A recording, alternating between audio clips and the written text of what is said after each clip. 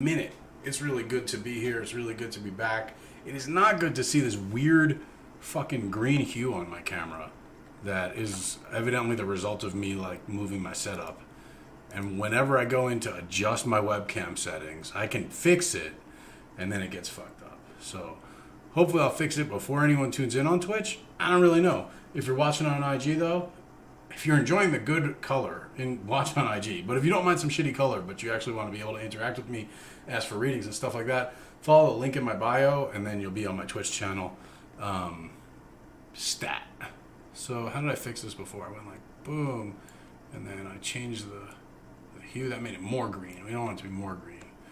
Maybe pull down the saturation a little, and the brightness. I don't know. Watch. I click apply, and back to shitty, back to awful. So maybe I don't really know what I'm doing here.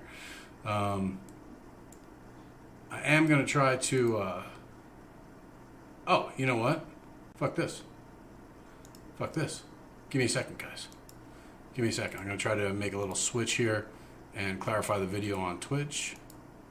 And if you're hanging out on Instagram, welcome. Hey, everybody. Throw me a wave. Throw me a heart. I can see that stuff. I just can't see the words. So if you want me to see the words, hey, Sister Coyote's here on Twitch.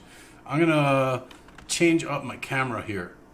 So bear with me if you're watching on Twitch. We're going to change something. Oh, there it is. There's a file. I missed that. Again, on Twitch, just bear with me. I'm switching up the camera. We were having some weird color issues. If we're going through all this trouble, we might as well make it look good, right? Right. Cool. Where's my camera setting? Video setting. That's what I'm in. I don't know. Let me try to fix it. Hey, Liam X, Royalty Minded, Future Native, all the excellent people are partying with us this Halloween. I recommend you come join us. Join us this Halloween. There we go, webcams.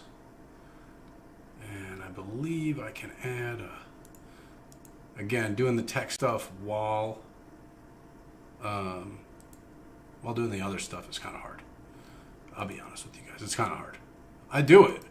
I make it work, but it's not easy. It's not easy. Video capture device.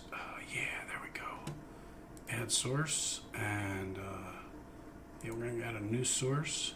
We're gonna add this source. Hey, that's way better. I like that, and it seems to be adjusting to the color scheme. Full color range. All right, done. Boom. I just got to make it big, and then you guys can see me here on Twitch. Thank you for your patience as I actually live produce while doing all the other shit. Hey, Mr. Main, thanks for the follow. Much love. And for everyone tuning in, you can see that link above me, right up here. Support the stream at. If you guys want to throw donations, I sure love it because that helps me offset the expense of the hotel room and all this other stuff, which, like, I'll be honest, it wasn't cheap. To book a hotel room at the last minute to do a reading. But you know what? It's Halloween. I'm here to celebrate. That's the purpose. This is not a venture for that. Samarin DeLuna, it's good to see you again this Halloween. Bobby Biles, Cedric, Maricor 12, first time chat, welcome. Brennan Lloyd, welcome. NyQuil, always good to see you, brother. I missed you. I missed seeing you on Twitch especially. And everyone who's watching on Instagram, it's really easy to just tune in on Twitch. As you guys can see, I have my, though it's a hotel, I took the time to kind of set myself up here. I've got my wife made these lovely wreaths. It's lovely here. I'll show it for everyone's camera. This is a staple in our house. It's not just Halloween, but I brought it here to kind of spooky up the place. I don't know if you can see this setup, but here we have, for our divination this evening, we've got some crow pieces, a crow skull, 3 crow feet, and a crow feather. We've got the human femur here. We've got a candle. Of course, we're going to light for the spirits this evening. I got this white cobra that I use to wrap my tarot cards now, so we're going to be laying that out and reading with it. Samarin DeLuna, the hijinks are just starting because most of y'all are in the Discord as well. So what we're going to try to do, because I can't see, the big disadvantage of this year versus last year is I can't see you guys. So it's impossible, we might want to say, to do a costume contest, but that's what the Discord's for. We're going to do a costume contest in the Discord, give some shit away, Holy Mountain fun. Shout out to KBZ192. You just followed and I didn't even see it pop up on the screen, but thank you. And to everyone else tuning in on Instagram. Again, if you want to, you're wondering what I'm addressing when I'm not looking at the Instagram camera, that's the Twitch channel. You can get that link in my bio. Esoterico Isra, ¿qué paso? I'm good. I'm loving it now. I'm pretty happy. I was a little stressed getting in here. I got to have my coffee and my smoke and all that before we start looking at cards and everything. Hey, shout out to whoever's tuning in on YouTube. Welcome. Thank you for joining us this evening. And the whole idea is to kind of have a little bit of a Halloween party. I'm still not partying. I was never a partier, right? But then last year's Halloween party was kind of the best party I've ever been to. For those of you who weren't here with us last year, we did a party on Zoom. I had my homie DJing, and it was a good time. There's a bunch of folks who came back. I think everyone kind of enjoyed it. So welcome back. Wow. And it's been a minute since I've been on Twitch. It's been months. So it's good to be back on Twitch. Good to be doing another Tarothon. It's been many months for that. Yeah, I'm excited. I'm excited to get reading for everyone. I'm excited to get started. Like I said, I just settled in. And shout out to everybody. The one lady at the desk at Homewood Suites here, who apparently also reads tarot. I was like, you should come up. But since I'm doing this, she shouldn't come up. Yeah, last year was pretty lit. I'm not going to even try to compete with last year, because part of why last year was so dope, I feel like, was because no one could go out because of COVID. So people were looking to party. Oh man, I see people talking in the chat here on Instagram. Oh man, I turned my light off. Instagram chat, there we go. I can't really see you. You got to come over to Twitch, but I'm going to go over here so I can see. Oh, because it's Daphne La Hechicera. You like my shirt? It's from Ed's Manifesto. This is, show it off to you. Yeah, it's my little Halloween shirt. He has another one that's like a, Polvo Esoterico one. But yeah, this is a fun shirt. Yeah, if you're watching on Instagram, please join the party on Twitch. Much easier to interact and see, and it's easier for me at least. Maybe easier for you on there. I don't know. Whew. So we're gonna get kicking in a moment here. Start reading cards. Hey, Hearth Soma, welcome. It's good to see all the Twitch people coming on Twitch. Yeah. So what helps is, if I'm doing these fast-paced readings, I've learned from Tarothons past, if someone will act as the list keeper, moderator type person, that's helpful for us, because then, I don't know, it's more organized. Otherwise, Chimera de Luna, that's it. An assist mod, that's what I need. Are you volunteering for the position? Oh, I'm allowing all the swearing in chat, you guys. I'm officially allowing swearing. You could say fucking, and I just permitted that. They need that. Yeah, I feel like for today, just like last year, man, the spirits are fucking all around, everywhere. So if I'm going to be reading cards,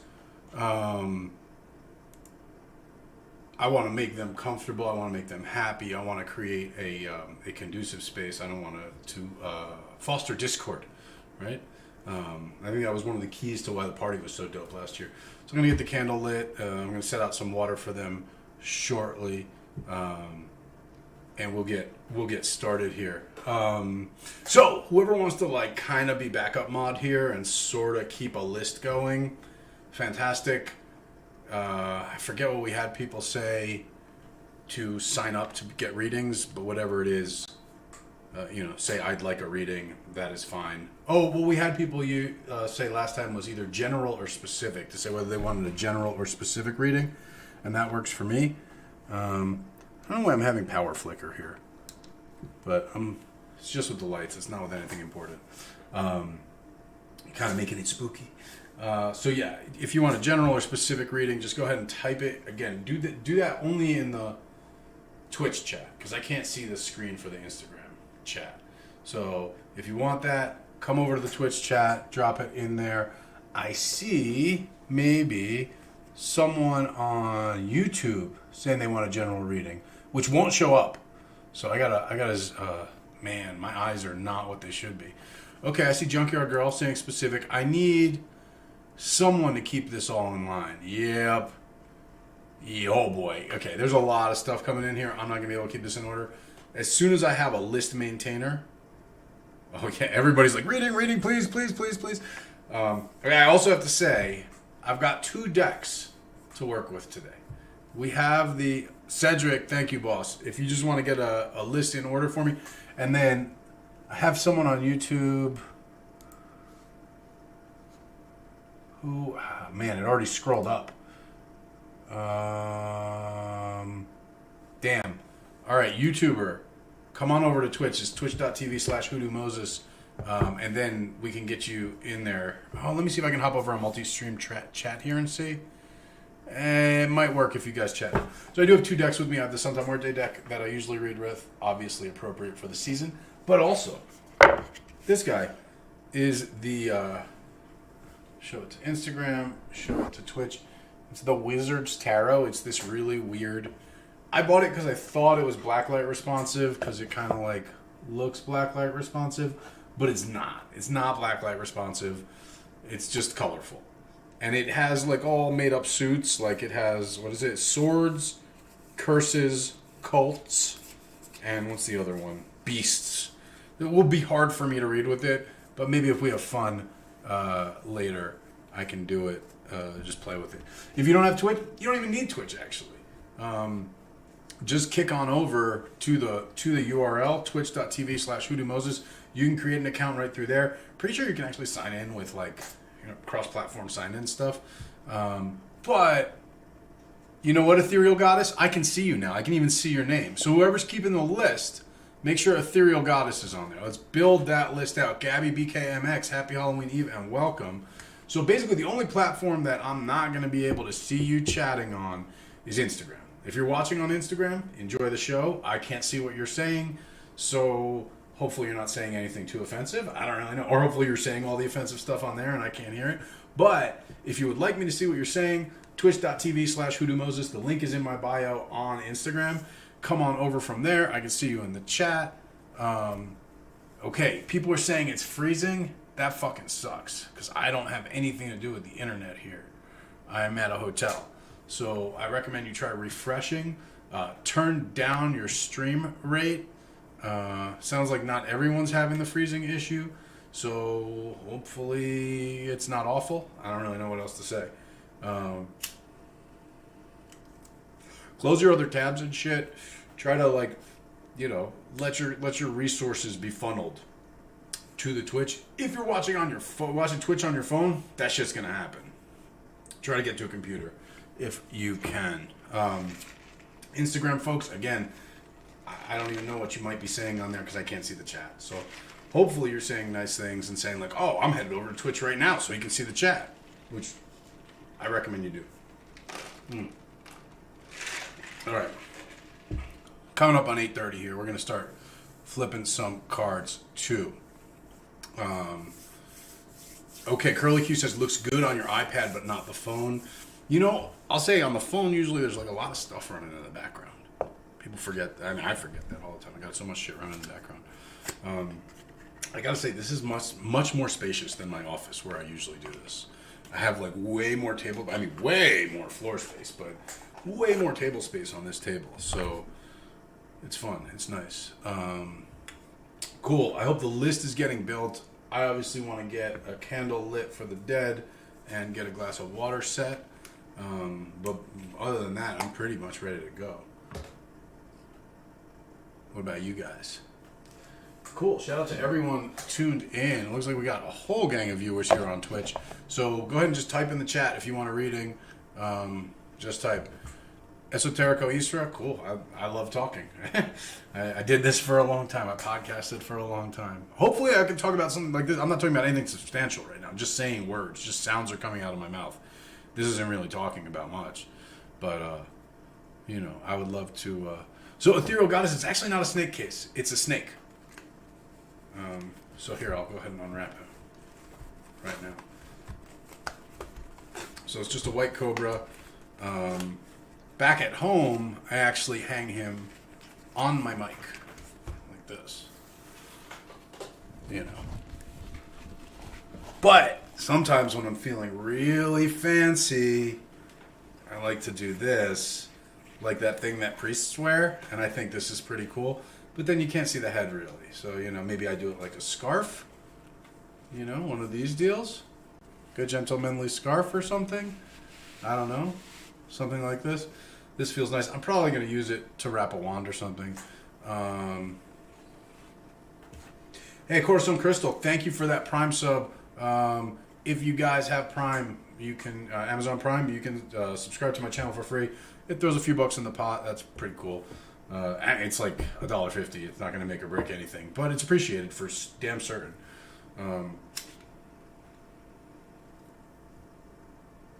So yeah, what I was going to do with this tonight, though, is I was going to lay it out and lay the cards on it. This is kind of what I was thinking. It's kind of what I was thinking. And as you guys probably have seen, I've kind of started offering more of my animal parts on the site. Oh, yeah, I need to say that before we start doing this. If you have not already checked out the sale at hoodoomoses.com, you should check out the sale at hoodoomoses.com. Baba Ra, thank you for the follow. If you have not already checked out the sale at hoodoomoses.com, you should check it out. I am going to be giving you guys in a little bit here, an even bigger, like limited till the end of the stream discount code. So even if you have already checked out the sale or whatever, maybe wait till that. Don't go right now. But just a heads up on that. Cool, Maricourt, thank you for doing the backup on that. So if you haven't, I've started putting a lot of these. My collection of, I don't know, what do you call them? Spell components, ritual items, animal parts, the more rare stuff that you can't just find everywhere. I probably will be putting some of these cobras up there as well, if you guys are digging it. And yeah, the real, I'll kind of use some time to talk about how I intend to work this, right? Probably this one is going to go on a staff just because it's been talking to me like that, but the idea would be that you would basically use this as a giant mojo almost. Like you would stuff all of him and then stitch him shut, right? So you would stuff him with, whatever you might put in a mojo, whether you're putting herbs or bones or minerals or shredded money or whatever you're putting in. And I'm just saying stuff, right? But whatever, or a doll, the same way you might think about making a doll, and then you would stuff him and sew him shut. And Marie Laveau is said to have had but she had the snake when it was alive. She had this boa constrictor, and then after it died, she prepared a fetish out of him in that fashion, and that was kind of like a powerful working, almost like a familiar spirit for her. That's maybe kind of the idea that you could do with one of these things. If not, I mean, they're just cool. I mean, it's a snake. It's a real snake with a real head. It's cool, White snake, white cobra, that's cool. I don't care what anybody says. Okay, so I have a list master somewhere, yeah? I think Maricourt took over the list for me. And if that be the case, which I hope, we'll get that going. I'm going to shuffle a little, and then I want to, before I start even doing the prayers, I want to light a candle and put out some water. But it's been a minute since I've worked with this deck, like, I want to say 2 or 3 months, so it deserves some good shuffling to wake it up. Well, cool, we got a good crowd here, 28 people viewing right now, so thank you all for tuning in. Happy Halloween Eve. If you're watching on Instagram, we got a few on there too. Get with the program, come watch on Twitch. Or YouTube, you can watch on YouTube, even Facebook, apparently, but no one's tuned in on Facebook right now. And if you want a reading, just give a shout in the chat. And I think Maricourt 12 is handling the list for us. So just get on the list. And I'll run through the list. So the other thing, you guys, because it wouldn't be a Twitch Tarothon if it wasn't the case. Naturally, I have psychedelic mushroom pills with me. And naturally, if you guys start donating money, I'll eat the pills. Putting that on the table, gang. Depends on you. You are in control of how much entertainment you get. And we'll say, I don't know, for every... Hey, we'll even say this. Fuck donation. Well, not fuck donations, but buy anything from the store. I'll bring the store up in the background. If you guys are buying stuff from the sale, we will put that towards the mushroom budget. Put that towards the mushroom budget. Let me pull that up in the background here so I can see if any action happens, and I will tally it up. And for every $100 that happens, oh man, this could be a mistake. For every $100 that happens, I will eat a microdose cap. They're microdose capsules, so it shouldn't be too bad. But on the other hand, I don't know, things can get out of control. I'm prepared for things to get out of control, though. I'm near my home, so if worst case scenario, I can get the support that I need. If I can get to the admin, geez, I'm not even on the shrooms yet, and I can't get to the admin panel of my site. That's bad news. Okay, let's see why that is. That's bad news. Hey, 66X, welcome back. It's been a minute. Coruscant Crystal, welcome back. Sister Coyote, you're already donating on PayPal? God damn, I guess I gotta pull that up too.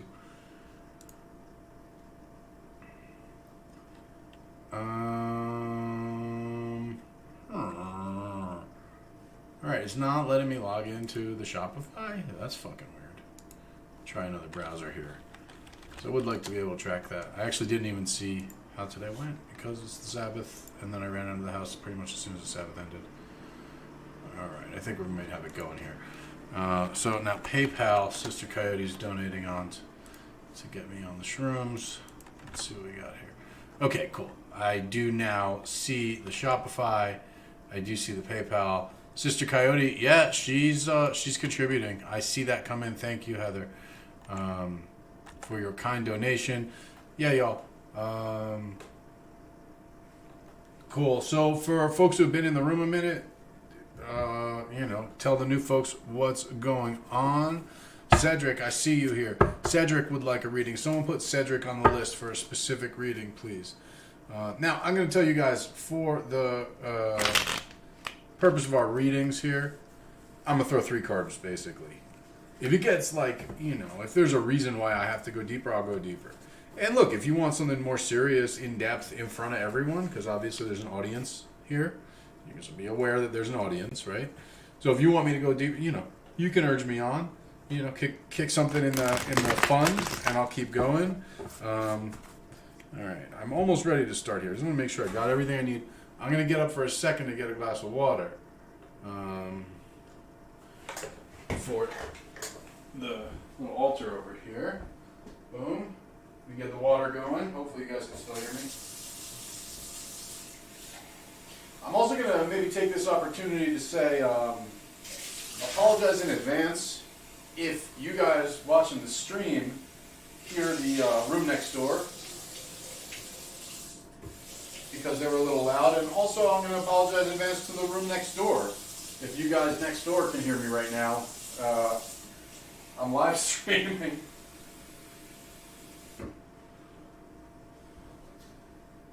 All right. Now I just need a lighter. We'll get this guy sparked up. I will go... shoot, I wish I brought another candle. Here's what we'll do then.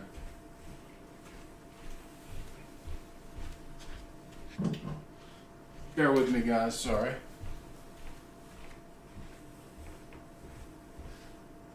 It wasn't necessarily intentional that I had an altar, but it worked out, and it's on camera.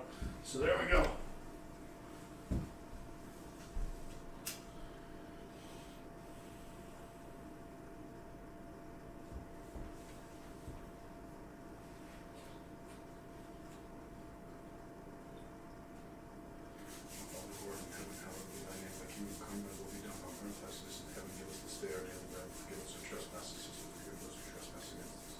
Lead us not into temptation, but deliver us from evil. Amen. Our Father who art in heaven, hallowed be thy name.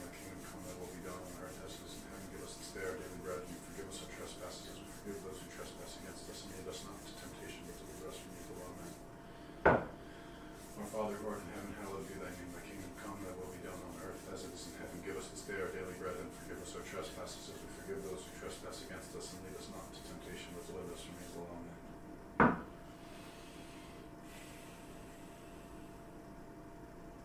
Almighty God and God of my ancestors,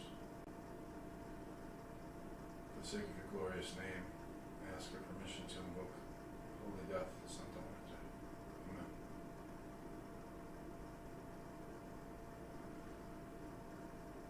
Santa Muerte, Holy Mother, on this night of the thin veil, I ask that you watch over this work I perform.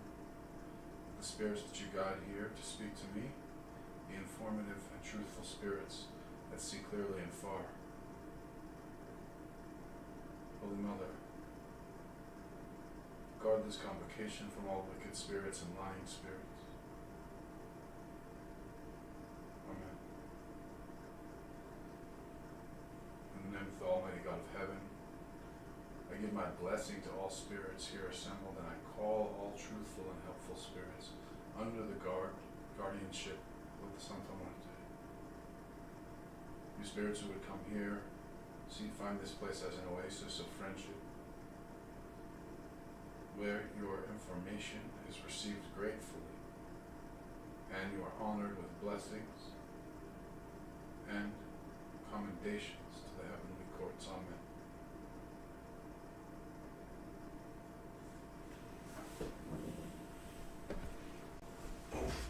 Yikes.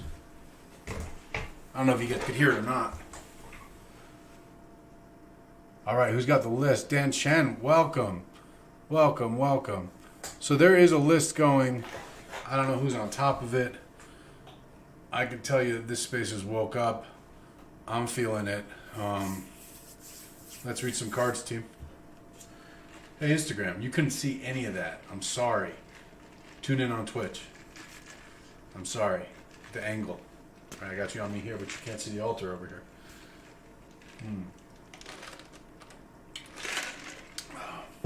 General reading for Liam. Yes, sir. Yes, sir. Well, let's get started. We got 26 people on Twitch, 3 on YouTube. Again, for every $100 that comes in the kitty, either from the store or just a straight up donation, I will take one of those microdose pills. Y'all kicking a few $100 and it'll be a pretty interesting evening. That is for sure. Okay. Liam's coming up.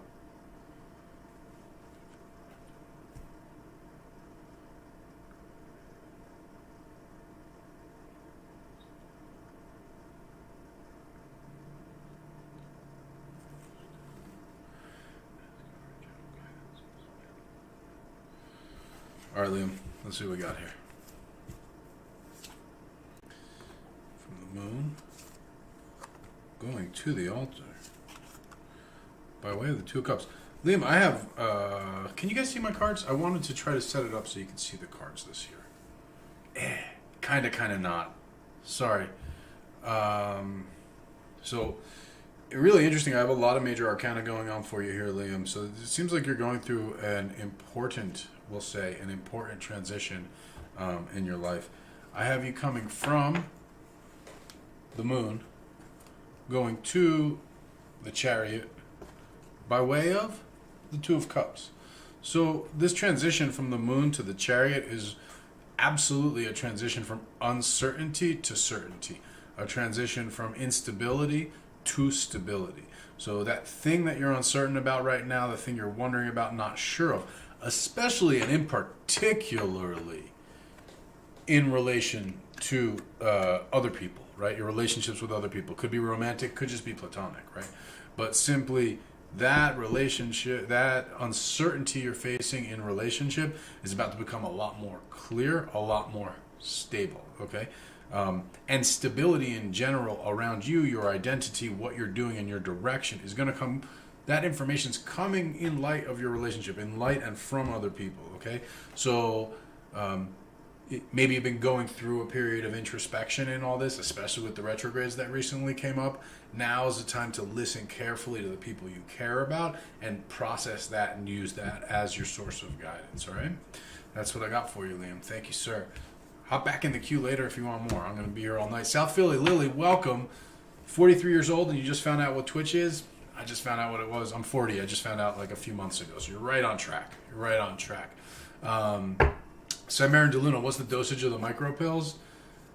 You know, if I'm going to be honest with you, knowing my friends, they're probably just above the threshold of micro, right? So they're probably like, I don't know, 0.5E, 0.6E, you know. List keeper. Let me know. Let me know who is up next, list keeper. And we will keep it moving. Cool. South Philly Lily's on the list. Oh, also, I forgot to tell you guys. I hope you're partying. Like, I hope you're chilling. Like, I'm smoking. I'm going to go mix myself a drink. Blessed everything. Thank you for the follow. I have my booze chilling in the freezer. So in a little bit here, I'll mix myself a drink. Blessed everything. This is free. These are free readings. If you want to donate, we love donations. If you want to buy something from the store, that's actually a donation. I'm a nonprofit, so any transaction with me is a donation. And if it's over $100, I can provide you with a tax receipt. By the way, for everybody, if you need that stuff, please let me know. I don't do it automatically anymore, or maybe it still does. I thought I disabled it for the lower price things. My lawyer told me to. In any case, yeah, the readings are free. That was a bit of a ramble. Sorry, I put my lighter in my pocket, so I was a little brain distracted. But yeah, everybody, I hope you're hanging out with me, you know, smoke something, drink something, put on some music. I may put on some music in the background later, but Twitch, YouTube, sometimes they don't like that.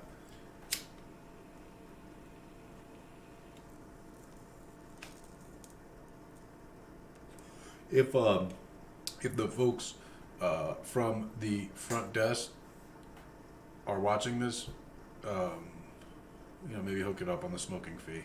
That would be greatly appreciated. I'll give you a free reading. Alright. Jakey Lee. Sorry, am I fucking outing people? Ethereal Goddess got skipped. Ethereal Goddess, you're going to be next. I'm sorry, hon. The list is getting passed around between different people. You're not going to get skipped, I promise you. Junkyard Girl. Sorry if I doxed you and said your name. You're back on the road touring. Are you staying with this show is your specific question. Wandering Lupa, yeah, hop on the list. Let's do this. Please, please, please. Please. Oh, so how the donation thing works is, I don't know if I told, for the new folks, you know, please donate. You don't have to donate. I'm doing this because I love Halloween and I'm trying to have a good time with people. That said, for every $100 that comes in the kitty, either with a purchase or a donation, I'm going to take one of these microdose pills.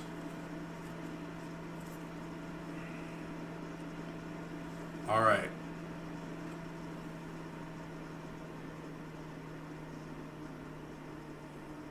This is Jakey Lee. Are you staying with the show? This is where you're going. I think, my dear, you're off on a new journey. This is how you get there. Here's what I got for you. Where you're coming from, Six of Pentacles, right? You got this show. It's a good gig. I'll show it to Instagram, too, just because whatever. Six of Pentacles, good gig, money flowing. Where you're going, though, my friend?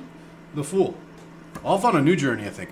Well, because this could also be going on tour, but I feel like it's a new production. I don't think you're going to be on with the same show, because how you get there is Princess of Cups. So I have a feeling that you're going to get to go deeper into a more passion project kind of space, what we might want to call it. A more, I don't know, something that maybe... I don't think it's going to be significantly financially burdened per se. Like, I don't think you're going to end up giving up a big piece of money. But I think the focus is going to be more on like, oh wow, this is a project I've always wanted to do. I have a feeling it's going to be a shorter run too, but I think it's going to be something that you're a little more, just personally, artistically, we'll say, creatively into. But I do think there is a new one coming for you. I don't think you're going to be out of work. I want to emphasize that. I do not think you're going to be out of work. I just think that you're going to be on a new production. Well, thank you. Thank you. Let me look at the chat now. It's very good for my ADD to jump from like reading cards to the chat. Gabby BKMX. Yeah, last year was dope. I figured if people wanted a real party this year, they just go to a real party. Last year wasn't an option so much. This year, that's what I figured I don't need to do that. You go to a real party and like dance with, real people in person. So, I'm going to kick that. That said, there are parties in the works. Dan Chen, thank you for your purchase. But Unless you just did it right now, sir, which I don't see. Let me double check before I speak too soon. I think I saw you do it previously. Yeah, that's not going to count towards the Tarothon tally. Although, greatly appreciated, and I look forward to seeing you in class. 666. Yeah, I mean, last year was fun. Yeah, I assure you, gang. More parties in the works, but I figured Halloween party, people could go to a real one. Also, speaking of which, we're gonna do some real life stuff too. We'll talk maybe more about that a little later. Cool. Who's next in the queue? For reading? By the way, if you're in Colorado, come. I got this whole hotel room. I'm not fucking doing anything with most of it. Come hang out. Well, 666, I'm seeing you there. You're catching up on that Necromancy 101 recording. Yeah, I'm glad you're getting into it. I think you can see why if you want to take Necromancy 201, which I'll say right here, Necromancy 201 is grave work. 301, when I feel comfortable offering it, will be working with remains. I will probably, just like I touched a little bit on working in the graveyard in 101, I will probably touch a little bit on working with remains in 201.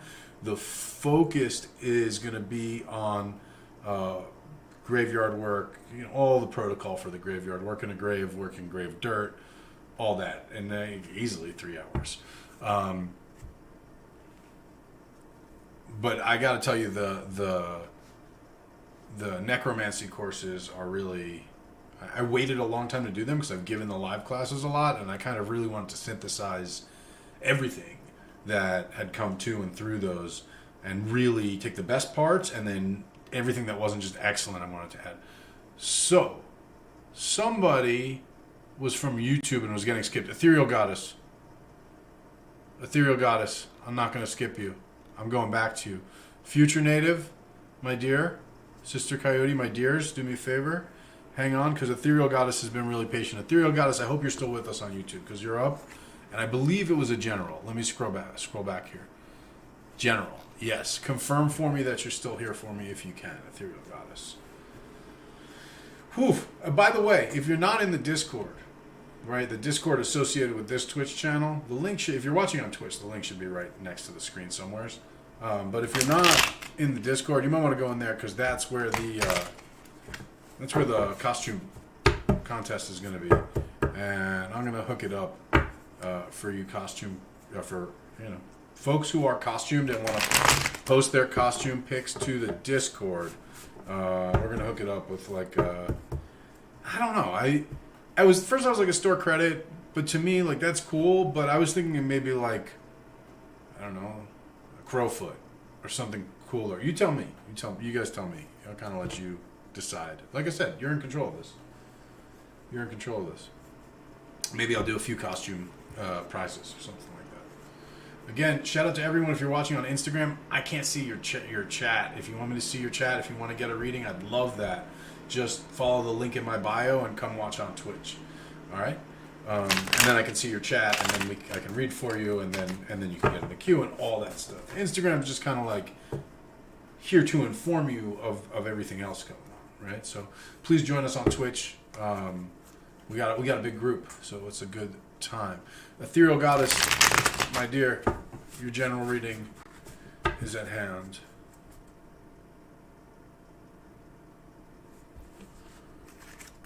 Let's see what we got. Coming from, going to, by way of. Okay, interesting. So, Hoodoo Druid, peace and welcome. We will definitely, whoever's keeping the list, add Hoodoo Druid to the list. He's over there on YouTube, so I know Twitch folks cannot see him. So, Ethereal Goddess, here's what I got. So you're coming from what it's telling me is 10 of Pentacles, right? 10 of Pentacles is usually talking about an inheritance, a completion. It's talking about a state of stability and even a state of gain, okay? Where you're going to is the Knight of Swords. This is, again, a reading on new energy. It's a reading of new ideas. And it's telling me very much that you're going from a period of not stagnation, but stability, to a period of inspiration. Okay? And by way of Six of Swords, right? Six of Swords is a victory in a conflict. It tends to be speaking to you being victorious, okay? It's speaking to you winning an argument. It's almost like saying you're about to work through or come up against, in fact, guiding you to face a challenge that you have been intimidated by, a challenge that you have been afraid of, straight up, right? And saying that you have stability right now, but there's that fine line between stability and stagnation, right? And to break, kind of like open your roads and open a new flow of inspiration, right? New ideas, new visions. That's going to come by way of facing and overcoming this thing that you're afraid of or intimidated by. Thank you. I'm sorry. I'm seeing the chat going and people requesting reading, and I'm trying to manage it all at the same time. So I thank you. So List Keeper, Maricor, we need to add from YouTube. Okay, we have Cedric. If you don't already have him, we need to make sure Cedric's on the list. Hoodoo Druid needs to come from YouTube. Okay. V12ATL from YouTube. Crystal S also coming from YouTube. So we need to get them on our list, por favor. Ethereal Goddess, I'm sorry, you were in the chat while I was giving the reading. I want to make sure, because you are who I'm reading for, does that all make sense to you? Please ask any clarifying questions or say like, no, that shit doesn't make any sense at all, Moses. What are you talking about? Because I get the sense that what it's telling me here is it's not coming from a place where like, oh, everything sucks and now I'm going to have something change and it's going to be good. It's a sense that things are good. Things are good and safe. And we're moving through a period of uncertainty and safety intentionally. You're stepping into that period, or you should be stepping into that period intentionally to then kind of free you up to run.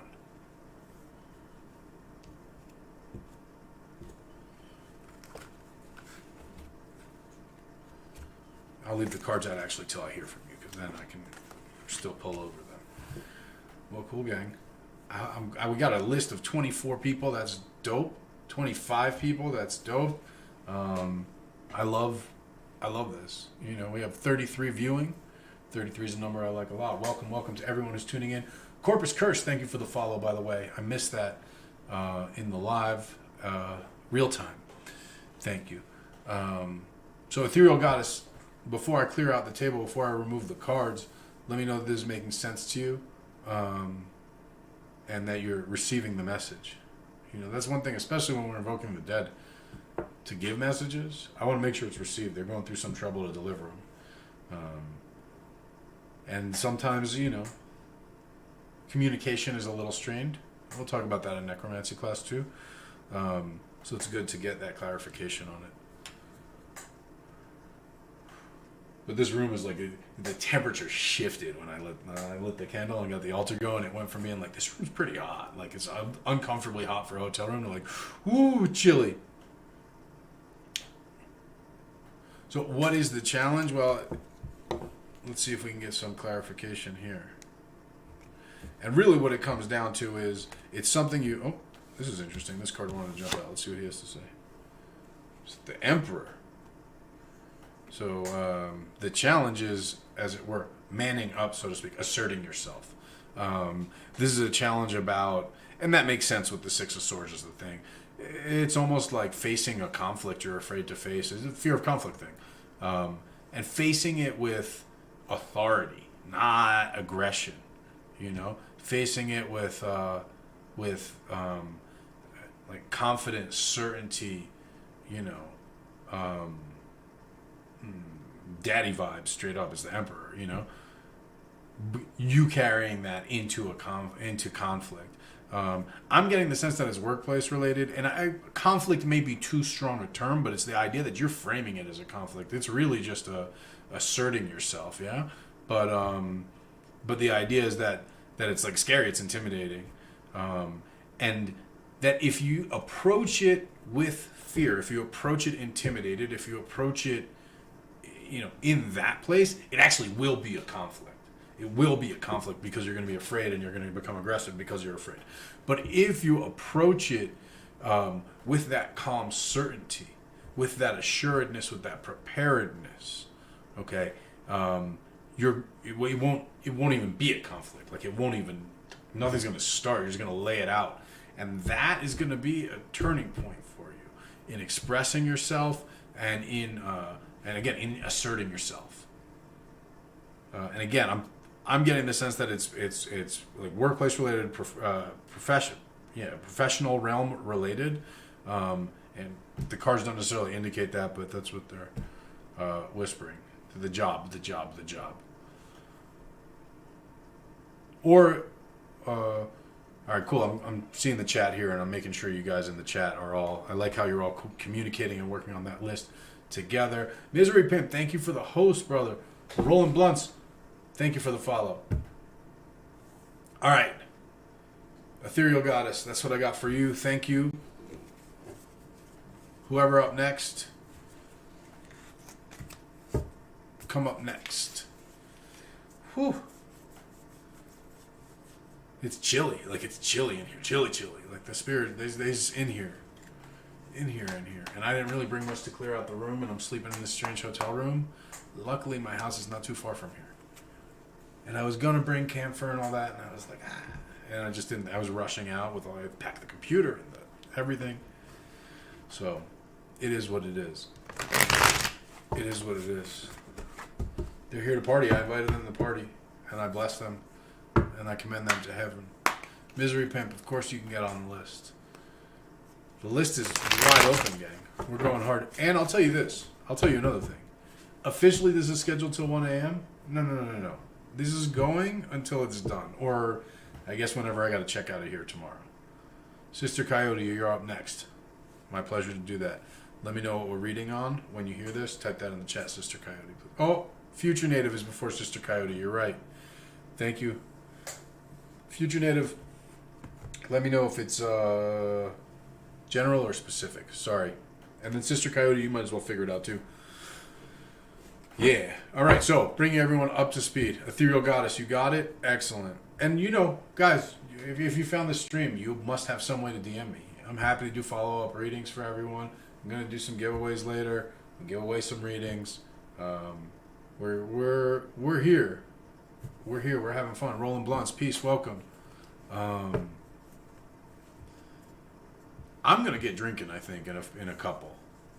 Spirits for the spirits, right? I think in 2 more readings, I'm going to start sipping. Future Native, just go with it. Whatever comes organically. I love you, sister. Thank you. That's exactly it. And I'll tell you guys this.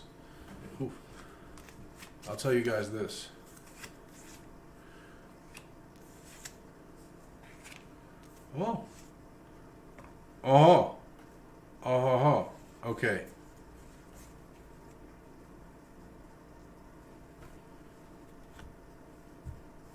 Crystal S. Welcome.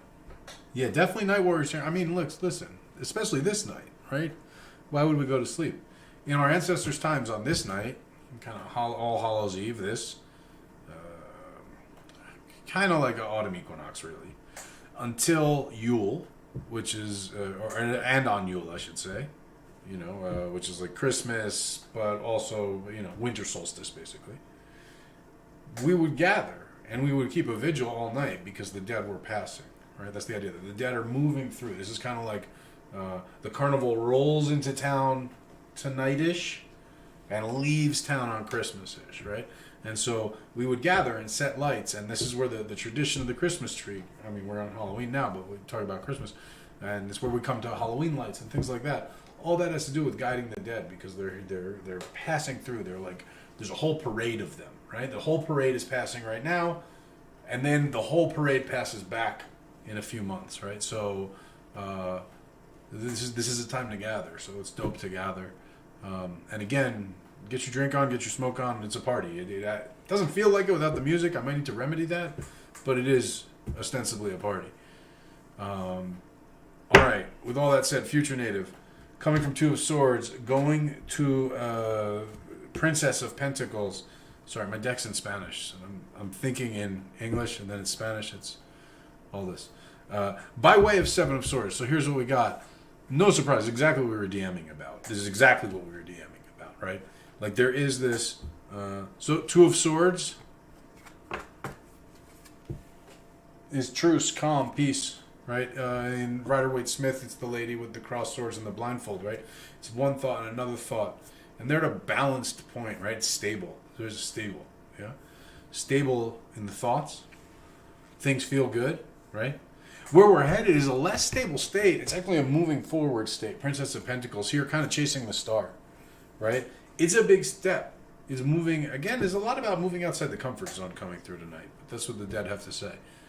But by way of, for you, this is it. We were talking about I'll actually give you a visual on the train metaphor we were talking about too. By way of Five of Swords, right? By way of this like dark, scary, defending myself from the unknown, moving into a space of discomfort, kind of active and dynamic space of discomfort, and moving into it, through it, but like kind of hanging in it for a minute too. So I was giving you this metaphor, and I'll share this metaphor with everyone because I feel relevant for the world right now. I think this is the time we're going through. Is I have this image of two parallel train tracks. And on the two train tracks, I have the image of these two freight trains right next to each other. Okay? And they're going the same speed. They're going actually pretty fast, and they're big, heavy fucking freight trains. But we can easily kind of jump back and forth between these two. Dude, if you're in this one, you can jump into this one. It's like boxcars, you know what I mean? Hobo style. But what's coming is these trains are coming up to a part of the track where they split. And these trains are different realities, we can call them. Different possibilities, different universes, however you want to play that. So everybody is right now has this opportunity to sort of dynamically pass. When we say the veil is thin, this is what we're talking about. Dynamically pass between possible realities. Right? We're dynamically passing between them, and that, perhaps when the veil starts to thicken after Christmas, right? Beginning around January-ish next year, that's going to end. And when you think of two freight trains, straight up just go with that metaphor, right? That are driving down the track. You can hop back and forth between these two boxcars. If you live in a city and you've never seen two freight trains, don't worry about it. I hadn't either until I moved to Colorado. But now all these metaphors make a lot of sense to me. Once they come to splitting, you better fucking be on... First of all, you better be on one or the other. If you're mid-jump, then you're going to get run over on the train tracks, right? So if you're between realities, right? And when I say between realities, between job possibilities, between relationship possibilities, between life possibilities, should I live here or there? You're getting everyone, right? This is to everyone, and I'm going to come back to Future Native in a moment specifically, but just in general, the vibe is that we're coming to the point where it's like, decide and commit and make that jump, or stay where you're at, whatever it's going to be. Because if you're trying to make that move after these realities, these possibilities have started to diverge, you're going to end up falling on the tracks, and you're not going to make it in either one, is what it comes down to. You're going to end up in a much inferior sort of total reality. Okay, so that's what I have to say in general. To bring that for Future Native, and what I'm seeing here is there's I don't want to like air out personal shit either when I know people, right? So I'm going to speak a little bit vaguely, but hopefully you can pick it up, and if not, you obviously know how to talk to me. There's a perimeter of calm. A perimeter of calm that you've established in your life by maintaining certain personal boundaries. And when I say personal boundaries, I don't mean boundaries that you're enforcing against other people. They're boundaries you're accepting upon yourself to bring a sense of calm and consistency. There are areas that you have recently, in the past, previously, in your imagination, stepped outside the boundaries of calm. And it's this, right? I don't know if this picture is showing on the camera too well. If I pull it back, maybe. Yeah. Right? It's scary, and there's all this fucking swords, and it's dark and spooky, and what the hell are you doing with a sword in your hand, and where are these things coming from, right? Like, and of course, swords are always thoughts, ideas, ideations, but also threats, right? Like scary things. So, this in-between space that's kind of outside your boundaries, outside your comfort zone, wandering around in there, being resourceful, being clever. Don't forget, this is Seven of Swords, right? So Seven of Swords is also, Rider-Waite-Smith. It's the sneaky guy. It's my favorite guy, right? The sneaky guy who's in the camp of knights and he's carrying off the swords and he's left some behind. It's that too, right? What do these have in common? He's outside his territory, right? He's not where he was supposed to be. He's being very resourceful. It's a dangerous situation, and he's showing pluck, right? He's showing, again, resourcefulness. Some say sneakiness, but especially in this rendering, we don't have the sneakiness. So, where does that lead to, though? Like, remember this shit, right? Like, just running there chasing your star. I don't know if this is coming into focus. Right? Butt naked, chasing your star. That's stuff that, like, got put on hold in order to establish... I almost want to call it... this perimeter, the boundaries I'm talking about, the visual I have in my head is like right when Adam and Eve got kicked out of the Garden of Eden, they set up a flaming sword, right? The Lord set up a flaming sword to guard the way, right? And it's these flaming swords you've established to guard yourself, and you don't pass them either. You don't pass through them. You're just like, that's there, cool, I know where that is, that's the boundary. And I'm telling you that walk past the flaming sword, right? So you're not as protected, you're not within the flaming sword. And I'm not specifically saying this in terms of like spiritual practice or spiritual work, because I know where your head's going. I'm saying in terms of life, right? Take that step beyond your box. You're not in other people's boxes, but you set a box up. Take a step outside that and wander around out there, because that's going to lead to a whole other like, oh shit, I'm off and running again in a way you haven't been for years now. That's what I got for you. Again, if you know how to get hold of me. Cool. So I'm glad you guys are getting the freight train metaphor. City dwellers, you could picture subway trains too. It still stands. All right, one more, and I'm mixing a drink. Who's my next? It's really crazy how like. I can't even remember a short list of people when I'm in this particular state I'm in right now. It's a cool state to be in, though. I don't mean the state of Colorado. I mean the psycho-spiritual state. Well, Future Native, it's always my honor, too. I feel like maybe Cedric's next. I don't remember. That's why we have list keepers. Sister Coyote, that's right. I knew it was another. Someone, they get in early. My people always get in early. Sister Coyote, are we going general, my dear, or specific? General or specific. Now, while we're waiting for Sister Coyote, I'm going to do something here. Over here. Boom. And we're going to hoodoomoses.com. And we're going to the discount section. We're going to create a discount. Create a discount code. And the discount code is going to be... Oh, hold on. Hold on. This is sneaky. It won't let you use a code if there's automatic discounts. So here's what we're going to do. We're going to do something different then. Here's what we're going to do. We're going to go to the automatic discount section. Now you guys know Trickster's Treats right now is 20% off all things at hoodoomoses.com. But I'm going to tell you right now, you cannot stack codes. It will not let you. I wish you could. But I'm about to change it. From now until we stop streaming, it's going to be 35%. That might be a little insane.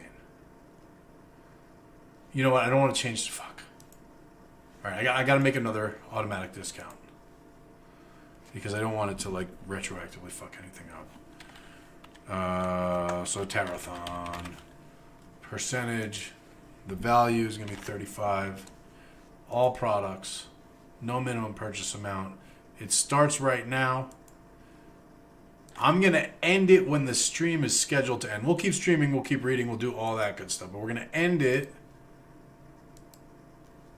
when the stream is scheduled to end at midnight Pacific. Right now it's 8:20 Pacific, right? So in about 3.5 hours, we're going to terminate this. Minimum purchase amount is $1. You just need to buy $1 worth of stuff. 35% off. Select another date. Oh, you're killing me right here. You're killing me. All right. And I'll activate that in a second, you guys. Just give me a minute. Oh my God. 10:31 at night. Oh my goodness. I got to turn the other one off. Bear with me. Disabling it. And I hope everyone's... I'm not even looking at the chat right now, obviously. Create a discount code. Tarothon. Percentage. We're going 35% off. Anything, no minimum purchase. Everyone is eligible. It's from now until midnight Pacific time.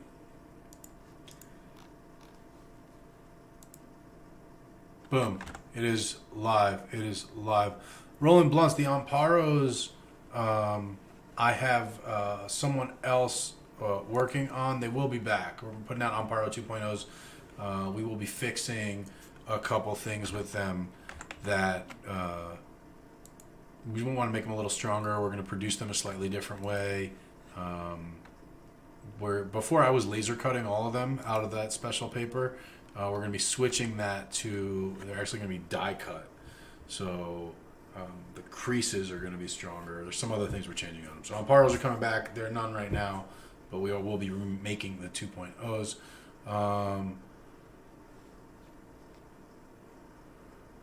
So I am looking back through the chat. Crystal, what are we drinking tonight? Glad you asked. I'm going to go get it right now. Here, let my friend entertain you while I'm gone.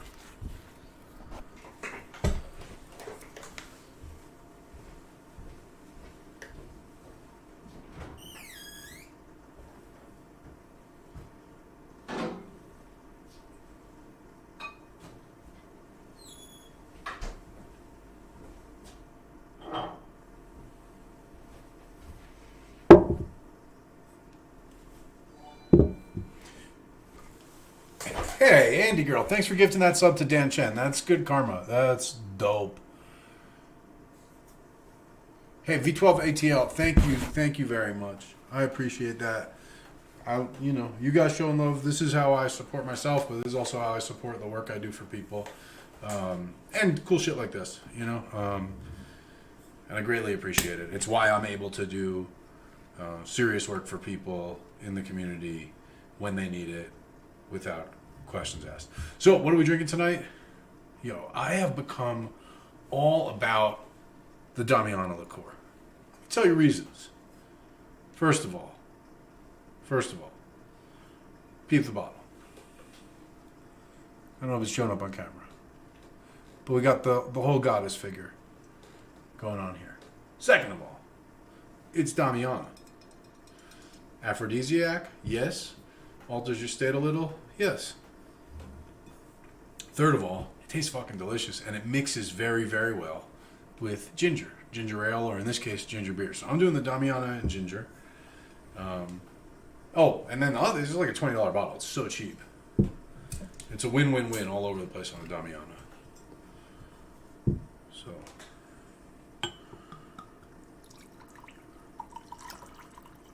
Whoops. It'll work. I gotta get a spoon or something to start. Hey, you're damn right, Crystal. It's a fantastic lantern bottle, especially if you're trying to enhance your womanly powers or get you a woman.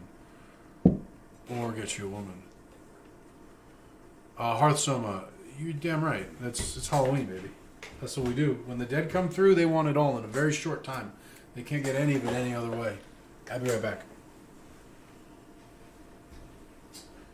I know there's a spoon in here. Yeah. So I gotta tell you guys, if you've never stayed at a Homewood Suites, it's pretty dope. I have like a little kitchenette. Dan, no, it was a gifted subscription, so you don't need to pay anything. It was already paid for you. Cimarron de Luna Damiana seeds. Those are things that we... Have you tried Etsy, first of all? I would say that. I believe you're in Canada, so I don't know about shipping them, but we'll see. Damn, that's good.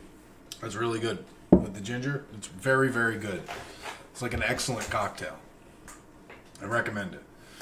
Whew. All right, gang. Who up next here? Oh, Andy Girl. I just saw that $5 tip come in. Thank you. All right, so we got $5 from Andy Girl. We got $10 come in from Sister Coyote. We have that sale going on in the store. Let me see if anyone's buying anything there. Okay, no, but there's 3 active carts. I have a feeling I'm going to need mushroom pills. Give me a second. Let me go get those. No reason to step off camera again, right? Be professional.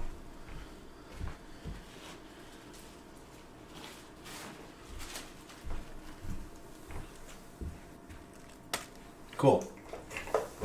And that 35% off sale, you can tell people, and like Instagram folks, you know, right? But I'm not going to post anything about it. It just is what it is. It is what it is. Whew. I'm feeling them in here. Shit. I kind of wish I wasn't alone. It's a little spooky. It's a little spooky now. I'm glad I'm not in a haunted hotel, though. That would be super spooky. East Coast showing up right now. I guess you guys are going to bed soon. So cool. Let's hang. Let's do this. Go back over to the stream. Oh, no. What'd I do? Did I do something?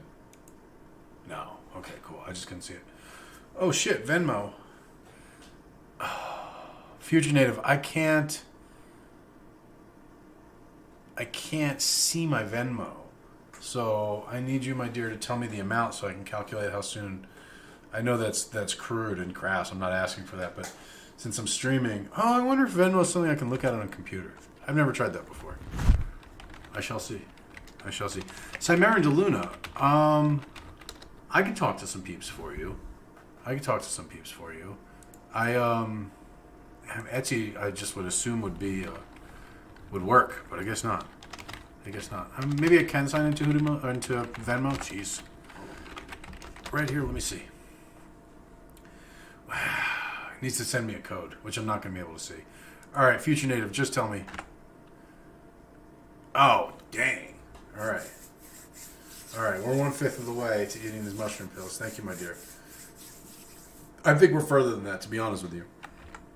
Because there's 4 active carts on HoodooMoses.com right now. So,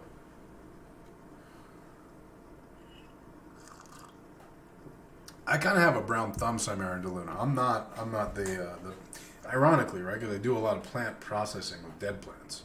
Not dead plants, harvested plants. I mean, they're dead, but they didn't just die.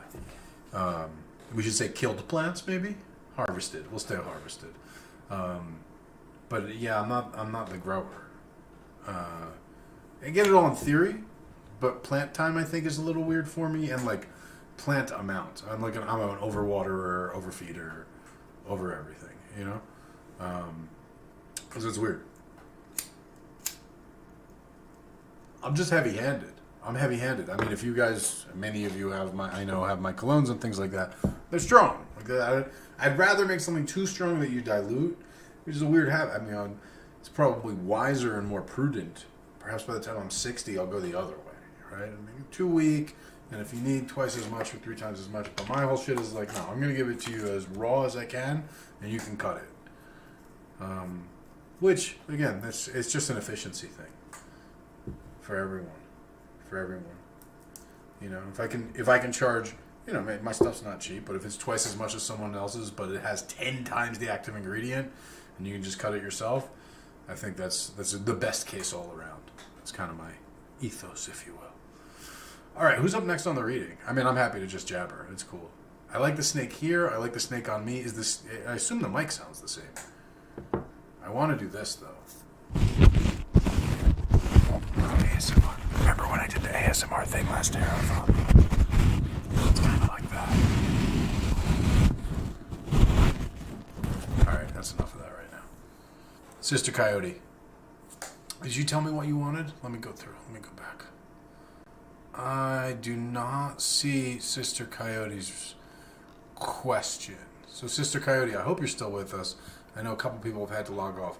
So I hope you're still with us. If you are, drop a question. If you're watching on Instagram, unfortunately, I can't see anything you're typing. I'm very grateful you're here. But come click the link in my bio and watch on Twitch. And then I'll see everything you're typing. And then I will be joyful. Because I see you're typing things.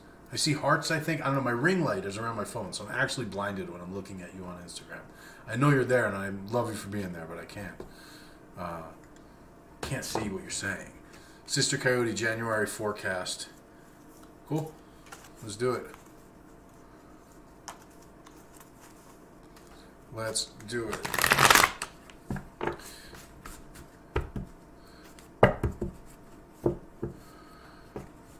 So if you're just tuning in, just let us know on the Discord, please. Or if you're watching on YouTube as well. Not on Instagram again because I can't see you. But if you're just tuning in, if you want a reading, just let us know. We're going to keep it going. We're going to try to get to everybody. The ground rules are, the readings are free. We love donations. Also, right now, it's 35% off everything on HoodooMoses.com till for the next few hours. Any purchase that goes in there is going to add to the donation tally. And for every $100 in donations or sales, whatever way you slice it, I'm going to microdose. So at some point, it should be a pretty macro dose. So with all those ground rules laid, Sister Coyote's January forecast right here.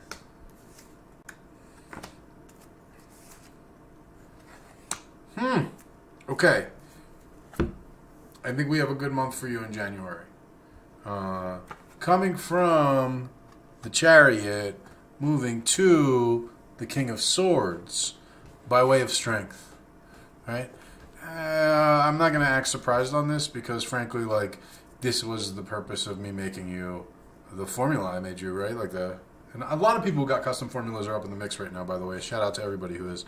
But to me, very much, this is the essence of that formula.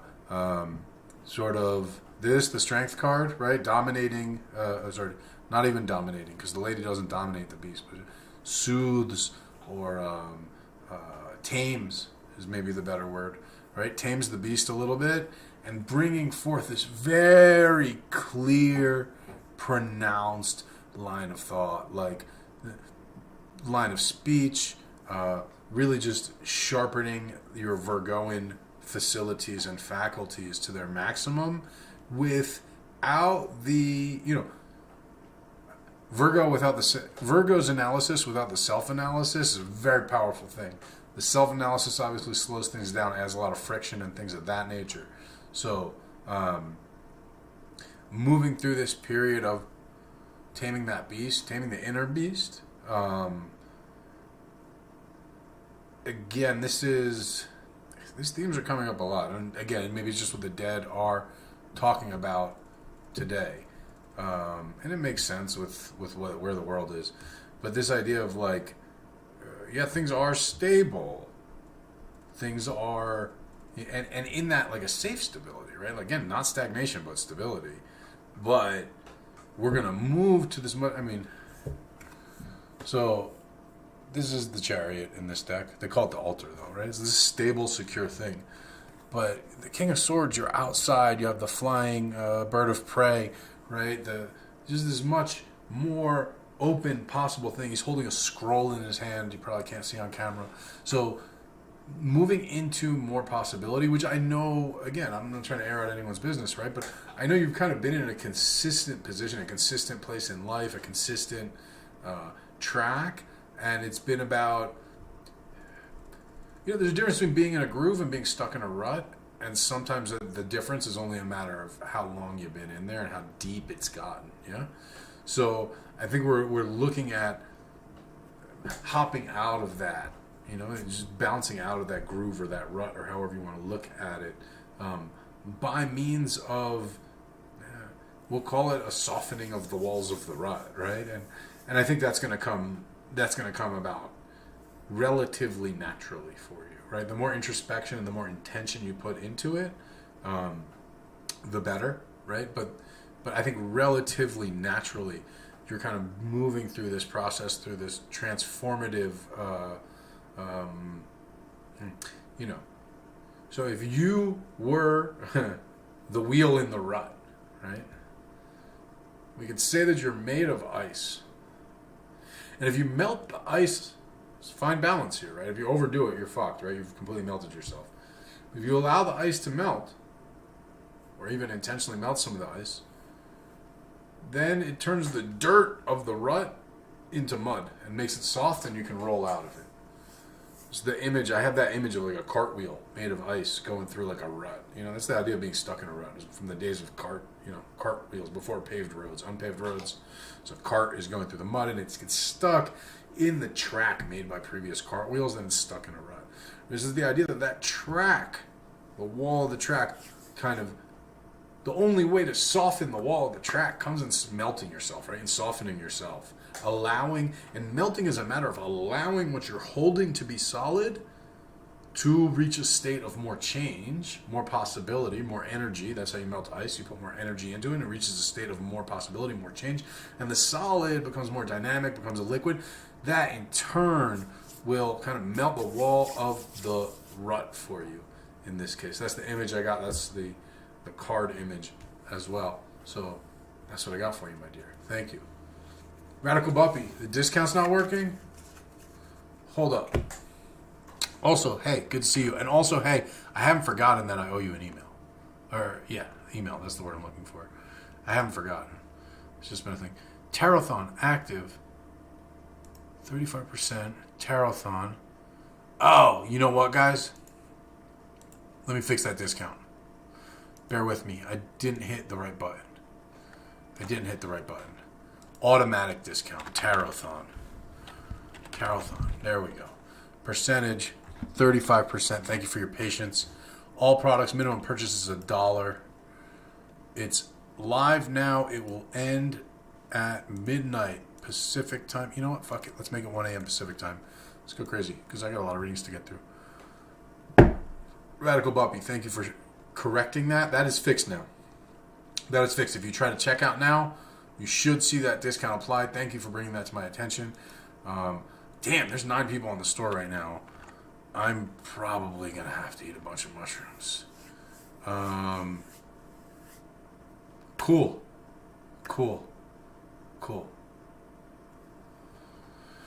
Whew, KBC 192. Looks like you're up next. Cheers to everyone who's sipping and drinking. Cheers. Pour yourself a drink. Oh. I will also say this. KBZ. Oh, that's a very specific question. I love that. Should I listen to the feeling I've been having to abandon what I've started working on and get back to the original plan? Or is this just fear, doubt speaking, and it's something to push through? Great question for tarot cards. Guys, that's how you ask a hell of a tarot question, because the cards can speak articulately to that.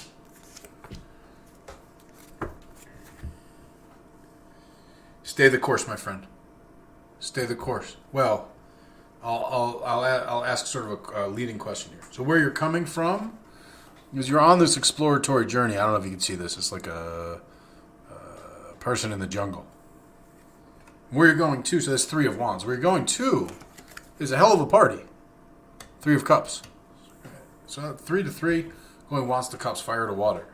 By way of the King of Pentacles, the King of Earth, right? So whatever the more material, responsible thing is, the Pentacles in general are methodical, metered, how do we want to say? I don't want to say plotting, like with the plotting Plodding. That would be like a Knight of Pentacles thing. But the King of Pentacles is, I guess, patient. You know, patient is a fair word. It's not like it's not an eagerness. There's no rush. There's no pressure, right? It's slow and steady, right? So to answer kind of very directly to your question, right? The feeling that you're having to abandon what you've started working on, if that's your new adventure, which it sounds like it is, I would tell you, just stay the course. Make sure you're being planned and responsible about it, right? Make sure your paced is the word I'm looking for. Slow and steady keeps the pace, wins the race, that kind of thing. Slow, steady pace. Slow, measured progress. Stay the course. That's the word I got for you. Oh, snap. It looks like I'm eating a mushroom pill. Yeah, let's... Oh, Danielle, Jackie, thank you, ladies. Let me... I might have to... Calculator here. Oh, boy. So we were at 20. We got 87.92. Oops. We're at 107.92 plus 39.11. So we're at 147.03. So I'm going to take one right now. We are, what is that, $53 away from 2. Cheers. Hey, I don't know if Chris is watching what the mushrooms look like, but if you are, buddy, cheers. These are yours. I've been camping on them this whole time.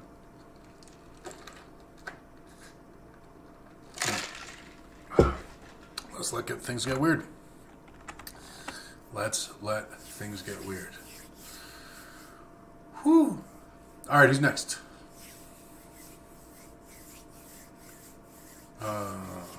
Who is next? I'm going to try to go a little faster. Dan Chen, I'm feeling you. We're in the first 10 here. Tamika, welcome. Thank you for tuning in. Manifesting Goddess. I hope you're on the queue, my dear, because I'm looking forward to reading for you. But I know that we have Maricor is keeping our list for us.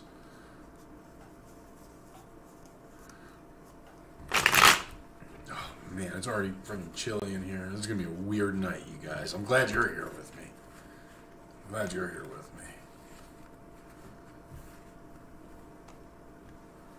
Zaneb Gohar, I see you over there in the YouTube chat. We're going to add Zaneb Gohar to the list. Zaneb, am I pronouncing that correctly? To the list. Z-A-N-E-B. We're going to add it to the list. It's a long list. I'm going to be real. You're going to wait for a minute, but I'm happy to do the reading. Holy smokes, there's a lot of people. I'm going to be eating a lot of mushrooms. Okay. All right, it is what it is. You know what, guys? It happens but once a year. Go hard. I'll go hard. We'll all go hard together. And if I freak out, at least it'll be recorded and fucking hilarious. Yeah. This has been a weird Halloween season, Tamika. This has been a weird. Well, you know what? It's been a weird 2 years.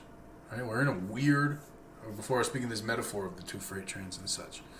It's weird. It was a weird time. It's a weird time to be alive. We're seeing things. Well, here's one interesting statistic, right? To kind of just a metric, you might say, an objective metric of how weird it is. In the past year, really in the past 6 months, but still the past year, there's been a higher rate of inflation, meaning our money has been worth less from a year ago than in the past century. That's how much change we're going through right now. That's how dramatic a change we're going through right now. If you're watching on Instagram, welcome, but I can't see the chat because I have a ring light and all this shit. Go to the link in my bio, come on Twitch, join the party. We got a lot of people here. I see you chatting, and I see you're saying stuff, and I see you waving, and I want to show you love, but I can't see who it is because the ring light's blinding me, and it's like a small screen and all that stuff. So, leave the Instagram stream, go to the link in my bio, come through on the Twitch. Oh boy, that's another purchase. Let me see how much that was. Oh boy, that looks like a big one. I'm grateful. I don't know why I sound scared. I don't mean to sound scared. Heather Cohn, thank you, my dear. Coming in. You really want to see things get weird. All right. Let's do it. 97, 91. Oh, yeah. We're at 244. Whew. Another micro down the hatch. Thanks, Chris.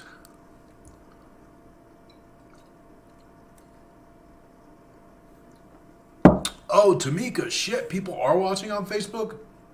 It's not even showing me that anyone's seeing it on Facebook right now. Thank you for telling me that. Yeah, usually because it's saying 30 on Twitch, 6 on YouTube, 0 on Facebook. But it sounds like there's people on Facebook. Well, if you're watching on Facebook, if you're watching on Instagram, go to the link in my bio, come to Twitch. If you don't see the link, it's twitch.tv/Hoodoo Moses. Twitch.tv/Hoodoo Moses. The real question is, do I get scared of the snake when the mushrooms kick in? That's the real question. Do I get freaked out by the snake? It's possible. It's very possible. I'm not gonna lie. All right. Can I ship to Australia? Yeah, I have shipped to Australia.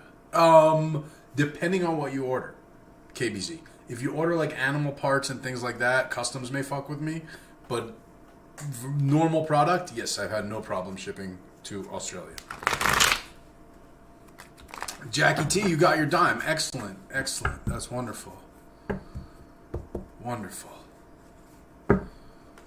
Thank you for joining us over there on YouTube. So Brendan is next. Brendan, are you here? Are you ready? And do you know what I'm... Oh boy. We're already having trouble shuffling the cards. This could backfire tremendously. Brendan is next. You know, I'll be honest, you guys. My astrological chart predicts the public fall from grace. Or bewarns it. And this year. I think I've already gone through it, but it could be this. It could be this stream right here, right now. Tamika, thank you for the prime sub. General reading, Brennan. You got it.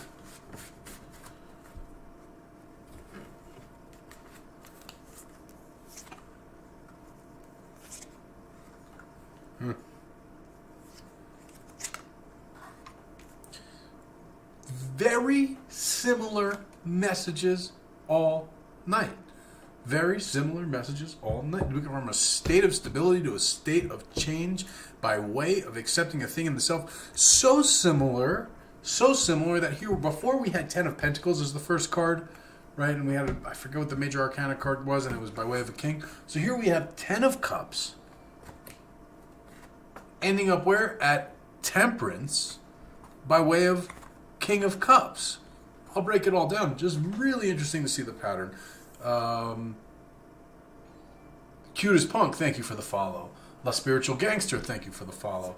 Welcome to the party. Those of you watching on Instagram, come on over to the party on Twitch. It's a lot more fun. I'll be honest with you. I'll talk about the cards, then I'll talk about general shit. At some point, I'm going to need someone else to do all the general talking, because the panoply of substances entering my psyche and spirits and all that other stuff is going to be too much for me. I'll be honest with you. I didn't bring my chakra box. I'm in a hotel, so who knows. Call the front desk if I panic. Some real fear and loathing shit. Okay, coming from 10 of Cups. 10 of Cups is a very happy, stable position. Again, emotionally fulfilling position. It's a 10 of Cups. You know, it's the man in Rider-Waite-Smith. It's the man, woman, the kids, all this, right? Moving to Temperance. It's interesting because though Temperance is a major arcana card, every other card in the spread, it's a 3-card spread or whatever, the other cards of the spread are suited in Cups, and the Temperance card shows the Cups. And what does it show? It's very much the energy of Aquarius, right? It's because what is Aquarius? It's this age that we're in and entering, right? It's water being poured, right? The water pouring. So when we're talking about pouring water like that, what happens? Well, I was doing this the other day, actually. I forgot what I was pouring water for. But at first I was pouring it and it was splashing all fucking over the place. And then I realized if I was a little more calm with how I poured the water and a little more gentle and mindful is the word I want to say, mindful of the balance of air and water in the pitcher, then the water actually didn't jut out, very gently poured out, and it actually like dove like a diver into a pool of water, right? It just joined the pool rather than making these huge splashes, right? Temperance shows us on really all renderings of the card, and again we see this in the sign of Aquarius, this same motion of that pouring of water, and how whether it is gentle or whether it is turbulent, whether it is peaceful and placid and pleasant, or whether it is splashing all fucking over the place, has to do with the mindfulness, with the focus of the act of pouring, of how we enter into change. And we see it here with the King of Cups. Specifically, this is telling you, Brennan, about mastering your emotions, right? Mastering your emotional state and looking at it. The watchword I'd say is emotional maturity, with an eye to your emotional maturity, which means facing things that are emotionally challenging in such a way that the first question you ask in pursuing your solution is, what is the lesson that I can take here? How can I grow? How can I practice growth? How can I practice growth in an emotionally challenging situation? And in a succession of emotionally challenging situations where it's not, very often for emotions we say, how can I practice comfort? Right? Or how can I practice peace? Or how can I practice joy? The question is, how can I practice growth as you come into these emotionally challenging situations? And it can be externally kind of initiated, or you might say triggered, or internally. When you see something where I'm having an emotional response to this, the question is, and again, that kind of triggering we're talking about is just an emotional response, right? I'm having an emotional response to this. Okay, well, what does that mean? I'm going to have to choose how I respond. I'm going to process that I'm being emotionally triggered. How am I going to respond? I'm going to respond in the way that is taking me a bit out of my comfort zone, not way out of my comfort zone, but most importantly, it's the way that is growth that I want to be like, right? I'm going to respond in the way that I want to be like when I'm emotionally triggered, is kind of the mantra for you. I want to show you also on the temperance card, it's got both the dark cloud, perhaps too dark to see on the camera, and the rainbow, right? It's the idea that when you have that emotional placidity, again, that emotional grace, that emotional calm, and you pour yourself forth, then it enters the water without turbulence. But when it's nervous, when it's anxious, when it's imbalanced, when it's hasty, then splashes all over the place, right? Makes a big mess, makes more things to be stressed about even, yeah? So, this is the message for you, my friend. Brandon, that's what I got for you. Let me know how I'm doing, everyone. If I stop making sense, someone really... I try to stay calm and casual with no matter what I'm saying. I imagine it was something very out of the ordinary that you're like, oh, you said that really calmly. Oh, boy. Okay, let's refresh here. Refresh. Running this tally. Oh, boy. Pamela Ward came in. Pamela, thank you. Check the calculator. 201. All right, we are 286.35, so that puts us a little, about $15 shy of my next micro here.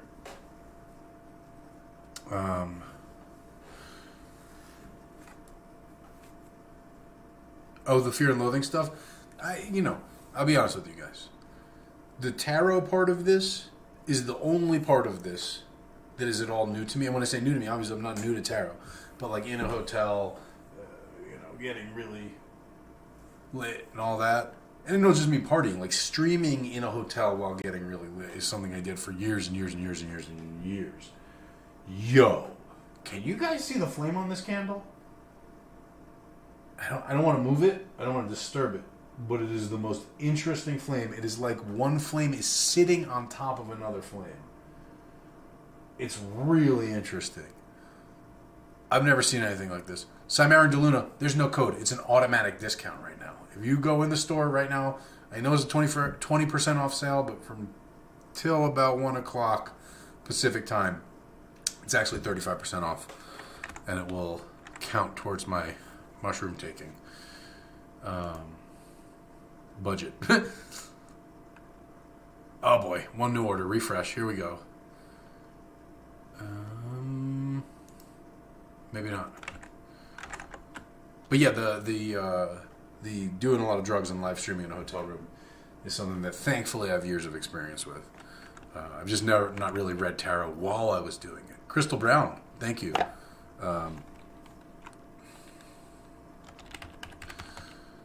328, yep.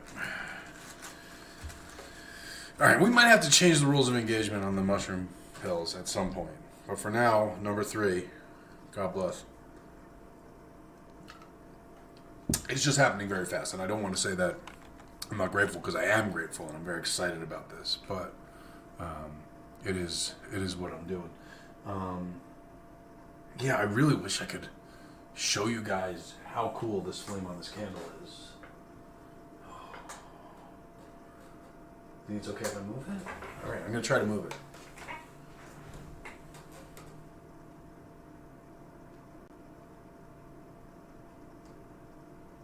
Okay.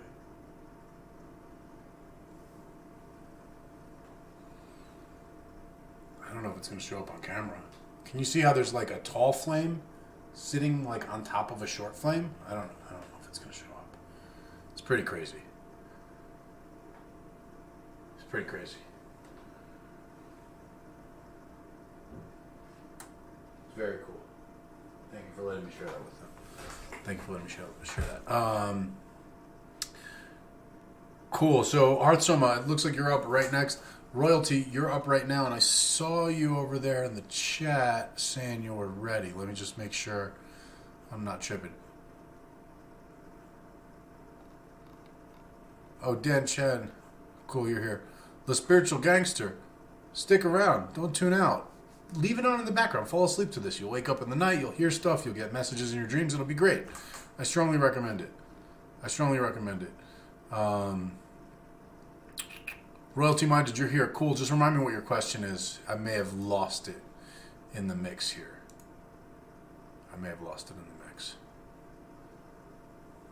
Oh, Algelis Martin. Thank you. It's good to see your name. I was thinking of you recently. I'm going to be driving through your area in a couple days. You should text me. And I believe 6211. All right, $10 and I got to take another cab. And then we're gonna maybe change the rules of engagement. We're gonna get every $200 or something like that because I don't want to get thrown out of this motherfucker for being too insane. But hey, if it happens, it happens. My house is like 5 minutes from here.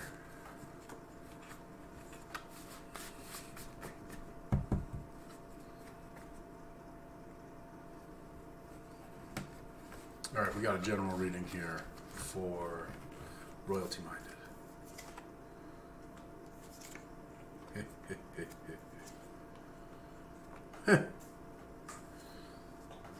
For you, a bit of a different story than we've gotten for everyone else. We're seeing some of the same cards we've seen before, which is usually when we get there at this point in the night. Coming from King of Cups, a state of emotional fulfillment. Moving to Nine of Cups. This is really interesting. I'm going to refer to the Rider-Waite-Smith rendering of the Nine of Cups now, where we have the merchant. They call him the merchant, but it's a dude dressed in all white in front of an altar with 9 cups on it. To me, that's an ancestor altar, right? This is telling me, and by way of, I want to say, 9 of Wands. So, first of all, moving to cups by wands, moving to water by fire, but more importantly, 9 of Wands is, in this one they call it defense, but it is, you know, the grizzled veteran. It is sort of PTSD. It is sort of how do I want to say, being on guard. It is putting up the walls against attack, right? This is telling you, in general, right? This King of Cups is someone who's very outgoing, very communicative, very interactive, very, how do we want to say, outwardly, not outwardly focused, but outwardly open. Right? Very open to others, very thoughtful of others, and considerate of others is the word I'm looking for. Very considerate of others, very much seeing and kind of gauging the way of things through others. Okay, you have sort of a warning here. The warning is maybe too strong a word, but you have a calling here. The message I'm getting for you here is, contrary to some of the messages I gave earlier, actually close those walls a little, put up those walls a little, look less outwards, okay? You're going to look inwards, and this is going to put you more in touch with your ancestors. And if you don't already have an ancestor altar, naturally it's the best time of year to do it. I'm not just pitching for it because it's seasonal. This is what the cards are telling me. This is telling me, take more of your cues, be more receptive, even just for a period of practice, if you want to say from now till Christmas maybe, and maybe beyond then, if it feels right. Before this period of practice, take your cues. Don't even look at the living, right? Take your cues from your ancestors. Get your ancestor altar set up. If you have questions about it, I want you to post them in the chat here because it's probably relevant to a lot of people. And close off more, right? So almost build yourself a sequestration area. Sequester yourself with your spirits, so to speak, with your ancestors, for a period of about 30, ideally 60 days here. And I think you're going to come through probably not wanting to leave that, to be honest with you. The fulfillment and the flow of inspiration and the certainty of all of it is going to be something like you've never experienced. And it's there right now, but it's just a matter of tuning in, which is a matter of selectively tuning out other stuff.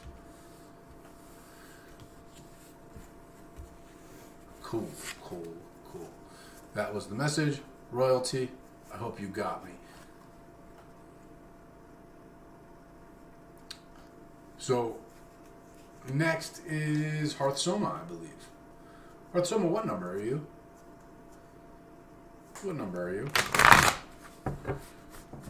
I'm going to have to take an outside smoke break soon, you guys.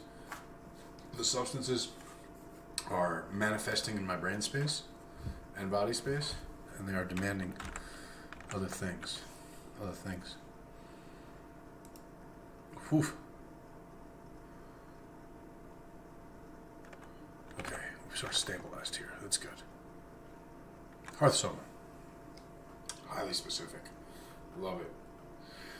After I complete my nutritional therapy program in August 2022, should I enter a somatic movement dance training program or go straight into a grad program in cultural anthropology? I plan to do both eventually, but which first? Cool. Maricor, if you know what number we're at, I want to take a break at 10. Cutest Punk, please, or Maricor, please put Cutest Punk on the list. Please put Cutest Punk on the list. Is my phone die? Did we lose Instagram? I don't know. It's possible. The light just went off. Spooky things. I like the way it's lit right here. My phone just shut itself off. Crazy.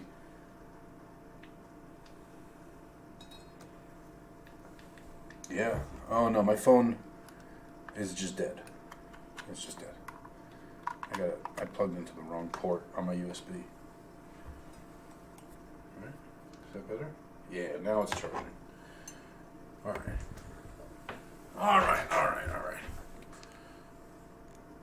I think I do gotta get the light going because I actually can't see too good. It's dope. It actually looks better. Oh.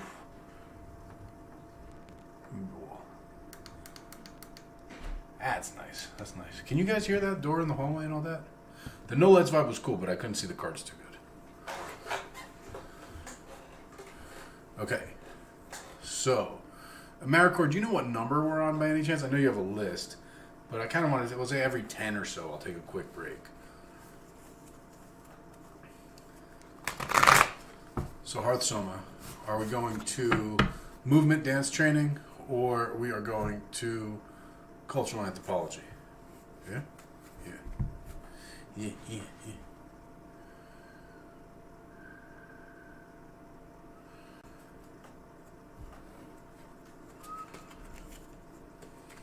Coming from? Going to? By way of... Well, whichever one's more expensive. No. Let me get a little more clarification because that's not really clearly telling me either of those. Frankly, it seems like anthropology to me. And I have like kind of tripled up on that. I'm going to look for one more.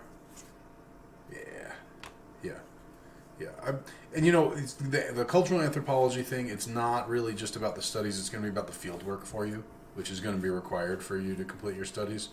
You know, obviously with all anthropology fieldwork, the more you push your boundaries, outside your comfort zone you go, the more you receive from it because it lets you live a whole other reality and it taps you into it.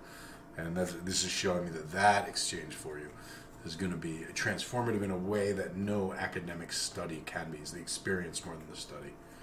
So hopefully that's confirming what you're already thinking. Cool. So I have Esoterico Isra and then Curly Q. And that'll be 10 and I'll take a break. So thank you, Hearth Soma. Esoterico, what was your question? Drop it in the chat. I'll check over here. Stay up to date on all the latest in the world of... Oh, damn. Brennan's not playing. Okay.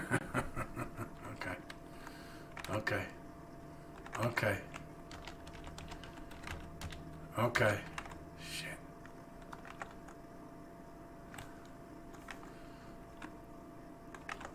And Lamisha, thank you. All right. Here's what we're going to do, Brennan. Because you're not playing. First of all, by the way, the $100 limit no longer applies. There's 2 here. Since I don't really know how these are going to hit me. These are here. Oh, shit. Okay. These are here. They're in the queue. I'm not going to slam them right now. Because I want to let things settle in. I don't want this to get too crazy. But we're going great. You've secured that. You have secured that. All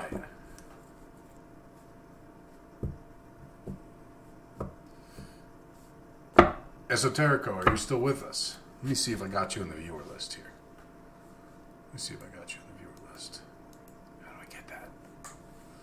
How do I get that? Someone show me the viewer list. If I go like this, is viewers hidden? No, I don't want the viewers hidden. I want the list. Nah. This is not working.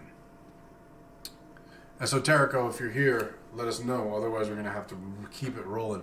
Pamela Ward, thank you for that YouTube sub. I appreciate that.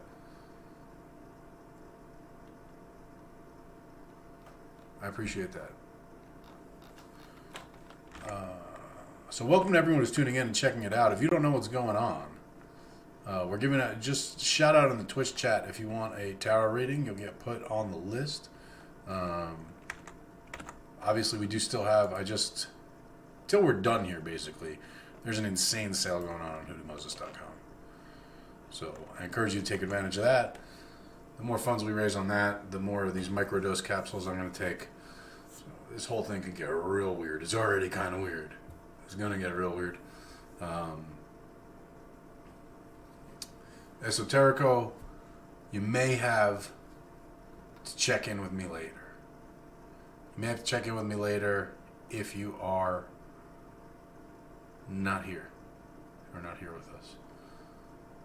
Right now. Alright, well, something is tuning up in and around me. So who's up next? Cedric? I think we're going to move right on to Cedric. Cedric, my friend. Give me a shout. Let me know you're still watching. And I do have the multi-stream. And by the way, Cedric, I'm saying, is V1282. V1282. You are up next. V1282. Shout out in chat. Let me know you're here. Let me know if we're doing a specific or a general reading. And then after V1282, I'm taking a break. Just a quick one, 5-10 minutes. Just run outside real quick. Get some fresh air.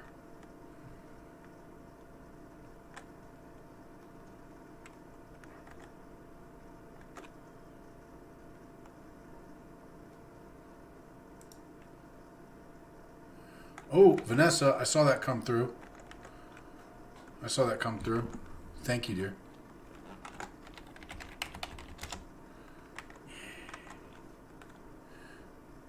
Yeah. I'm gonna get ready. Okay, Cedric, are we doing a specific or a general reading for you, bro?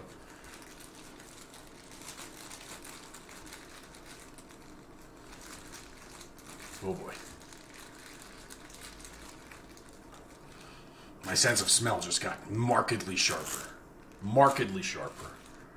Something's changing in the brain here. Throw down and see where the spirits take us. Yes, sir. Understood. Thank you for the permission.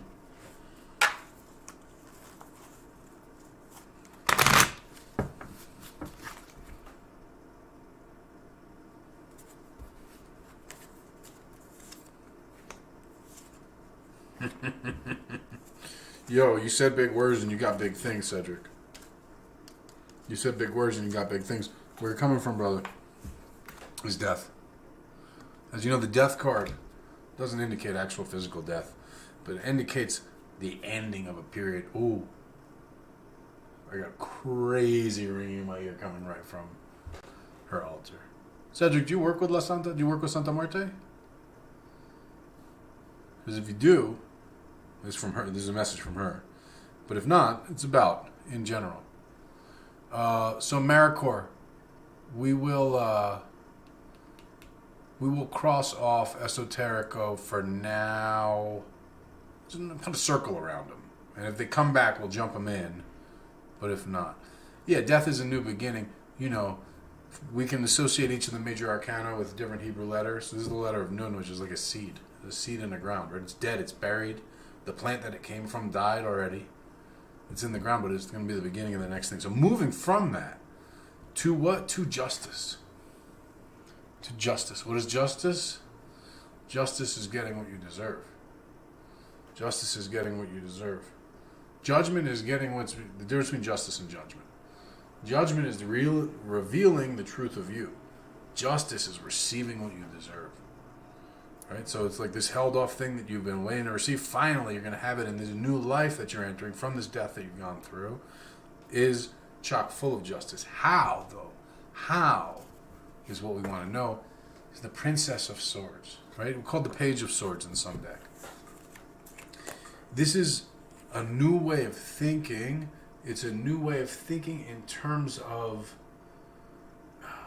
the difference in how a kid thinks and a grown-up thinks.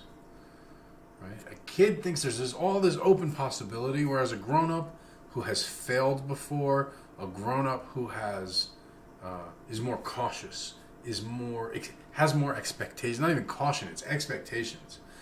Versus a kid doesn't have any expectations. For better or worse, right? People would say that the grown-up's more wise, this, that, or the other. But for better or worse, the grown-up has preconceived ideas going in, and the kid sees with fresh eyes and can see different angles and can see different possibilities and can see different touch points. Okay? So what I'm saying for you, sir, is breaking out of the preconceived notions. Anytime you're going through a process of, oh, what should I do? How should I approach this? And you kind of already know better than to do something, go ahead and question that. Go ahead and question that. I'm not saying second guess yourself. I'm saying question it and saying, is it possible, though, that it could go the other way, that it could be different, that it could be a way that I haven't seen because it's a new way, right? It's like what a younger generation thinks is possible is because they're from a different, slightly different reality than an older generation. So this is telling you, take that view, even take inspiration from younger people and how they see things. Take that view, and that's going to bring you towards what is owed you, okay? Very much what is owed you from what you've been putting in. Almost like the reaping the rewards of, we'll say, the past life, right? Because, again, going through a death. Whew. Okay, gang, here's where we're at. I'll be honest with you. I don't know how many it took already. It was, what, 4? It was a bunch. I took them fast. I'm starting to feel them. Maybe it was 5. I'm hearing all kinds of shit in the room. What is that? Did you guys hear that? Hearing all kinds of shit in the room. That was my chair, but before, I don't know what that... It was like clicking and popping. I don't even know what that is. I'm not even worried about it. There's 2 more queued up right here.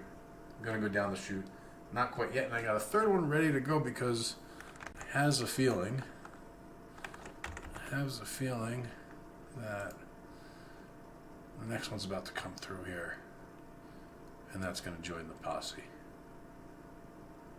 We'll see. Okay, good. Things are... It was good either way, to be honest with you. So I certainly appreciate the support that's making this all possible. Okay. You guys are hearing that. Future Native, that's the popping you're describing recently. That's hilarious. Okay. Team, here's what's going to go down. What can I show you while I'm gone? Hey, you know what I'll do? I'll show you something I owe a little bit. I own the copyright to, so no one can pull it off. We'll show you. You guys want to see a clip of Necromancy 101? Yeah? Does it sound good? A little bit of Necromancy 101? Cool. Let me see how I do that on the... Boom. I know how I do it.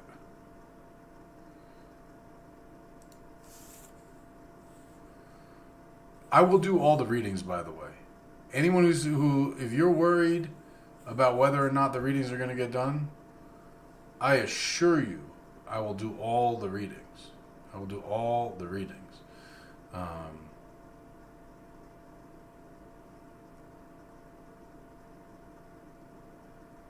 So you just need to. It's just a matter of whether, you're gonna be awake. But I'm not going anywhere. You know what I mean? I'm here.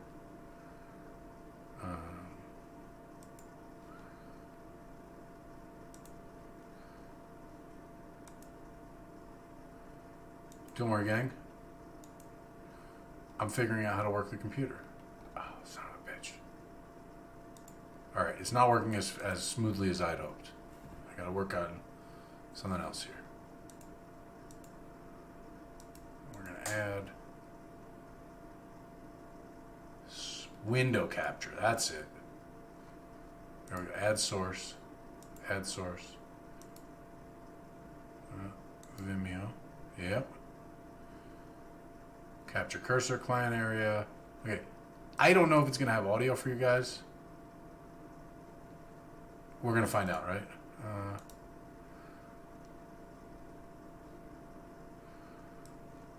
Drop you in kind of at the part that's leading up to... wow, it's really weird to see a video of me in my usual place while I'm not in my usual place. Okay. We'll drop you in on the graveyard part, yeah? Cool. Can you guys hear? Can you hear? I honestly think you probably can. I think you probably can. Let me do something for you here. And this actually, once I get this set up, I'll be able to play music later too, so it's worth doing. Audio, desktop audio device. One is my mic. Right? Yeah. Alright. You guys could hear that? Well, shit, I don't know what's going to happen now. Yeah, this is a comment. Just make sure there are no questions. Okay, cool. So I want to... This is kind of graveyard geography. Let me see how many slides we have. Graveyard geography, case studies in necromancy. Then we have a little video clip. No, we're not watching this yet. And that is it. So case studies. We probably have another 30 minutes left. 20 to 30 minutes for sure. So I am going to... Cool. Are you guys seeing the video, though, and you're hearing the video now? Another break, because I need caffeine. Yeah, we've been going about an hour. It's quite late nationwide at this point, again, unless you're in Hawaii. So we're going to pause the recording here and take another quick break, and we'll be right back. Cool. Okay. And we're back on the scene here. All right. We're going to take a quick break. For the final minutes, and then we'll be back on Instagram. Our Necromancy 101. My phone is loading. And I hope it's been a comprehensive look for you guys. This last part is sort of... Cool. I'll enjoy this. I'll be right back. Really taking the theory into practice, talking about the graveyard. And it's really just an introduction because, again, the graveyard really merits its own webinar, its own course. So we're just going to kind of lay out almost a survey course in the graveyard, just touching on topics. So the first thing I want to discuss is just a few things that you'll often come across in the graveyard that are of significance. You might call them just standard geography, if you will, of a graveyard. And the first you'll see in the top left here, the cemetery gates. Right, the cemetery gates are every cemetery, graveyard, whatever. I'll use those terms interchangeably until there's an important difference. If we're talking about a graveyard, a churchyard, right? Literally in church, that has been consecrated. And a consecrated graveyard it's first of all, it's hallowed ground, right? It's holy. Secondly, it's under spiritual protection related to the consecration, related to that particular faith. If it is a cemetery, so it's not related to a church or a religious institution of any sort. And when I say related to, I mean, because often it's not physically located there, but it'll be held in kind for a congregation. But if it's unrelated to, then those places are guarded, presided over, kept, etc., by either the oldest spirits there, the strongest spirits there, or by like animals that are kept buried at the gates. I see Wendy saying in chat, I still don't feel like I really know how. Wendy, let me know what you're talking about, and I'll make sure that you know how, if it's something I'm supposed to teach you. Okay. You guys are asking good questions. Florida water, Kananga water, all that stuff. I personally, remember, we're talking about how I go to the cemetery, and we're going to go back to this idea that I'm a headhunter. I know what I'm going in for when I'm going in, if I'm going to talk to anyone. I might just go to the cemetery because I want to go fucking be in a cemetery. But if I'm going in for something specific, I'm going to a location, such as what we're going to review on the bottom here, or I'm going to a grave. Florida water and Kananga water, anything strong smelling, is going to attract the dead. And they're going to start coming like zombies smelling brains, right? They're going to start, bah, bah, bah, bah. Depending on what I'm doing, that might be what I want, but that might, it's how I operate at least, that's often not what I want. I want to get the drop on my quarry. I want to kind of surprise them one way or another. One way or another is usually a surprise. So would they help with attracting spirits? Yes. Do you want to attract all sorts of spirits at the graveyard? Probably not. At least not me. Right? You may, and then they would help them.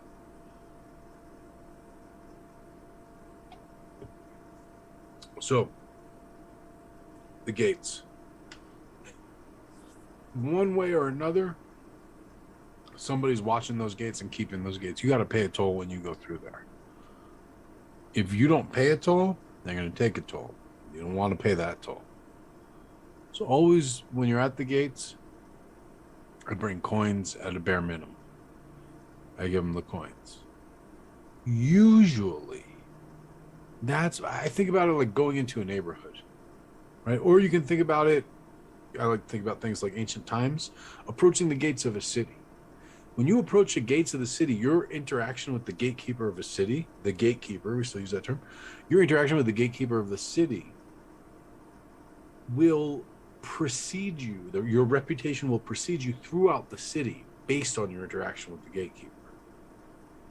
Okay, they may, in ancient times, they may test you or tax you or whatever the fuck they did, and how you responded to that will be known before you get into the city center because they are inside the gate and you're outside the gate. So your reputation precedes you from how you act at the gate. So be respectful, pay the toll. Do you want to leave an offering at the gate? You may, but the spirits that guard the gates are different than other important spirits in the cemetery, and don't neglect that, depending on what you're doing, right? Just because you've paid at the gates doesn't mean you can take dirt. Paying at the gates gets you into the amusement park. Doesn't mean you can ride any rides. It's like one of the carnival where you got to still buy tickets for the rides.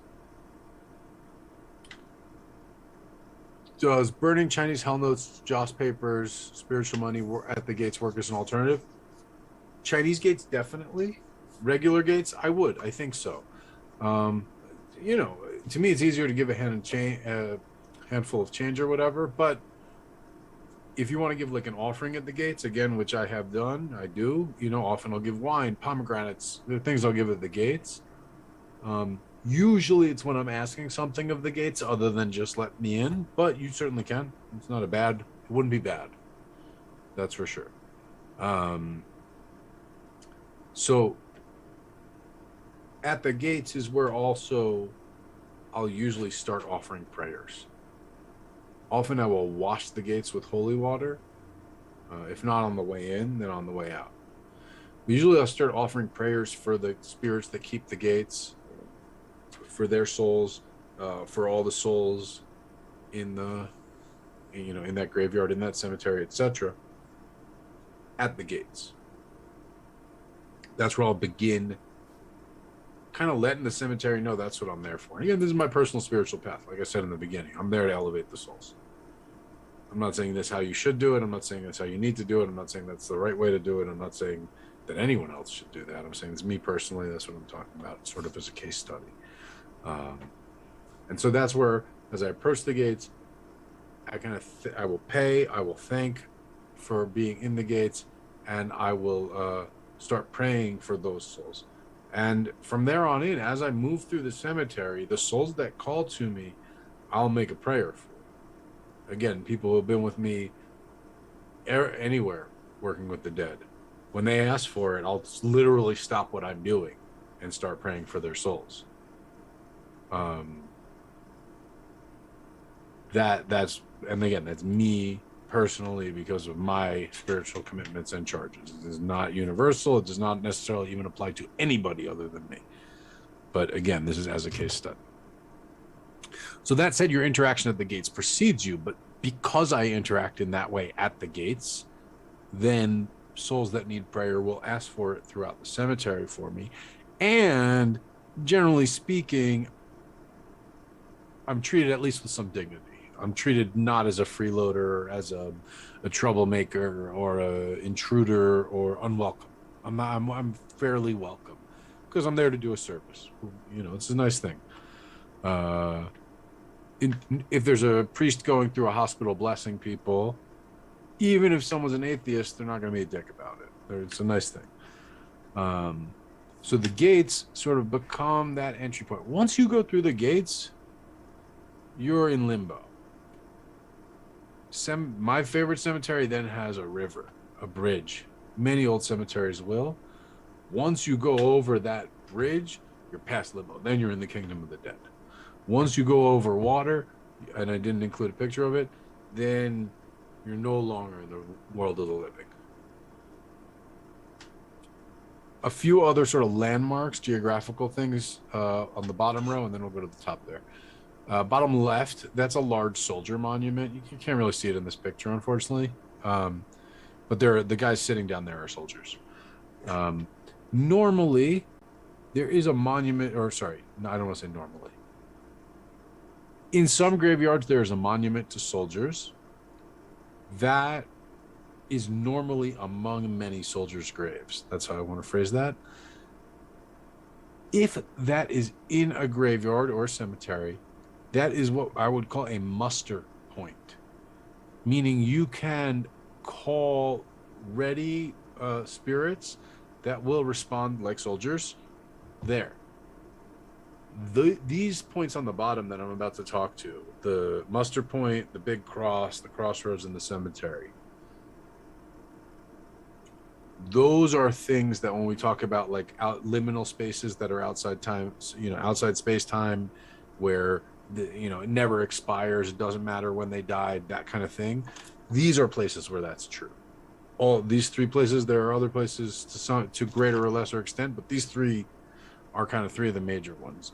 The muster point, kind of the main soldier memorial, the big cross, the crossroads, in the cemetery. I'll talk about the differences between them for me, how I work them different, Again, some of this stuff you'll see in some other traditions. Some of it you may never find anywhere. I'm not saying this is the only way. I'm not saying it's the right way. I'm not saying it's the proper way. I'm not saying it's the best way. I'm not saying it's the universal way. I'm not even saying it's the way you should do it. I'm just saying it's the way I do it. If you find it helpful, I'm really glad that you find it helpful. If you don't find it helpful, don't feel like you're bound to do it this way. But so the muster point, that thing on the bottom left, the big soldier memorial, is if I need help in the cemetery. If I need help in the cemetery, I'll go to the muster point. Meaning, if I'm looking for a certain grave, again, because I take the headhunter approach, I may go to the cemetery already knowing whose grave I'm looking for and not have a really good idea where it is. I'll go to the muster point or wherever there's a dense population of soldiers and start asking around, asking for help. And I'll be darned if I don't always find the grave I'm looking for now. I used to not always, because I used to not ask. But that's the trick. Could you use the soldier memorials to muster specifically the soldiers? Ryan asks. Yeah, that's basically who you're mustering, right? It's all soldiers who are reporting for duty, because a lot of those guys are World War I, World War II. You know, they're the sort of people that, if there's a situation, they're going to turn up, whether it's their duty or not. So the muster point is kind of where now. If I want to find a soldier to work with, I might start at the muster point, but then I will go to their grave. And I will work with an individual at their grave. The muster point's kind of it's like a public place, right? So it just wouldn't feel appropriate to do that publicly. Let's go somewhere private to have this conversation, right? So we go to their grave. And then from there, we could discuss, and if we agree, take dirt to be in touch in the future. That's kind of the protocol, especially for me if I'm using one of those points. Wendy says, so the help comes in the form of thoughts, feelings, voices. So when we do case study 2, I'll tell you exactly, included in those case studies. So just hang on to that question briefly. In a few moments, we'll get into that. The big cross, move on to. The big cross is intersection point between the worlds. Between the world of the living and dead. You can... I'm sure you guys are enjoying this, but I'm back. The range and depth of communication. It's almost like they don't even need to be buried in that cemetery.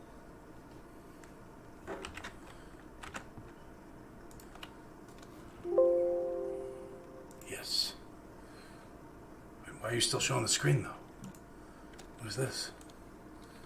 A window capture. That was the problem. Boom. Well, where's my video, though? Alright, I gotta add a new video source. Sorry, guys. There we go. We're back. We're back. Okay. So, Crystal S asks, where do people who don't do church get their holy water? You actually go to church. You don't have to go to Mass, but you go get it at a church. I don't go to church, but I go there for my holy water. There we go. So if you guys are digging Necromancy 101, it is available on HoodooMoses.com. It is part of the sale. It is 35% off right now. The light's probably going to flicker because I'm going to, yep. There we go.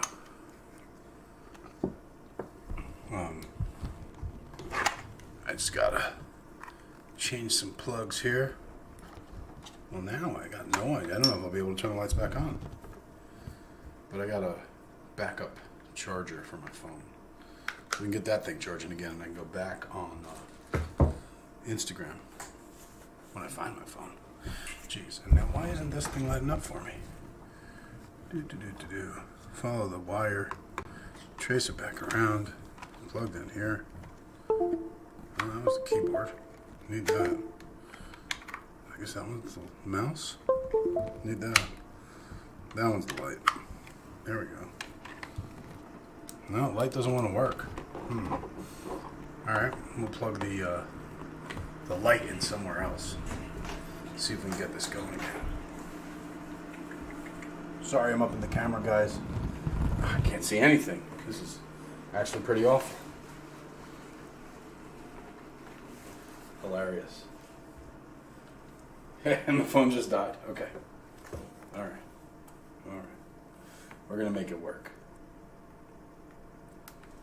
There we go. Phone's charging now. So worst comes to worst, we'll have light soon. But I have a lighter. Yeah. I'll use the lighter. Okay. There's all these open USB ports on the computer. Okay.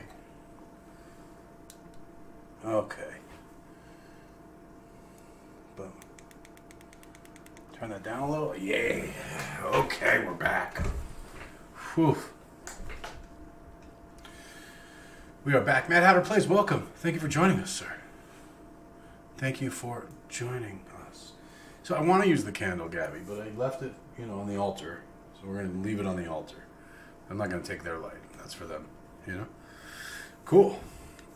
Well, I guess we're on number 11 now. So who knows number 11? Hopefully someone's got the list. Yikes. Crystal S, how am I feeling? We're tuning in. We're tuning in, excuse me. I'm burping, so something's going on inside of my body. That's for sure. And let's see what we got going on here. Looks like some more of you were taking advantage of the sale while I was gone. Oh yeah, Andrea and Crystal. So I believe that probably brings us to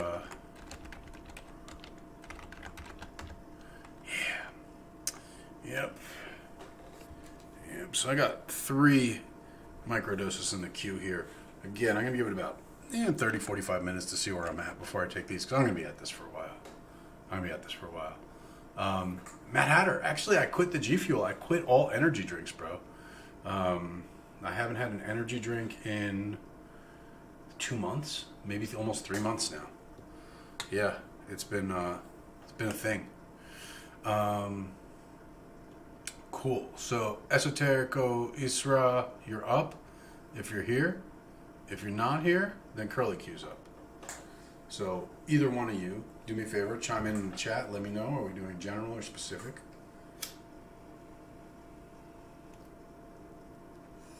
And from there, we shall proceed. Gabby, how do you subscribe through Prime? So, I'm hoping that actually maybe Matt Hatter can, because Matt Hatter, I know that you are a Twitch veteran. I'm a complete noob compared to you, and I'm a bit of a boomer, so I don't know any interfaces. So, if someone who's more in tune with the Twitch generation can explain how to Prime sub, that would be dope, because I'm going to get it wrong. I'll be honest with you. I mean, I can open a browser window and figure it out, but I'm going to derp around a lot. Hearthsoma, thank you as always. It's a pleasure. I'm going to sip my cocktail. So everyone who's drinking, cheers. We're taking a sip. Yes. Everyone who's smoking, cheers.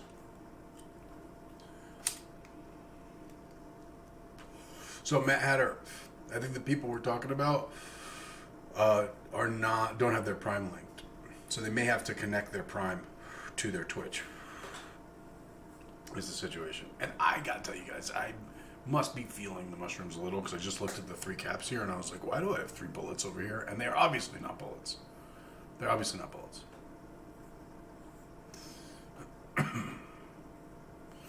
Cedric, that's real interesting. After your reading, you went out first smoking an owl hooted the entire time.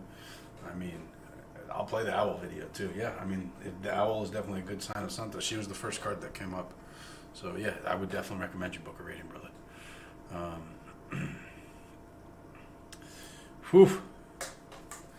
All right, so we either got Esoterico or who up next? Shoot, I gotta scroll back. Curly Q. So Esoterico or Curly Q, if you're in the room with us, give a shout. I'm ready to do your reading.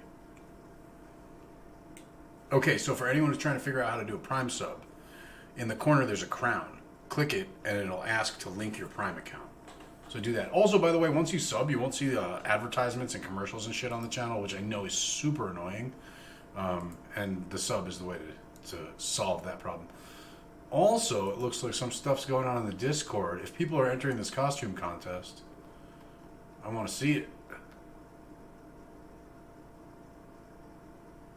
Nope, I do not see anyone posting costumes, which is fine. You know what? Stay and watch the stream. I mean, if you're here, you may or may not have a costume for tonight, right? But that's fine. I'm not in a costume. It's not even Halloween, really. Right? Right. Okay. So I'm not seeing Esoterico. Oh, Curly Q. You want a specific reading. I see you here. You recently found out how to connect with your biological father, but at the same time, you found out news that has kept you from contacting him. You're not sure what to do. Oh, Morningstar. Yeah, there's a costume contest. Here's the deal. Go to the Discord. Post a picture of yourself with the costume. Best costume is going to win a prize. To be negotiated. I'm open.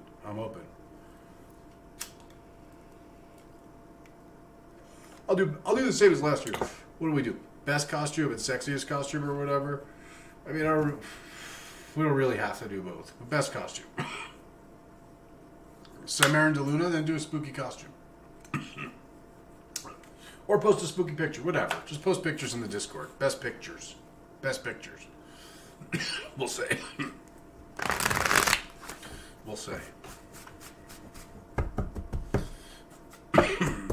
But I understand, right? Like, I won't usually go as a tarot reader for Halloween. I could just dress as myself. It would be an easy costume. But yeah, if you do costumes for a living, it might be boring. Oh yeah, Morningstar, if you got a costume, then no one else is in there, so you're going to win. It's straight up. Just pop that pic in the Discord. Okay, so now let me get serious and focus. On behalf of Curly Q, I'm asking. She recently found out how to connect with her biological father, but at the same time found out some news that is kept from connecting with him. Not sure what to do. Let's see.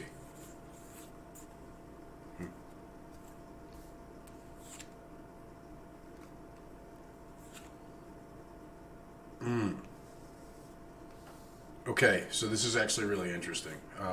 First, I'm going to say in the chat, Roland Blunts, can you enter your dogs? Yeah, whatever picture you want, bro. Get down. So going back to Curly Q, coming from the Hanged Man, right? A place of stasis, hanging there, uncertainty, basically a place of not being able to get in touch with your biological father. Going to Two of Wands, lighting the fire. The Two of Wands and Rider-Waite Smith shows the dude kind of holding the globe and also the staff.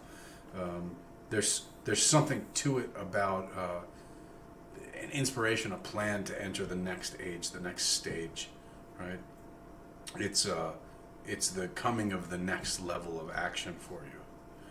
The way to it, very interesting, is Three of Swords. Three of Swords, most typically pictured in Rider-Waite Smith, right, is the heart with the three swords going through it. Heartbreak. Absolutely, it's heartbreak. When we think of the swords, we think of thoughts and ideas, right? So we have one thought or idea, yeah? We have another thought or idea, and they become perfectly balanced, and they reach a point of stasis. And it's a third one coming through and rupturing it that breaks our heart, right? Because we have to let one of those go. So what you're describing here, that you found out news that's kept you from contacting him, the contact is the rupture, right? You have you got in touch with him, then there's this other news. You have to make that contact and rupture it. It will be heartbreaking, but nonetheless, it's peeling the Band-Aid off, tearing the Band-Aid off, right? It's breaking through the boundary. So is this kind of poses the age-old question: would you rather not know, or know and not like the answer? Right? Uncertainty has its own discomfort. In some cases, uncertainty is worse than what we fear. It's something like being afraid of the dark. right? I have 2 kids. My 7-year-old has started to become pretty afraid of the dark. The fear of the dark is much worse than her fear of any specific monster or thing that could be in the dark. The dark itself, the uncertainty itself, is the most terrifying part.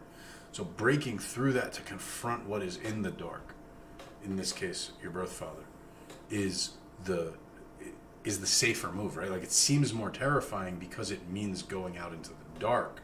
But by doing that, the dark goes away. The uncertainty, that cloud of fear is rectified. Does that make sense? So with that, that's the message I got for you.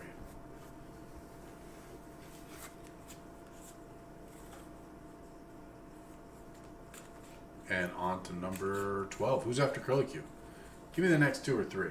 So I'm sitting here rocking. Straight up rocking. I'm going to check out the Discord too. I'm sending you guys all over the place. You're on the story, you're on the Discord. There's a lot going on. So I got to give you time. Hearthsoma made a Night Cafe AI image based on the name Hoodoo Moses while watching me trip out. Excellent. Night Cafe, thank you. And Hearthsoma, yeah. Sister Coyote, it does not have to be a recent costume. Thank you for your entry a great deal. I appreciate both your entry and your pluck in choosing the costume you wanted to choose. Curly Cube, excellent. Maricor, awesome. Happy to take care of you because you've been ready. Sister Coyote winning the costume contest hard right now. Just saying. Just saying.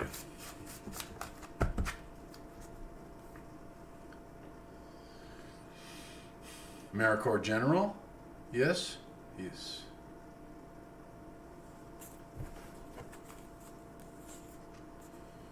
Coming from 10 of Swords. Okay, moving to 8 of Wands by way of 8 of Swords. Now this is interesting. It is an improvement, so I'm happy to deliver the message. I'm always happy to deliver the message. Don't shoot the messenger. It is a great improvement, but it's speaking of a dark place right now.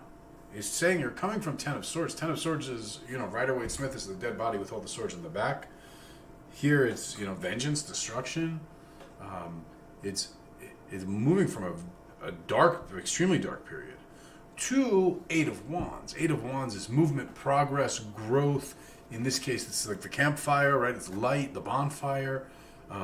Moving there is a fantastic place to move from 10 of Swords. How you get there, very interesting. 8 of Swords. 8 of Swords here in this deck shows this man in prison of Swords. You may be more familiar with the 8 of Swords in the Rider-Waite-Smith, which shows a woman. She's wearing like a white robe and she's got a blindfold on and she's kind of loosely tied up and there's all these swords around her and stuff. The message it's talking about is, forgive me for being a little direct, but you have self-destructive patterns, self-disruptive patterns, okay? And these patterns are layered on, okay? Just as the woman in the card, as far as I'm concerned, she's put on her own blindfold and tied herself there. Because if anyone else did it, they would have done a much better job. If you can picture an 8 of Swords. I might even pull up a picture for you. You blindfolded yourself, tied your own hands. Because you are afraid of yourself, of your capacity. It's almost corny to say you're afraid of your power, but you are afraid of the consequences of acting and especially speaking from your own agency, okay?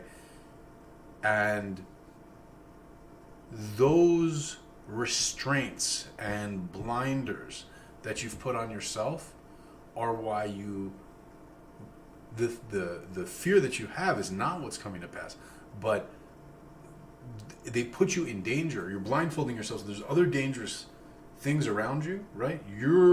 That's not what you're afraid of. You're actually not even aware of them because you're blindfolding yourself.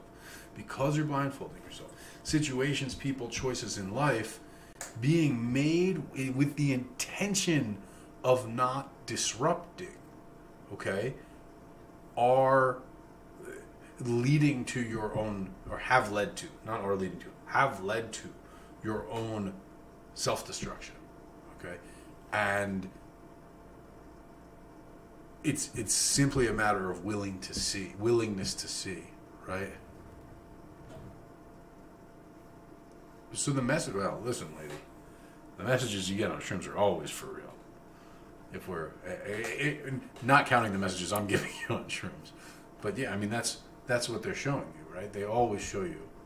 That's the power of that ally, is that they show you a truth that you are not tuned into. They adjust your tuning so you can see the truth as they see it, which is more objective. And when you can see it, when you can bring yourself, when you can come back to your own self, to your own influence, and bring that understanding or that perspective or that viewpoint with you, that's for real. So,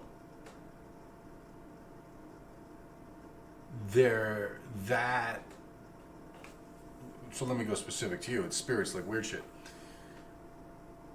The straight up fear of your gifts is what you're talking about. And when you're afraid of your gifts, this makes complete sense in this context, right? This Ten of Swords, the situation that has happened, is things get louder and louder and louder. Consequences get more and more and more obvious. Situations get more and more and more severe to remind you that you knew that shit was going to happen. You knew it. And you doubted yourself.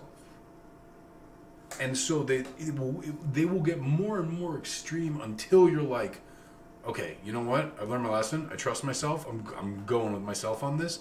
And then they'll stop trying to prove it. But as long as you hold out and they haven't necessarily, and it still has to prove itself to you, it's going to keep happening, right?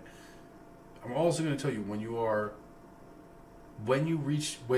from that place, and many of us go through this. I personally have gone through it. I have elder members in my family, extremely gifted elder members in my family, who still go through it because they haven't had a reconciliation. But when you come, I know this from working with a lot of people, that when you are afraid of your gifts, they become more scary. They grow into your fear, right? Everything is scarier. When you accept them and you're at peace with them, shit isn't as extreme, right? The anxiety, the fear, all that, the depression, everything that comes with it. That's the result of your relationship to your gifts. Okay? Change your relationship to your gifts, and all those things are resolved instantly. And it's something that, and don't think you're alone in that. Please don't feel alone in it. It's not only extremely common, but even like I deal with it on a weekly or bi-weekly basis, right? As very much accepting of, obviously what I do for a living, but nonetheless, we have a friction with the narrative of our reality that presents that to us. And in reconciling that friction, there is this discomfort, right? If you think you're crazy and you doubt it and you push it out of your head, it's going to make you crazy. If you embrace it, it's going to embrace you. That's what I got for you. Okay. Mr. Maine, you with me, bro? I see shit happening in the Discord. I gotta go look at pictures. Okay. Pictures keep coming in. Keep them coming. We got 2 in the Discord. Excellent.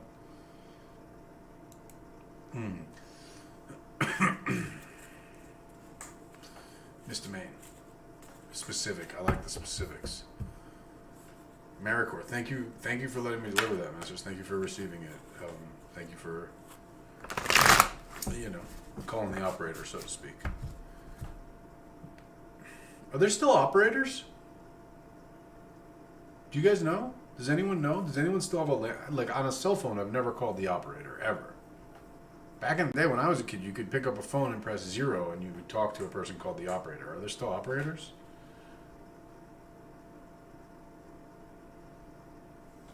Mr. Main wants to know about the new home.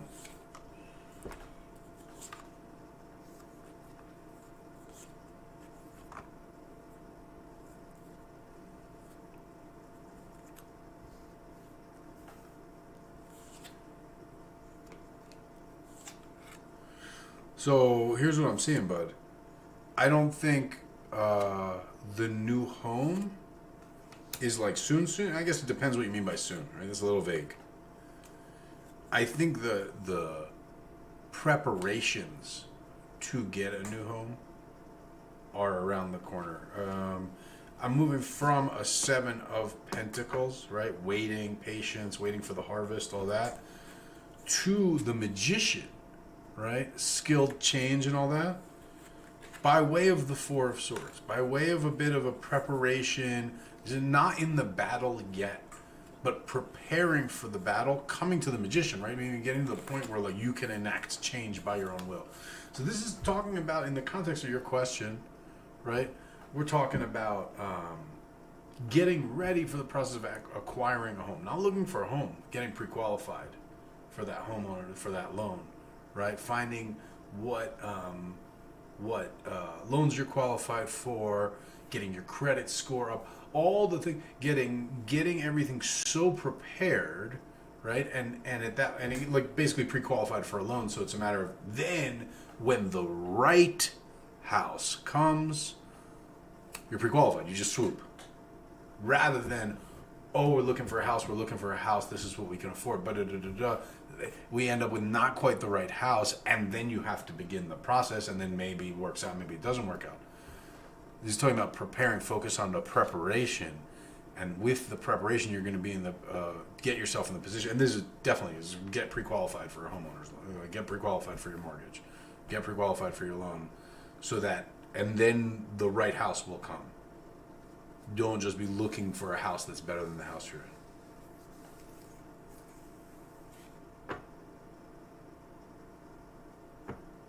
So when you're saying that's where you are right now, you are pre-qualified right now, you're saying, or you're getting pre-qualified?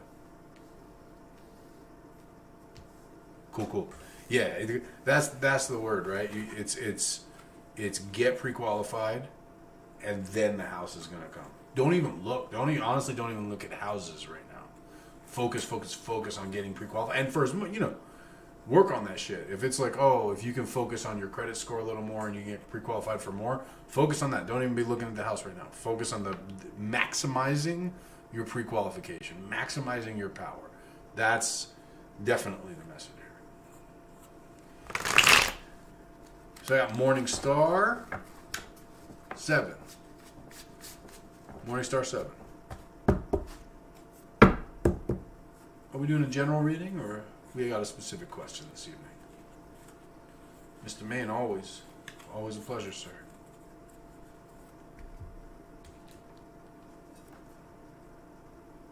Always a pleasure, sir.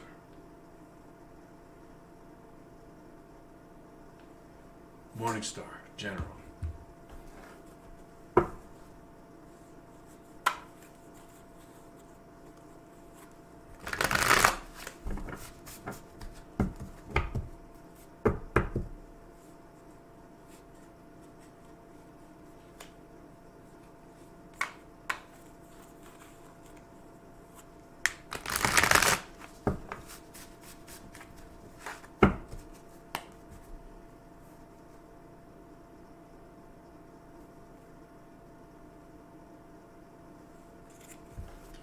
All right, Morning Star, general reading for you.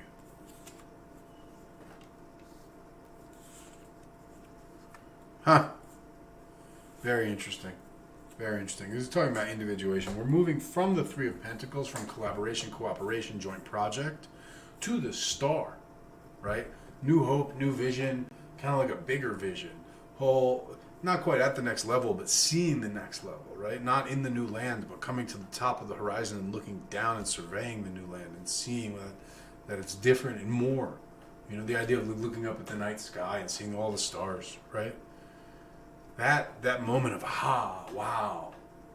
Yeah, so moving from this idea of like very materially working with other people to the Star, that, wow, by way of, in this, the altar, the Chariot. right? The chariot is stability boundaries, right? Let me ask you, Morningstar. Ironically, your name is Morningstar, and the star is what comes out. I guess 2 questions. First, what is your sun sign, and also what is your moon sign? And the second question is, what does the name Morningstar mean to you? The star right here, I can't help it. I didn't even put it together when I was looking at the cards, to be honest. A little spaced out, you guys. And while I'm waiting for the lag and for Morningstar to compose the response, we'll see if I gotta queue up another microdose. It looks like I may. Yep, sure do. Sure do. Fuck, there's 4 over here. Alright guys, here's how we're gonna do this. It's 11 p.m. I'll take one every 30 minutes or so. Starting at 11:30. This dose is really kicking in. Yikes. Yikes.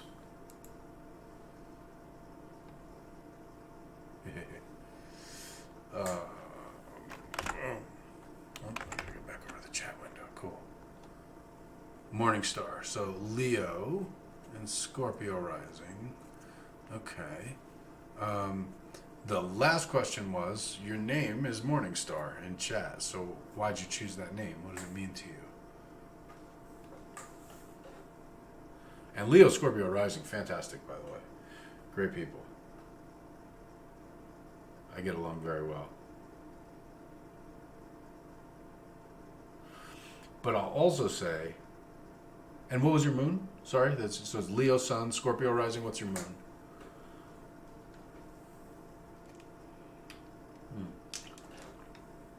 Shout out to everyone tuning in, by the way. I'm going to go back on Instagram in a little bit. My phone's super dead. And apparently the cable I brought, although I was using it to charge just fine the other day, is one of those slow ones. It's one of those slow ones. Okay, Leo moon. Okay, Leo moon, Scorpio rising. Oof. All right. Now, actually, this makes a ton of sense.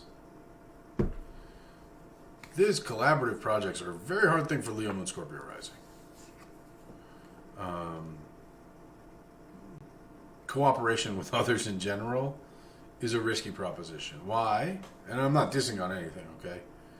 Especially Leo right now, and I don't know your exact Leo placement, but Saturn is fucking parked right across the street, grilling Leo in the face. And it's the one thing that Leo is like, whoa. You know, Leo's ruled by the sun, and Saturn's sitting right there across from Leo. So in Aquarius, his home, I was kind of looking over at your house, just fucking staring out the window, that creepy old man, and it's throwing everything in Leo. My Mars is in Leo. Everything in Leo is off its game. It may not be, you know, thank God for my Mars. By the end of November, that direct opposition has passed. Thank God. But that creepy old Saturn sitting there just grilling you from his house across the street. It's weird, right? He's gonna meet. It feels vulnerable. Okay, it feels exposed is the word I'm looking for, and therefore in all collaborations, especially with the Scorpio in the mix, right? The intentions of others, the actions of others, the true hidden, possibly even to themselves, intentions of others predominate in your mind, and it comes to create uncertainty. What we have is kind of the path here, the way here is the Chariot. There's no uncertainty in a chariot. It runs over anything in its fucking way. The Tarot Chariot is supposedly stationary, by the way. It's not a moving chariot. For what it's worth, it's more of a secure perimeter, right? So the boundary it's talking about putting up then is this boundary between your sensitivities and I don't mean sensitivities like, oh, you're too sensitive. I mean like your ability to perceive the subtle, right? Like your fingers are sensitive, your nose is sensitive, your ear is sensitive, right? Your sensitivities. So putting up boundaries between your sensitivities and other people, particularly in collaborative endeavors, right? Like materially collaborative endeavors. So not necessarily in emotional interactions, right? But if you're doing something with another person that produces a physical, tangible result, things like that, honestly, I would say avoid doing that to the extent that you can. And when you have to interact with them, just tune them out. Just tune them out. Okay? What I'm sensing here is that, particularly in the realm of creativity, self-expression, etc., there's a stifling. And this stifling is in connection to almost the noise that's coming off other people right now. And so it's like you have to tune out of the noise. It's not natural for you. Okay, it's not a natural. That tuning out is not natural. You're usually very tuned into that. All of your astrological constitution makes you pretty keenly sensitive to the crowd around you, right? So you're gonna have to almost drop the curtain on the stage for a minute here and envision the next act, as it were. I don't know why I went into theater metaphors, but there you go. There you go. Thank you. So Morningstar, I see you saying that's so crazy. So apparently you're picking up what I'm laying down and it's making sense. That's good news.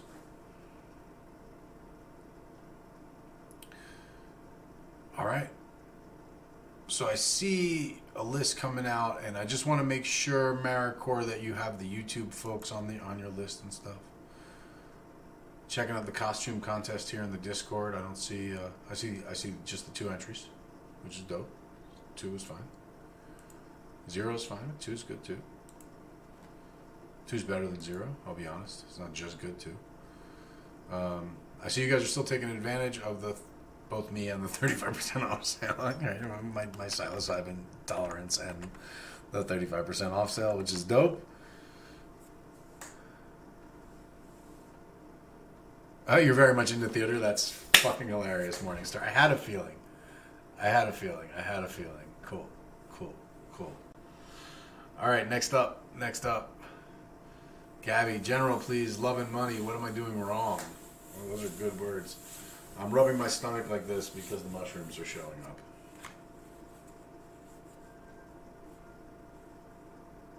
God, there's weird music in the hallway now. There's all sorts of parties. Like, I went downstairs for a minute. There's like mad people in dress clothes. I don't know. Wedding maybe? Or like I don't know. I'm staying the fuck away though. I'm not trying to get COVID.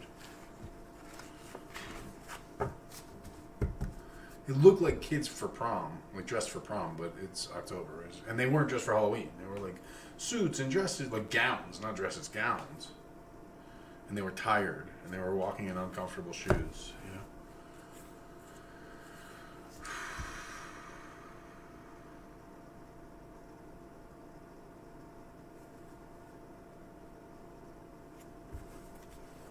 All right, Gabby, let's see what we got for you.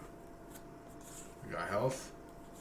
We got love, we got money, we got what you're doing wrong. Let's see what we got. Health. 8 of Swords, Gabby. Not great news on the health. Very much a holding pattern on the health. No new breakthroughs, no new developments. What on the good news, nothing's getting worse. Say that. Love. Actually, some development. Love, we have 2 of Swords. Ideally, we'd want 2 of Cups if we had to pick for a love reading. 2 of Swords is good, though. Because 2 of Swords is quinceañera. Little Andy girl, I'm seeing you in the chat. You're suspecting that the people I'm seeing might have been going to a quinceañera. Maybe. They seemed like they were, I can't tell how old people are anymore. They seemed like they were in their 20s and shit. Okay. Sorry, I got distracted there. So 2 of Swords in love. 2 of Swords is telling me a balance, a softening. I'm not saying that the love of your life is right there around the corner. But I'm saying that the obstacles to that are resolving right now. Next was what? Money? I think we asked money, yeah? Okay. Money, 6 of Cups. And the 6 of Cups is, you might note in Rider-Waite-Smith, it's like a little boy and a little girl. And it speaks of innocence, naivete. Money-wise, I actually think you're going to be okay. Manage your spending, it's what it's saying. But in terms of like stability, you're going to be in a lot better position than a lot of people, that's for sure. I feel like you're going to be okay. Now, 8 of Pentacles comes for what are you doing wrong? Which, by the way, a fucking fantastic question, and I'm going to steal that question. I think that's like the best question you could ask the tarot. Very impressed. All right? 8 of Pentacles is talking about work. Right? It's talking about material work. In the Rider-Waite-Smith, it's the dude making the pentacles on the bench, and he's got all the ones he built. Talks about apprenticeship, hard work. It's an interesting response to what am I doing wrong, right? Because either you're not putting in enough work, but that's not how I'm feeling at all. I'm feeling like you're focusing too much on the process and not the product. You're focusing on being busy, on being working, than on the significance of the work you're doing, okay? And when I look at everything else that the spread's telling us, in terms of health, in terms of love, even in terms of money, there's a bit of hesitation to all of it. I mean, let me set health aside. It's your own hesitation. Actually, let me not set health aside. I said it because I said it. There's a bit of hesitation on your part. And that hesitation, okay, is built on your focus on the work, on what you're doing, rather than the end result. Focus on the process, not the product. So, excuse me.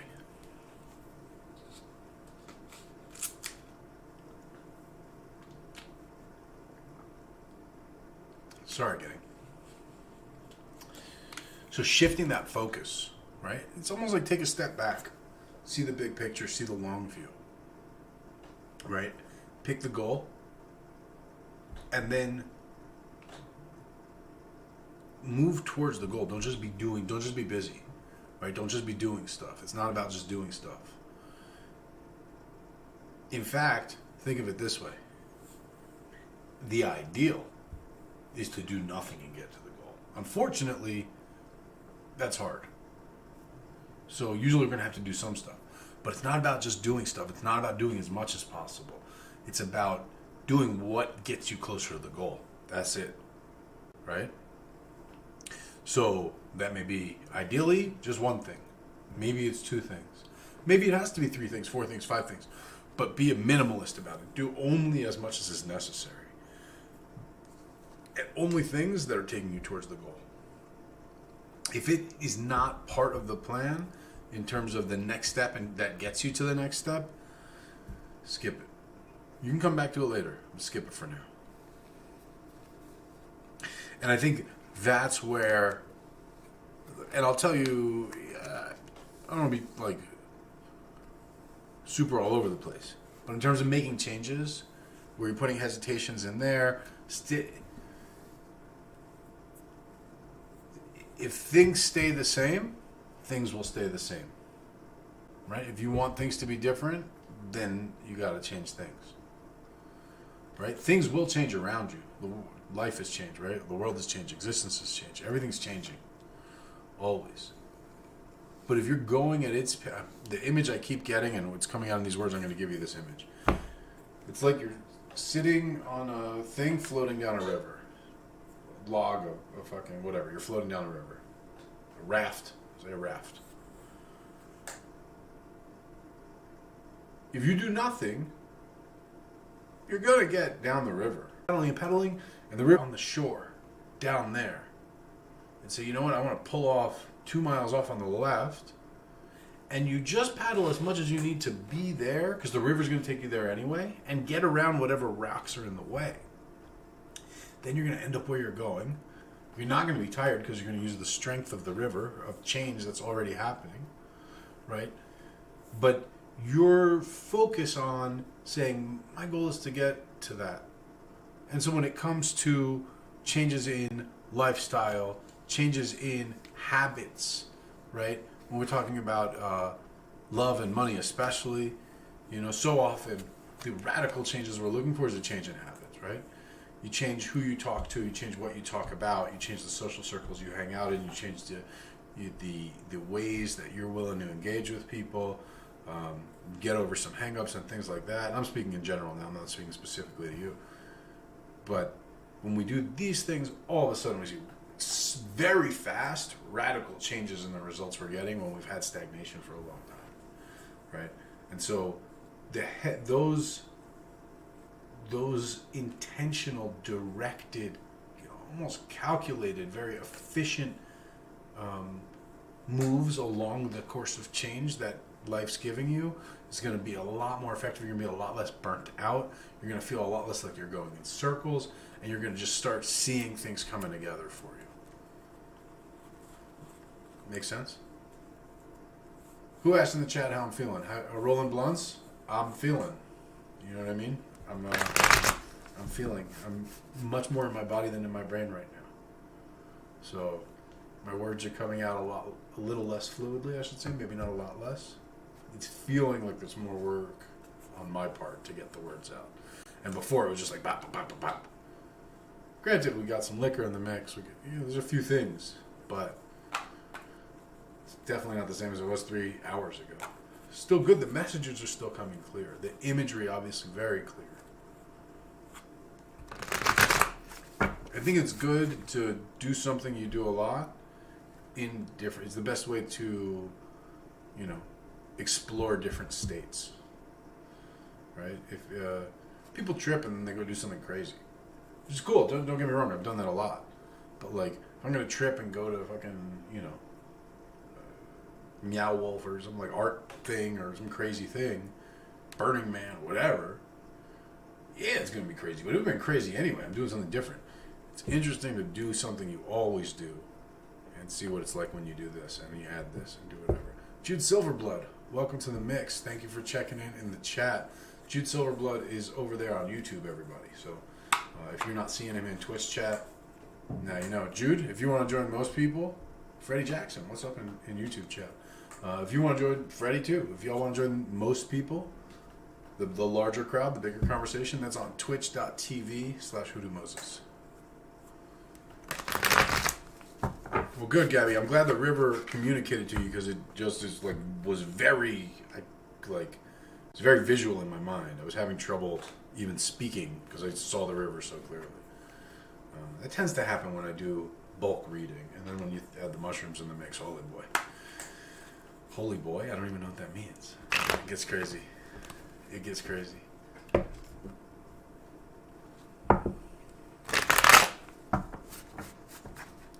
Cool. So, Baba Ra, you're up. You are next. Baba Ra, if you're still with us, I think you were on YouTube, sir. Not the Twitch audience, but the YouTube audience, I believe. Baba Ra, if you're with us, you are up, so you can let us know whether you want a general reading or you want a reading on something specific. I think I see another order came in. Montreal Monroe, thank you.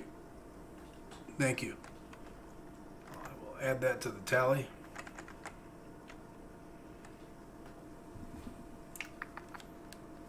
The plus button. I don't know where the plus button is, so the mushrooms work. Yeah, $4 to get another mushroom pill on there. Bubba Rock, cool. Oh, you are on Twitch. I apologize. Did you switch on me? Were you on YouTube and you went over to Twitch? Be honest with me.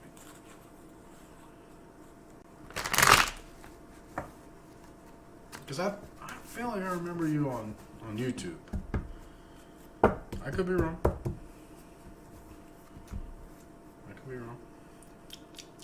My mouth tastes weird. Something just changed there. Big time. No, he was on Twitch the whole time. Okay, I'm definitely wrong. Alright. Well, cool, Bubba. haven't seen her tonight. This is an interesting, beautiful message. A beautiful message. You're saying moving from Nine of Wands, we've seen before, the Fortress, the Veteran, PTSD, the wary, knowing what's knowing from experience how bad it can get, right? Knowing from experience how dangerous it can be. Yeah? Moving from that to the Queen of Wands, right? Much more compassion, much more love, much more openness. By way of, how do we get there? We just saw this one before, Six of Cups, right? Innocence. Innocence. This is a deep message. I mean, it's a beautiful message on the surface, but the instruction that comes with it is deep. There's a guardedness, yeah, that wants to be transmuted. And what it takes to make that change, to round that corner, to grease that groove, is innocence, child mind, right? Is moving to a state and moving to a mindset and moving to a mode that is, as I said before, less certain, right? And less certain, particularly in these areas, right? We said Nine of Wands, right? So I've seen how bad it can be. I know what to keep my eyes out for, right? And I know this in my personal life, right? Because this is kind of resonating with me. I wish I got this kind of stuff for me, because there is a guardedness that comes from just living life and learning lessons and making mistakes. And sometimes what we think was a mistake was just bad luck. And let me give you an example. You trust someone and they take advantage of you. And then you say, I'm not going to trust anyone ever again. That person took advantage of you. That doesn't mean everyone would. There's a different analysis. There's a different calculation, perhaps, to be performed than just, should I trust in general? That's not the question. The question is, how do I evaluate this individual and see whether they are trustworthy or not? It's more subtle, okay? And that's the kind of change or adjustment that is here, right? It's here for you right now, right? And you can, it's again, an opening of yourself to other people, but not a vulnerable one. But it's not the Queen of Cups. This is the Queen of Wands, right? This is a happy, active, dynamic, okay? So that's the message I got for you. So that was Baba Ra. I'm not sure who we have up next. Gabby BKMX. No, the microdosing doesn't really give me dry mouth. That was probably from smoking or whatever. Malice Phallus. Thank you for tuning in. Always good to see you. What else we got here? Jude Silverblood. Can we get Jude Silverblood on the list for a general love reading? List keeper Maricore. Scene growing. Yo, congratulations. 10 years sober. Congratulations. I hate to be a dick about it, but I will certainly be celebrating in your honor tonight, not for you. I think it's a dick when people go, I'm drinking for you. But in your honor, absolutely.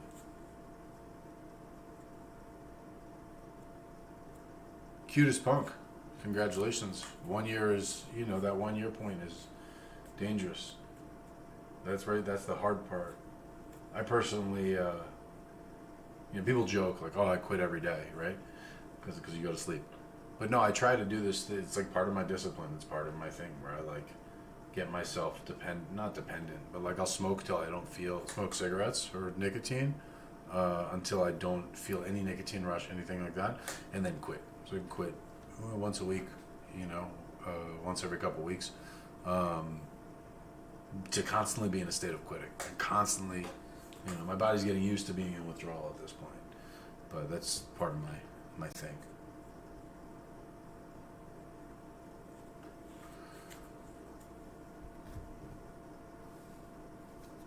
So, I'm going to have a sip of ginger beer here. Read the chat. Okay, Jude Silverblood is on the list.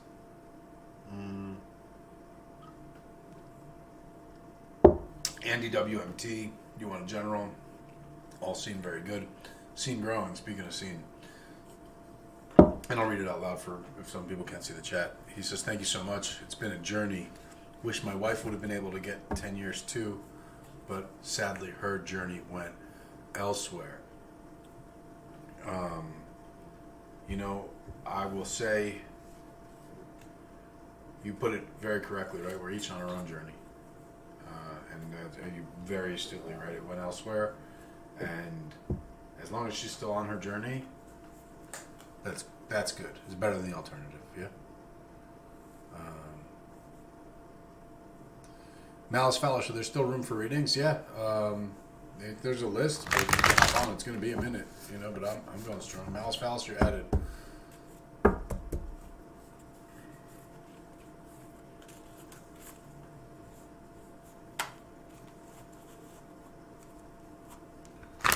General reading for Andy WMT on deck. Boom, boom. Huh, interesting. Okay. I'm saying interesting on how the cards are handling right now.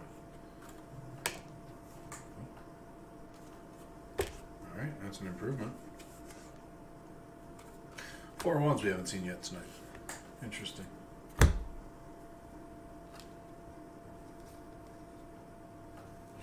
Andy WMT.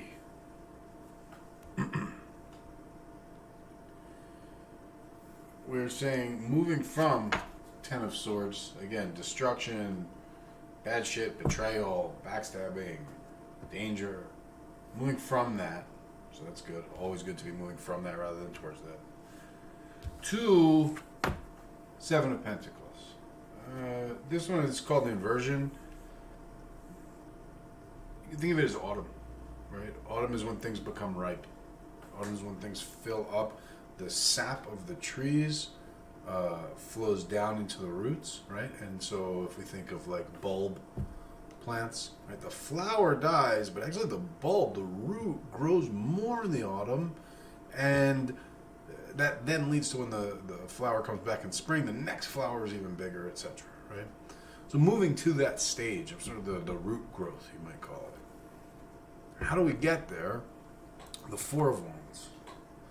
Right, the Four of Wands speaks of a commitment entered voluntarily, right? It's a decision we make. Usually it's in partnership with another person or entity, but in this deck, it's a Santa Muerte deck. So in this deck, it shows this dude in this, under this canopy at an altar, kind of kneeling. Often it's kind of a marriage card, right? It shows the wedding canopy. But it's, wands are always deeds or actions. So it's this kind of like balanced state of deeds or actions, meaning there's enough shit going on that all the bases are covered, right? Nothing's, it's not that one thing is being focused on and acted on, and another is not, okay? So the message then is, by developing balanced action, so find where you've been neglecting things, or where you're maybe a little overzealous, maybe overdoing it a little bit. Pull back on that. Message wise, again, not in the cards, but just the whispers I'm getting, it's more that second one, right? Pull back a little on where maybe you're overdoing it. You're going to find you have more resources and time to open up in new things. It's simple things, right? Like housework, right? It's simple uh, what do I want to say? Not maintenance, and not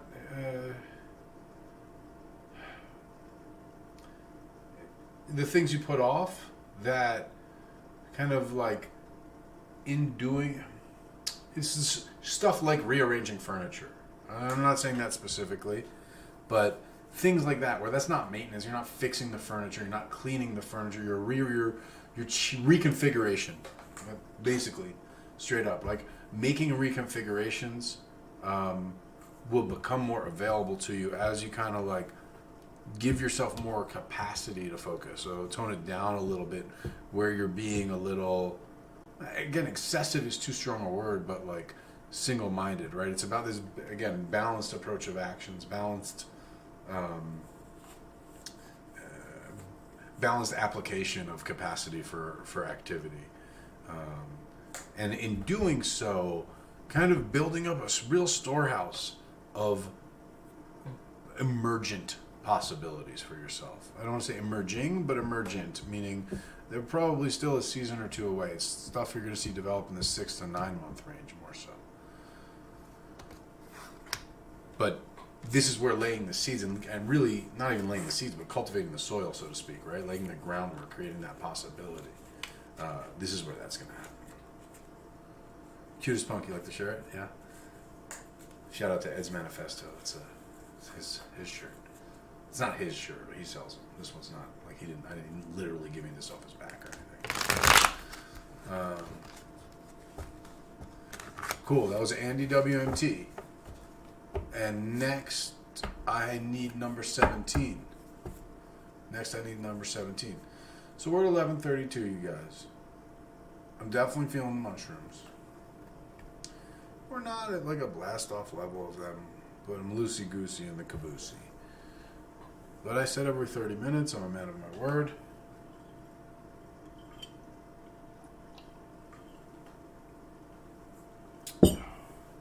Down the hatch. And we'll see if another $4 has come in which case I'll queue up the next. No. Nothing right now. Okay. That's fine. Oh, did it refresh? Yeah, refresh completely. Okay. That's fine. Whew. Hey, Desiree. Thanks for showing up. 6-6 sec. You're up. Dan Chen, you're up after. What's that thing in baseball? Where there's the batter on deck. Dan Chen, you're on deck. That's the word. Desiree, thanks for tuning in. It's good to see you. Happy Halloween's Eve. All Hallows Eve, so to speak. Yeah, this charging cable is going to take 5 hours. That's so long. What else? So, 6-6 sec, I know you were out there.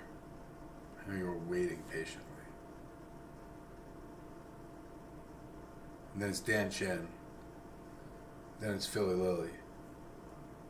And then I don't know who.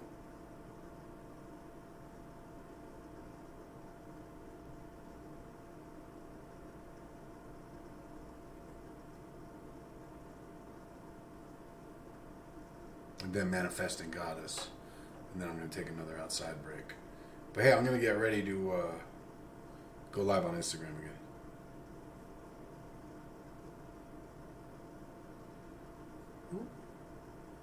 While we're waiting for 6-6 sec, he's on the East Coast, so he may have gone to party or called it a night or whatever. Or he may be there. He may just be refilling his glass.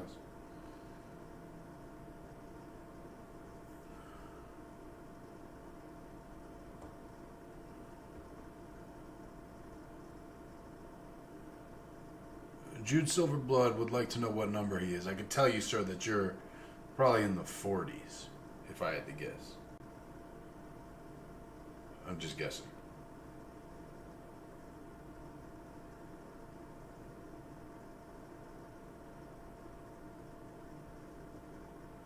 And I am, I'm quiet over here. I am nonetheless about to go live on Instagram again. details. And we are live on Instagram. Cool, we're live on Instagram again. Sorry, phone died. Tarothon's still going on. We're still at this hotel reading cards and having fun and all that jazz. If you're watching on Instagram, you should watch on Twitch. It's way better. I'm looking at the Twitch chat where we're kind of all aggregated. And what's up to everyone tuning in on Instagram? Welcome. I can't see the chat on Instagram, by the way. That's something you guys should know. I can't see the chat on Instagram. If you want me to see what you're saying, if you don't want to, if you just want to watch me, enjoy. Please. I hope you have a good seat. But if you want to like interact, which I love, I prefer, go to the link in my bio, click the Twitch link. That's where kind of there's 37 people hanging out there. It's kind of like a nice little crowd. And it could be 40 if the Instagram folks come. So that's dope. And I'm giving readings, but you can't sign up for readings on IG because I can't see. So come over to the Twitch, then I'll see. Twitch. All right, so I'm seeing Maricourt. If you got to go to bed because you're on the East Coast, just hand the list off and thank you for your service. Cool. Dan Chen. We don't know where 66 sect is, so you are up, sir. Specific question. Am I descended from a biological or blood lineage of dynastic royalty, nobility, and or aristocracy from the mother's side or the father's side?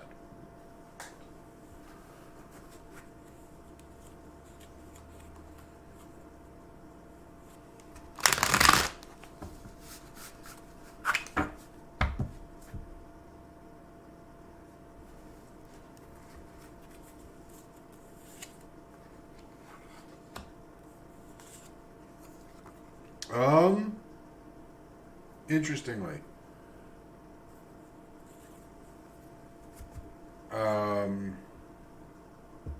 so I laid first the mother's side, and that gives me no sign of nobility, nothing of the sort, right? I lay the father's side. I have Queen of Pentacles. So there's probably, and this would not be inherited nobility, there's probably a female ancestor, maybe married into nobility or something like that, on the, which I put it in the order you asked. So you said mother's side. So on the father's side, so probably a female ancestor would not carry family name or anything like that, but is an ancestor nonetheless. Father's side, female ancestor. I have a Queen of Pentacles there, kind of giving me that idea. So yes, sir. Yes, sir. Specific question, specific answer. All right, who's up next? Let me catch up in the chat while we're doing it. So Maricourt, I don't know if there's anyone named Druid Silverblood. There was. Shoot, I gotta scroll back and see the name. Jude, Jude, Jude Silverblood. Dan Chen, no donation required, sir. I appreciate it if you want to throw it, but again, I'm not worried. You don't worry. He said, don't worry. I'll make a donation as always if I need. You don't need to, but you know. I'm not worried. Maybe if you make too big a donation, I will be worried because then I'm going to eat a bunch more of these things, and then I start to get worried. True fear and loathing. But thank you, sir. Thank you for the offer. Thank you for the thought. You know, if you don't want to donate cash, donate a prayer. Donate a kind word. Donate to someone who needs it. You know? But, hey, man, like I said, always gratefully appreciate it. Have a great night.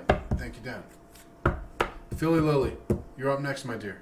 I'm looking forward to this. I remember when you first reached out to me, and I was like, oh, man, it'd be great if we just had readings going right now, and we didn't then. I don't get to do this very often. It's hard for me to set aside the time and the mental capacity, but given that the veil's thin, and we're doing everything we can to make it thinner, let's do it. Instagram, I forgot about you guys, I'm sorry. I can't, if you're just tuning in on Instagram, I can't see the Instagram chat. That's why I forget about you guys. But have a view, watch, right? It's free readings till everyone's taken care of as far as I'm concerned. If you want to chat, if you want to get a reading, just go to the link in my bio and come over to Twitch, and then I'll be able to see you and engage.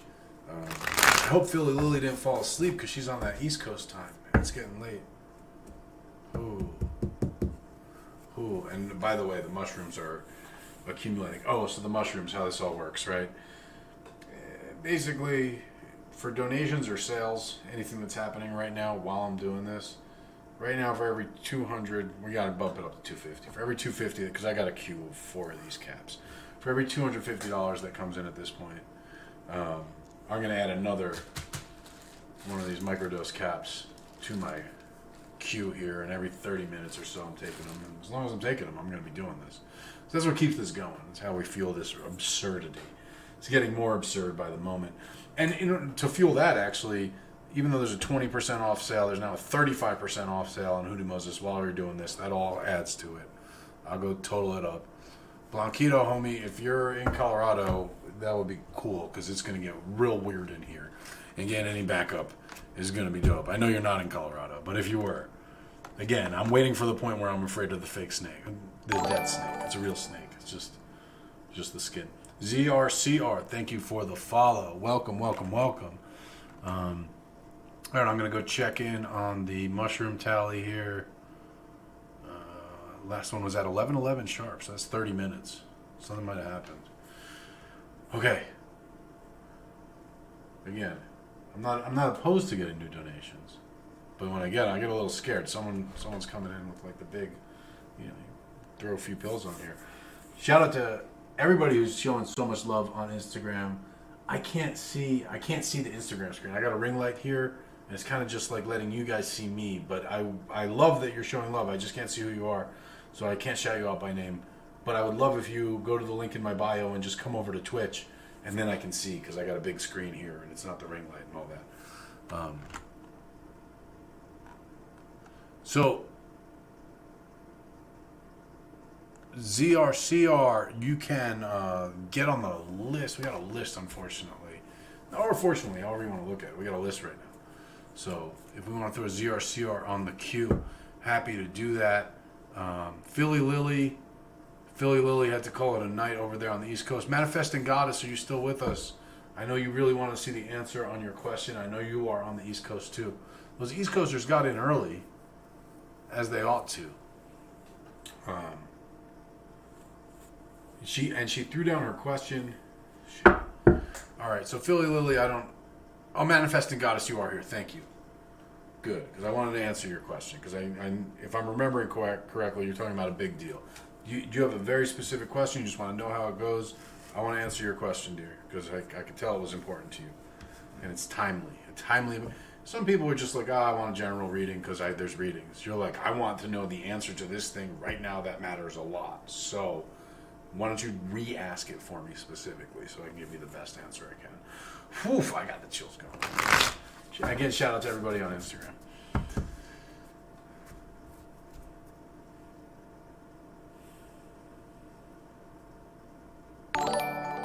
Ooh, that was the good sound. Test already. Thank you for the follow. Again, if you're in the Twitch chat and you want to get on the list, just go ahead and say something in the chat and we'll get that taken care of. If you're on Instagram and you want to get on the list for a reading, join the Twitch chat. And to do that, the link is in my bio. Very easy. Nothing complicated there. I just see the hearts on Instagram. Thank you. I love you guys. If you're typing words, that's good too. But I can see the hearts, and that's encouraging. I've eaten a good amount of these mushroom pills tonight, you guys. For you, you show me love, I show you love. That's ads.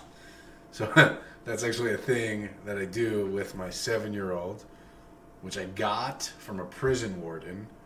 But when she's like acting, when I have to watch her, and I'm like, I don't even know how to approach this, I always say, you respect me, I respect you. Testardi, thank you for the follow. You respect me, I respect you. So, you show me love, I show you love.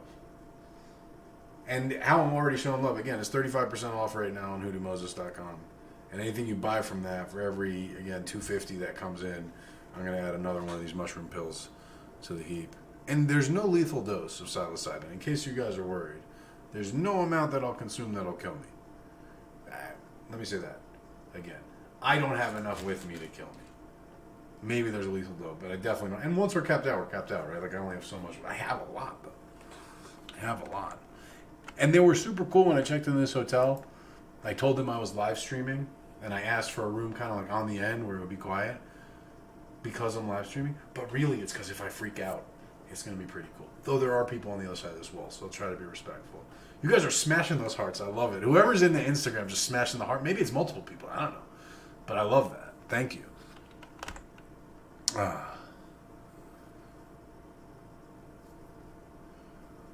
So, Manifesting Goddess, did you want to rephrase your question specifically? Or do you want me to just go with my how's this deal going to go? How's this deal going to go?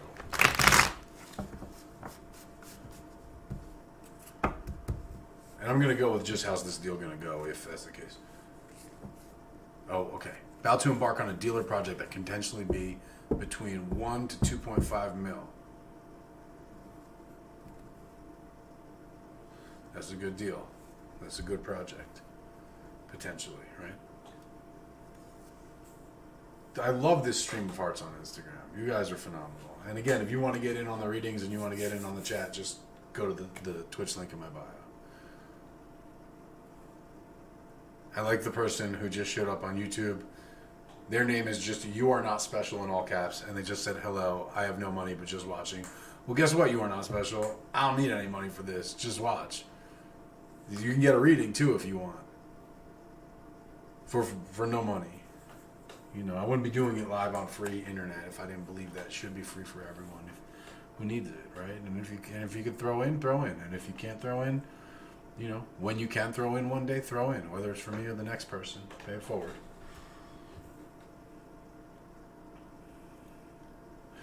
All right, so Manifesting Goddess has this big deal.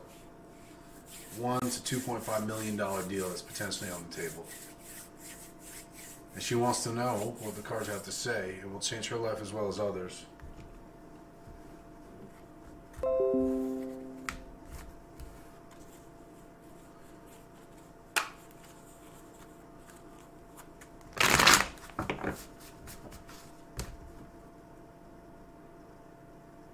And you know, these cards, they don't usually just say yes or no. They got some advice. They got opinions.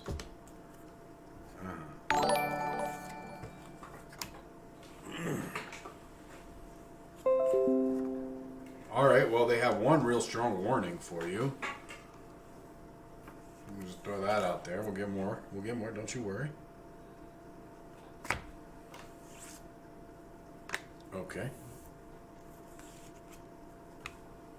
All right. So here's the deal.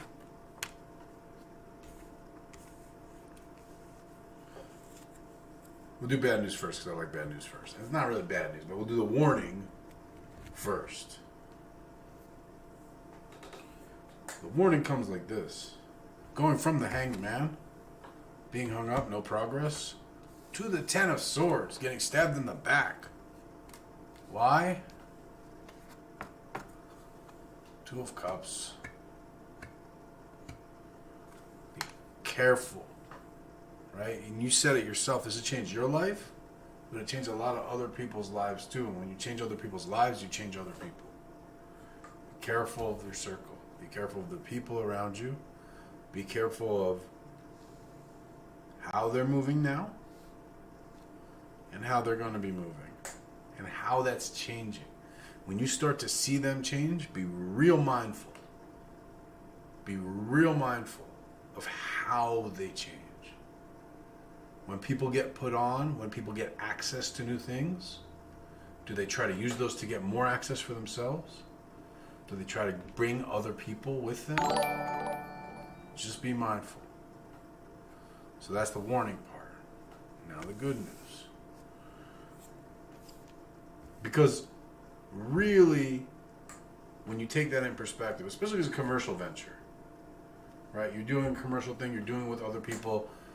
There's feelings involved, but I'm not even talking about romance. I'm just talking about there's human beings, right? Like we came up together, right? That feels good, and that feels deep, and that feels solid. But the difference between coming up and being up and who's who then is different. So, I want to show you the path here, right? This is where you're coming from. Four of Swords. Figure sitting by the lone figure here. One person by themselves. Looking at these four swords. Preparing for the battle. This is you now. Where you're going to. This is the good news. It's the Nine of Cups. The Nine of Cups is called the Happy Merchant. I'm not making that shit up. That's one of the names of the card. Right? But look at these two figures. Sitting cross-legged, sitting cross-legged. Sitting cross-legged preparing. Sitting cross-legged, I don't know if you can see, but drinking. Like enjoying the fruits of the benefit. The wine, right? Sitting cross-legged by themselves in both. Right? It's your project, it's your vision, it's your whatever. Stay in your position of dominion, not even authority, dominion over this, okay? How you get there, right? How you get from the preparation to the drinking the wine, it's the Ace of Cups, right? It's your expression, is your soul pouring into this and pouring through this that's gonna move it. Could move anything. In this case, it's moving this. On the one hand, don't lord that over people. On the other hand, be mindful of who you're giving access to what. Okay? Big fucking Beyonce vibes off this shit. To put it in a nutshell. Okay? It's again, it's not just like if anyone else were to take your exact playbook and run it, it would fall apart. And if you were to run a different playbook right now, it would still fall apart. It's not just that it's all you, but it's your soul acting through this that's animating it. And it's an extension of you. Okay? So, bear that in mind. Okay? And know that each step of the way, there are people who don't realize it, who should, okay? They bite the hand that feeds because they don't even fucking realize it's what's feeding them, okay? Or they're just trying to get a little nibble, or they're just keep your eyes open. Speaking to your project, I'm seeing success, right? I without a doubt, let me make that unequivocal. I'm seeing success in this project. It all comes in keeping your mindset right, you know? If you don't have a meditation practice, start every day. Every day. The opinions of other people matter a lot. The further you go, the less the opinions of other people. Creative, collaborative opinions, right? Always listen to marketing feedback. Always, listen to people, etc. But if people don't understand, that's okay. They don't need to understand. As long as you understand, take those steps according to your understanding, you're going to be solid. That's what I got for you.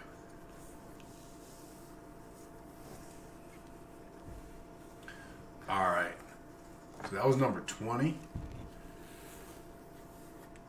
Boom. I don't remember who 21 was. Hey, what's up, everyone on Instagram? Thank you for tuning in. I've been looking over here because I'm mostly on Twitch right now. I'm not, So if you want to join, go to the link in my bio, hit the Twitch channel. You can get a reading, all that stuff. And if you just want to be a fly on the wall and watch, I love it. But you should know Instagram. I can't see anything you type in chat. But if you smash the hearts, I can see the hearts, and I love it. Oh man, my stomach feels weird from the mushrooms, you guys. Which means that we're only embarking on this journey. We have barely left the threshold of the mushroom journey right now. If my stomach's feeling weird now, this kind of weird. So things are going to get more interesting. That's for certain. Who's number 21?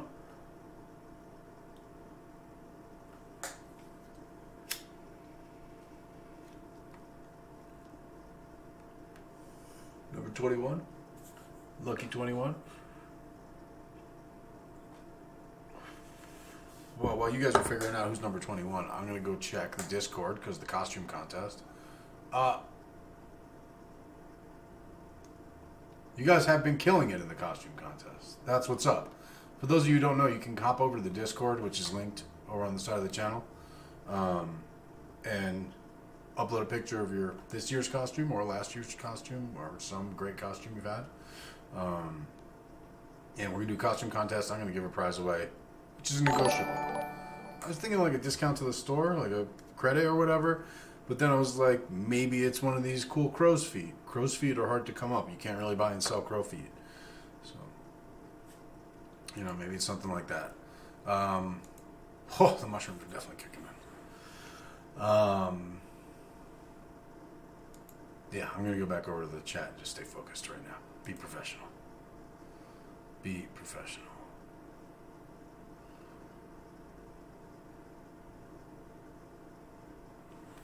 Scene, it sounds like you got time to get there. If you want to do it, bro, I'm just microdosing, but now these have accumulated to sort of a macro dose situation. Wandering Lupa is 21. Wandering Lupa is 21. Wandering Lupa, if you're trying to get, if you're here, I'm here. If you're ready, I'm ready. Instagram. What's up, everybody? It's so good to see you. The energy's a little low right now, all around, because it's getting late night.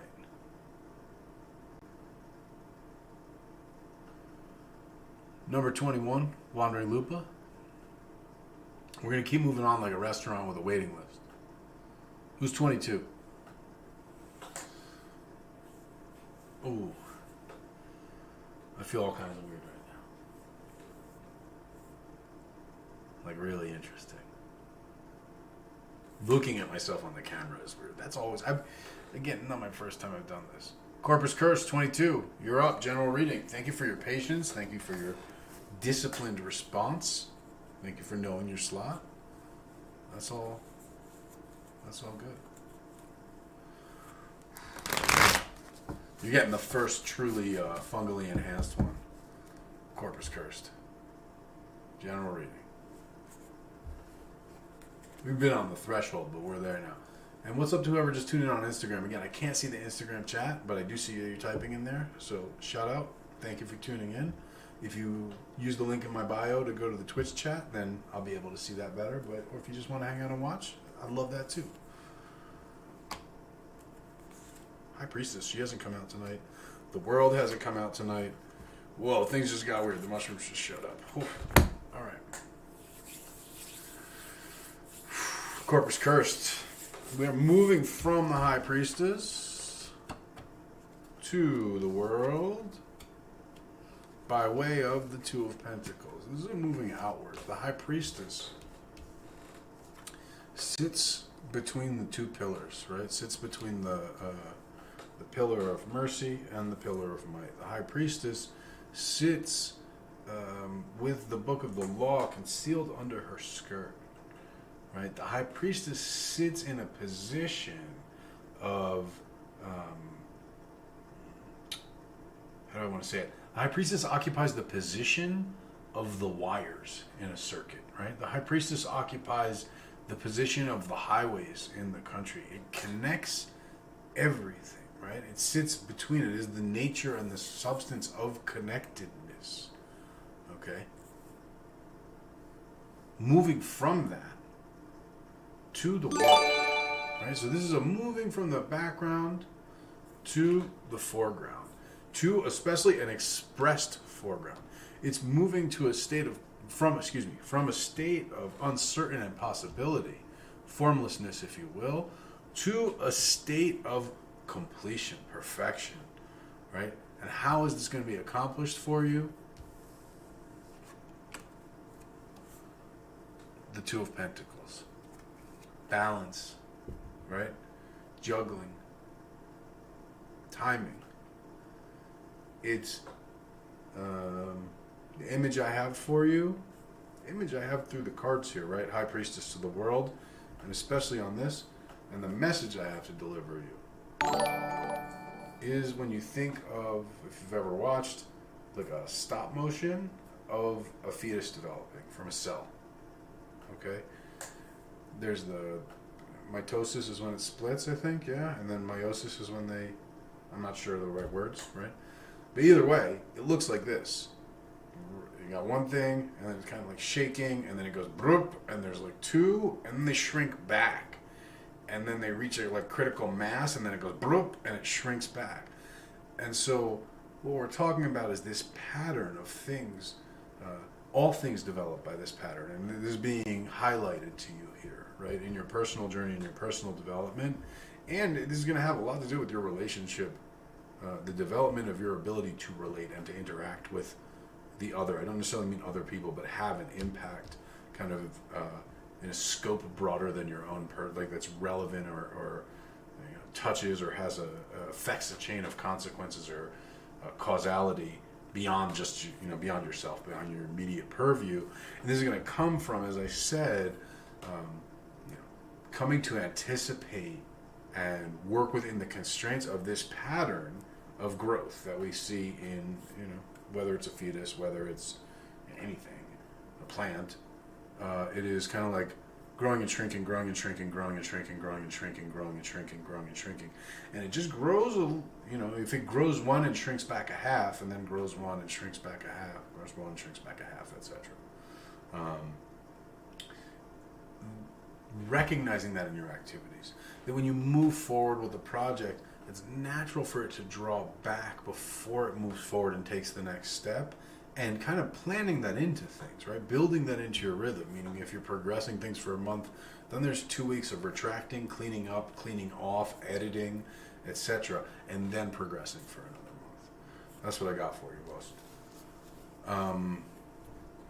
Chat, I'm peeping you. So here's the deal. The person keeping the list of readings is on Twitch.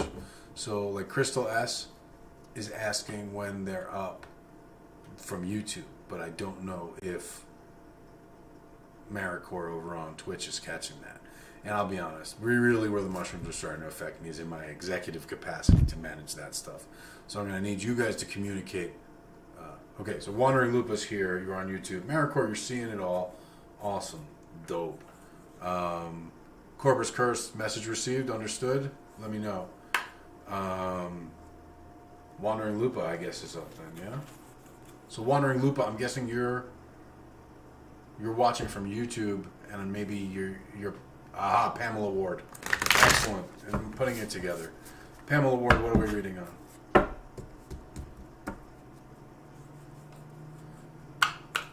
Let me know. Instagram people, what's up everybody? Obviously I'm reading cards here, I'm interacting with some people you can't see. That's because I'm over on Twitch. Again, if you just want to be a fly on the wall, please watch on Instagram. I just can't see what you're saying there because of the ring light, because of the small screen, all that stuff. If you want to be involved, no problem. Link in my bio will take you right to the Twitch. Pamela Ward, what are we doing here? General, very good.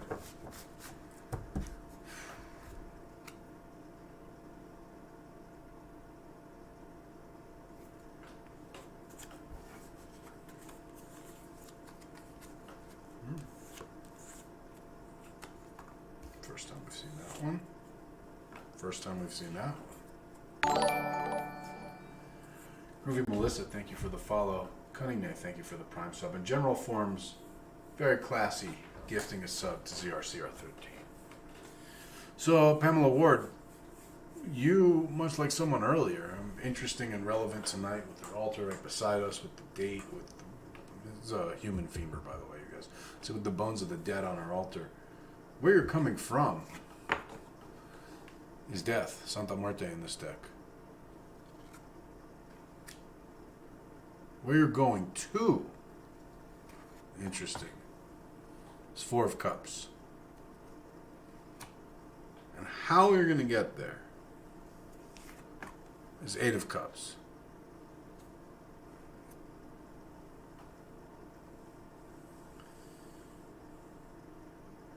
I guess I have questions, Pamela Ward. Because this is not a bad progression. Groovy Melissa, if you want to get added to the list, just say it in the chat. Someone will take care of that. This is not a bad progression. but it's talking about a period, a new journey for you. It's talking about a new, and this has to do especially emotionally, right? This is a new departure for you. That means leaving some stuff behind. It means leaving some stuff behind. And it's going to bring you to a place where you actually feel kind of a bit isolated, kind of a bit closed off. But that feels okay. And actually, like, that's new. And that's the general message, right? And what it has to say for you is, in that place, where you come to feel like, again, it's closed in, but it's closed in a way like a pot with a lid on it, containing energy. And that energy is going to build up, and you're going to kind of get reinforced in a way, or invigorated in a way, maybe not kind of invigorated in a way you have never been, in order to act. And act in a way decisively, acting Ace of Wands. Act in a decisive way that Queen of Pentacles pays the bills, brings some money in. Okay? I'm seeing there's a dissension or confusion, we might say, regarding the list over there. So I'm going to get involved in the list real quick. Crystal S. was added to the list from YouTube at some point. I also know that Maricor, who is holding the whole list, is trying to go do other stuff over there on the East Coast. And God bless her for doing this so far. It's 2 a.m. over there. So Maricor, what I recommend you do, if you have the whole list in a text file, is actually paste the whole list into chat. Right? Because I see you're doing it line by line. But if you've got the whole, if you have it written down, that kind of sucks because you got to type it up. And someone step up and volunteer to take over the list, please. It cannot be me. I've had way too many mushrooms to do that fairly to everyone. Especially if you're new or you're in a time zone where you're going to hang for a few hours, you might be the one to step up and take that list. I mean, I can do it, but I'm going to do a bad job. I'm telling you that right now. And nobody's going to be, I'll be happy with it. But you guys are all going to be unhappy, frustrated, making up new numbers. Number 11 is up. We don't want this. Let's let someone else, who's kind of a more straight head right now, handle the list. Pamela Ward, excellent. I'm sorry it was kind of brief and I shifted gears. But between the lag, by the way, there's about a 2-minute lag between what I say and then you guys hear it and then you respond and I see it. You may hear it right away and respond, but I don't see it until the lag. So, given all that, if you guys have worked out the thing with the list by now, fantastic. I wish there was like a convenient app, but I don't really know that. Again, I'm a boomer, dude. I'm not going to fucking manage my tech that far. The fact that I'm on Twitch is fairly absurd. Whew. I might be ready for another smoke, you guys. I've been going for... It's been a while since my last break. The mushrooms are definitely working now. Without a doubt. Unambiguously present. And, we're having fun. I think we're having fun. Is everybody having fun? I want to get some tunes going. Let me work on that. I don't like reading over music. I feel like it disrespects it a little bit because people are getting important messages. But definitely when I'm just chit-chatting. I need a DJ in the house, right, to pull up and pull down the mix. Having another human in the house right now would be dope. But I'm not in a house. I'm in a hotel room. I'm reading tarot and eating mushrooms. Yes. Yes, Instagram. That's what's going on. I know you're thinking it. I gotta find some music. Bring in a little bit of, I don't know. Well, we'll go with my usual. The only thing that I know for sure that neither YouTube nor Twitch will flag is this album. There's many albums. There's only one I know of for sure. Probably hundreds, thousands of different albums.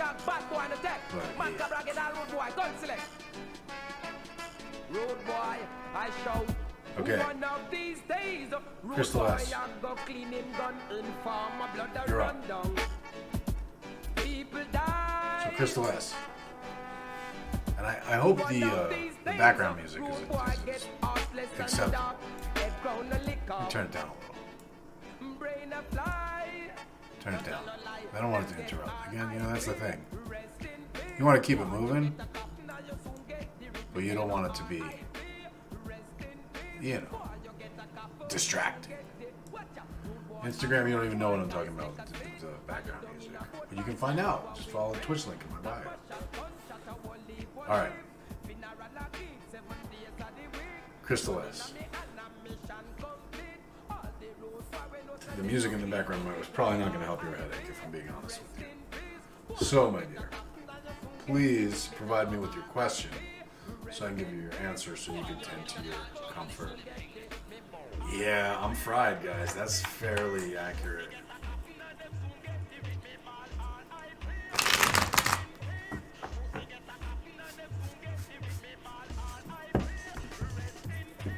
Okay, Crystal S.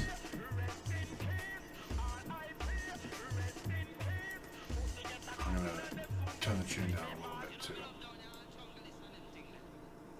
Alright, the music's down in the background. This is actually a serious, sincere question. I'd like to focus on it. And I'll be honest, the music distracts me as much as anyone else. Oh, if you're loving the music, I'll keep going. Yeah. Cool. So first thing Crystal wants to know now, she in 30 minutes. Oh, in her 30 minute. Okay, she booked a 30. I got you, Crystal. Understood. Or we're going to book a 30. I got you. But for now, how will you find love again? And I love that you're asking a how question. That's...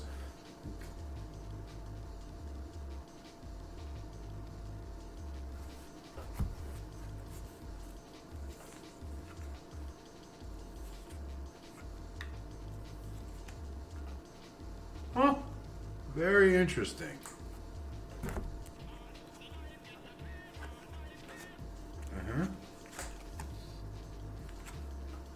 You're going to find love again. You're going to find love again by exploring, I don't want to say outside your type, but what you consider to be out of your league.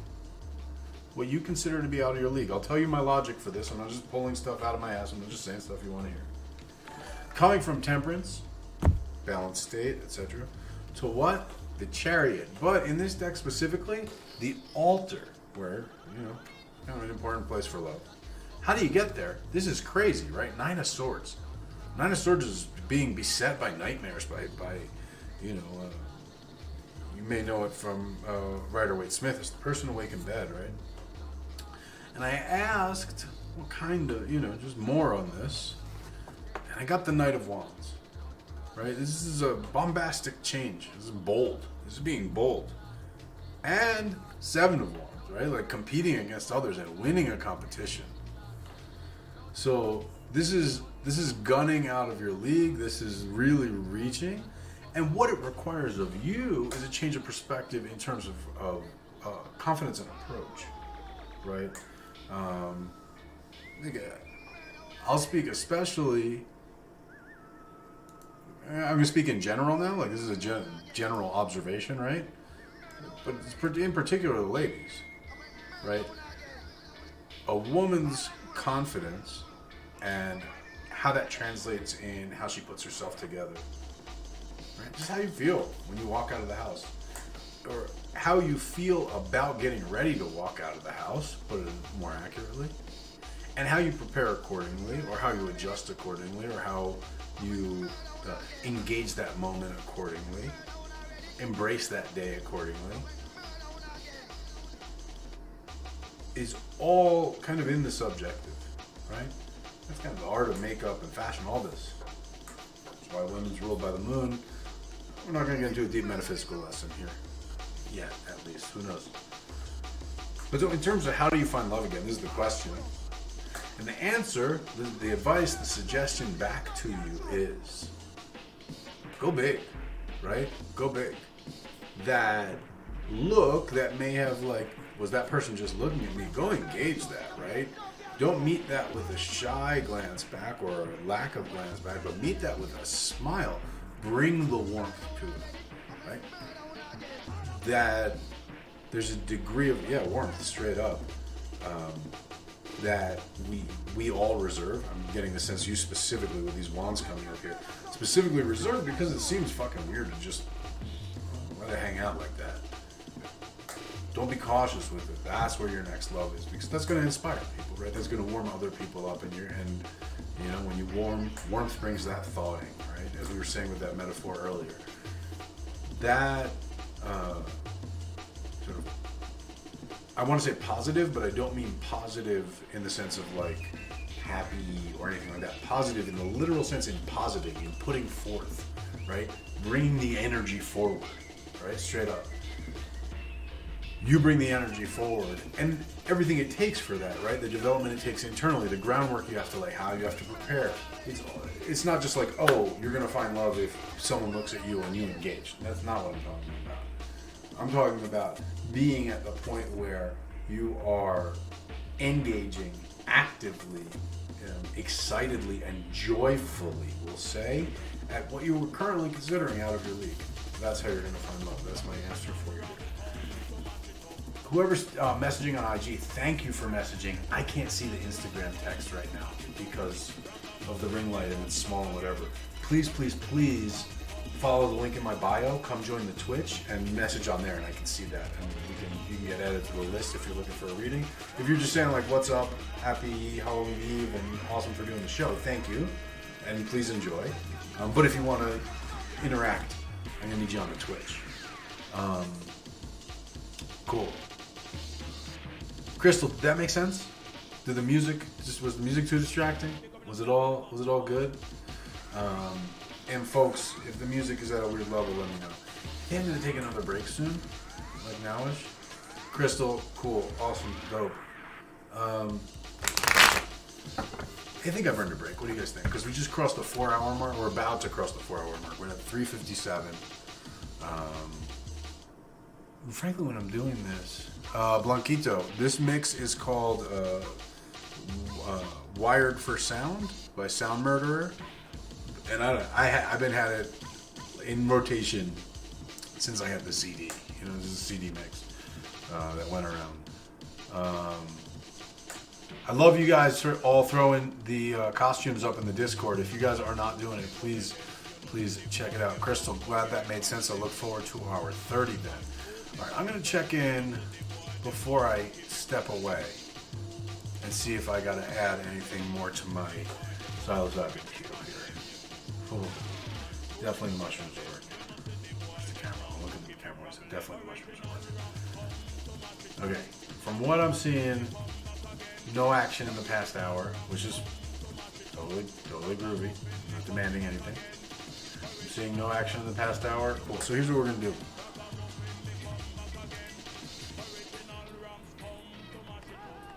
You know, here's what we're gonna do. Because I'm hesitant to kill the vibes. I'm gonna turn down the drum and bass a little bit, just so. Because when I took a break last time, I'm not without my kindness and my justice.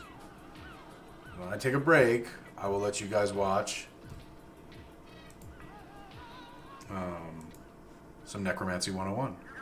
So if you haven't bought it, you haven't seen it, you don't even know what it is, you have a chance to see a little bit of it. We're going to pick up where we left off. It's not the beginning. It is for sale in the store. Everything is 35% off right now. Instagram, this doesn't apply to you. You're going to see an empty chair. If you want to see anything, you got to come over to the Twitch. Right? I don't know. Last time this wasn't an issue because the phone didn't. You can't even hear the cool music.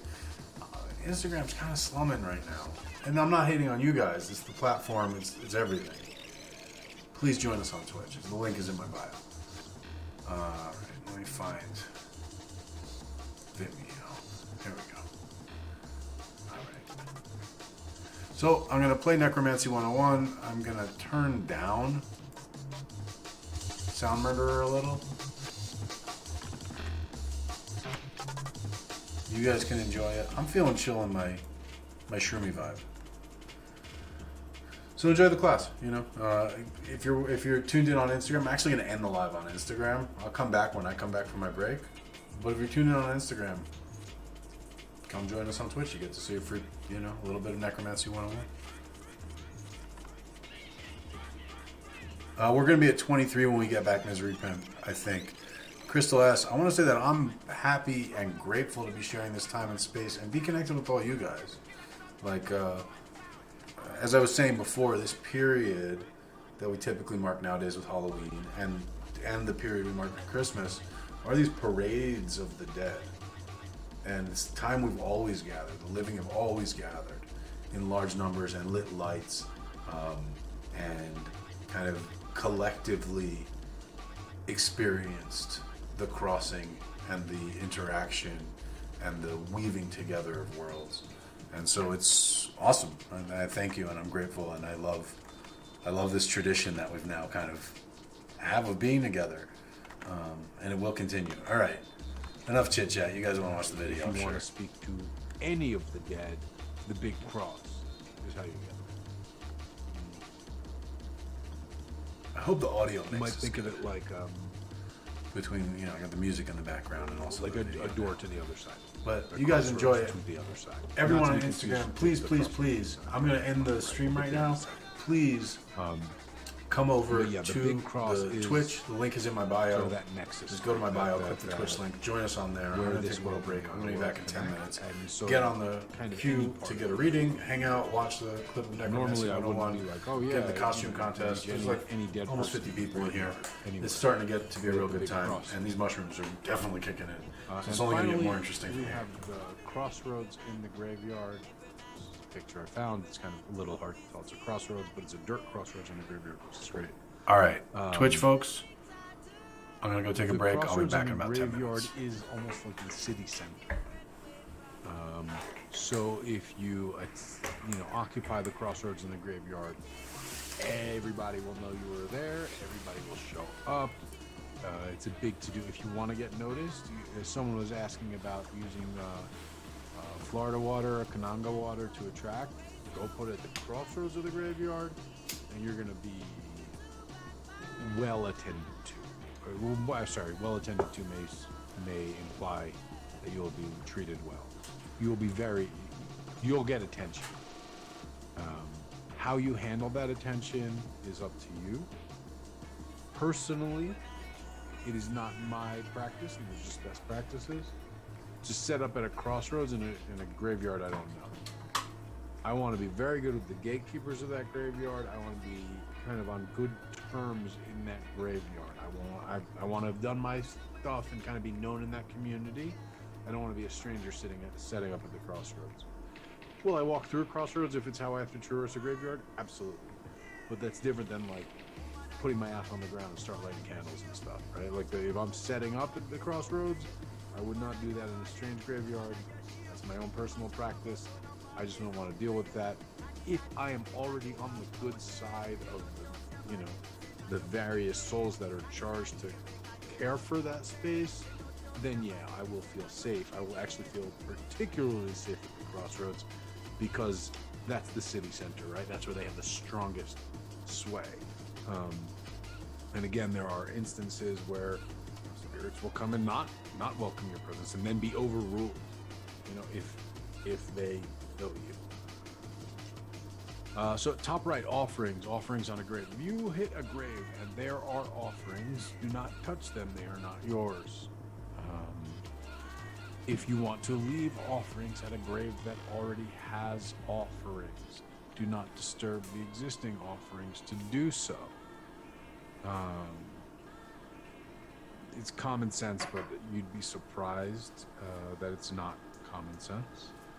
What kind of offerings are appropriate is a good question. The things depends which part of the cycle they're in, but presuming they're in that kind of lower left quadrant, the things that they liked in life that they can't get now are the best offerings you can give. So here's a case studies in necromancy. These are just a couple of kind of different spirits I've worked with. I did not have these papers when I actually found these tonight, but William R. Bloor. I won't say his name a third time because then the lights will start flickering. William R. Bloor.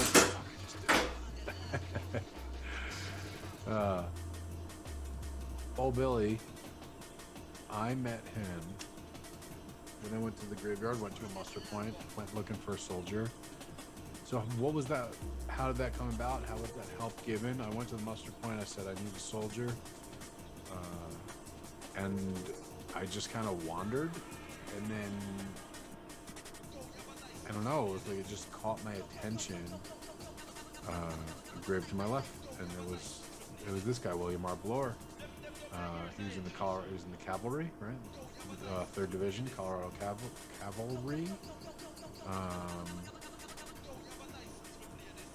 3rd Regiment, Colorado Cavalry, 100 days in 1864.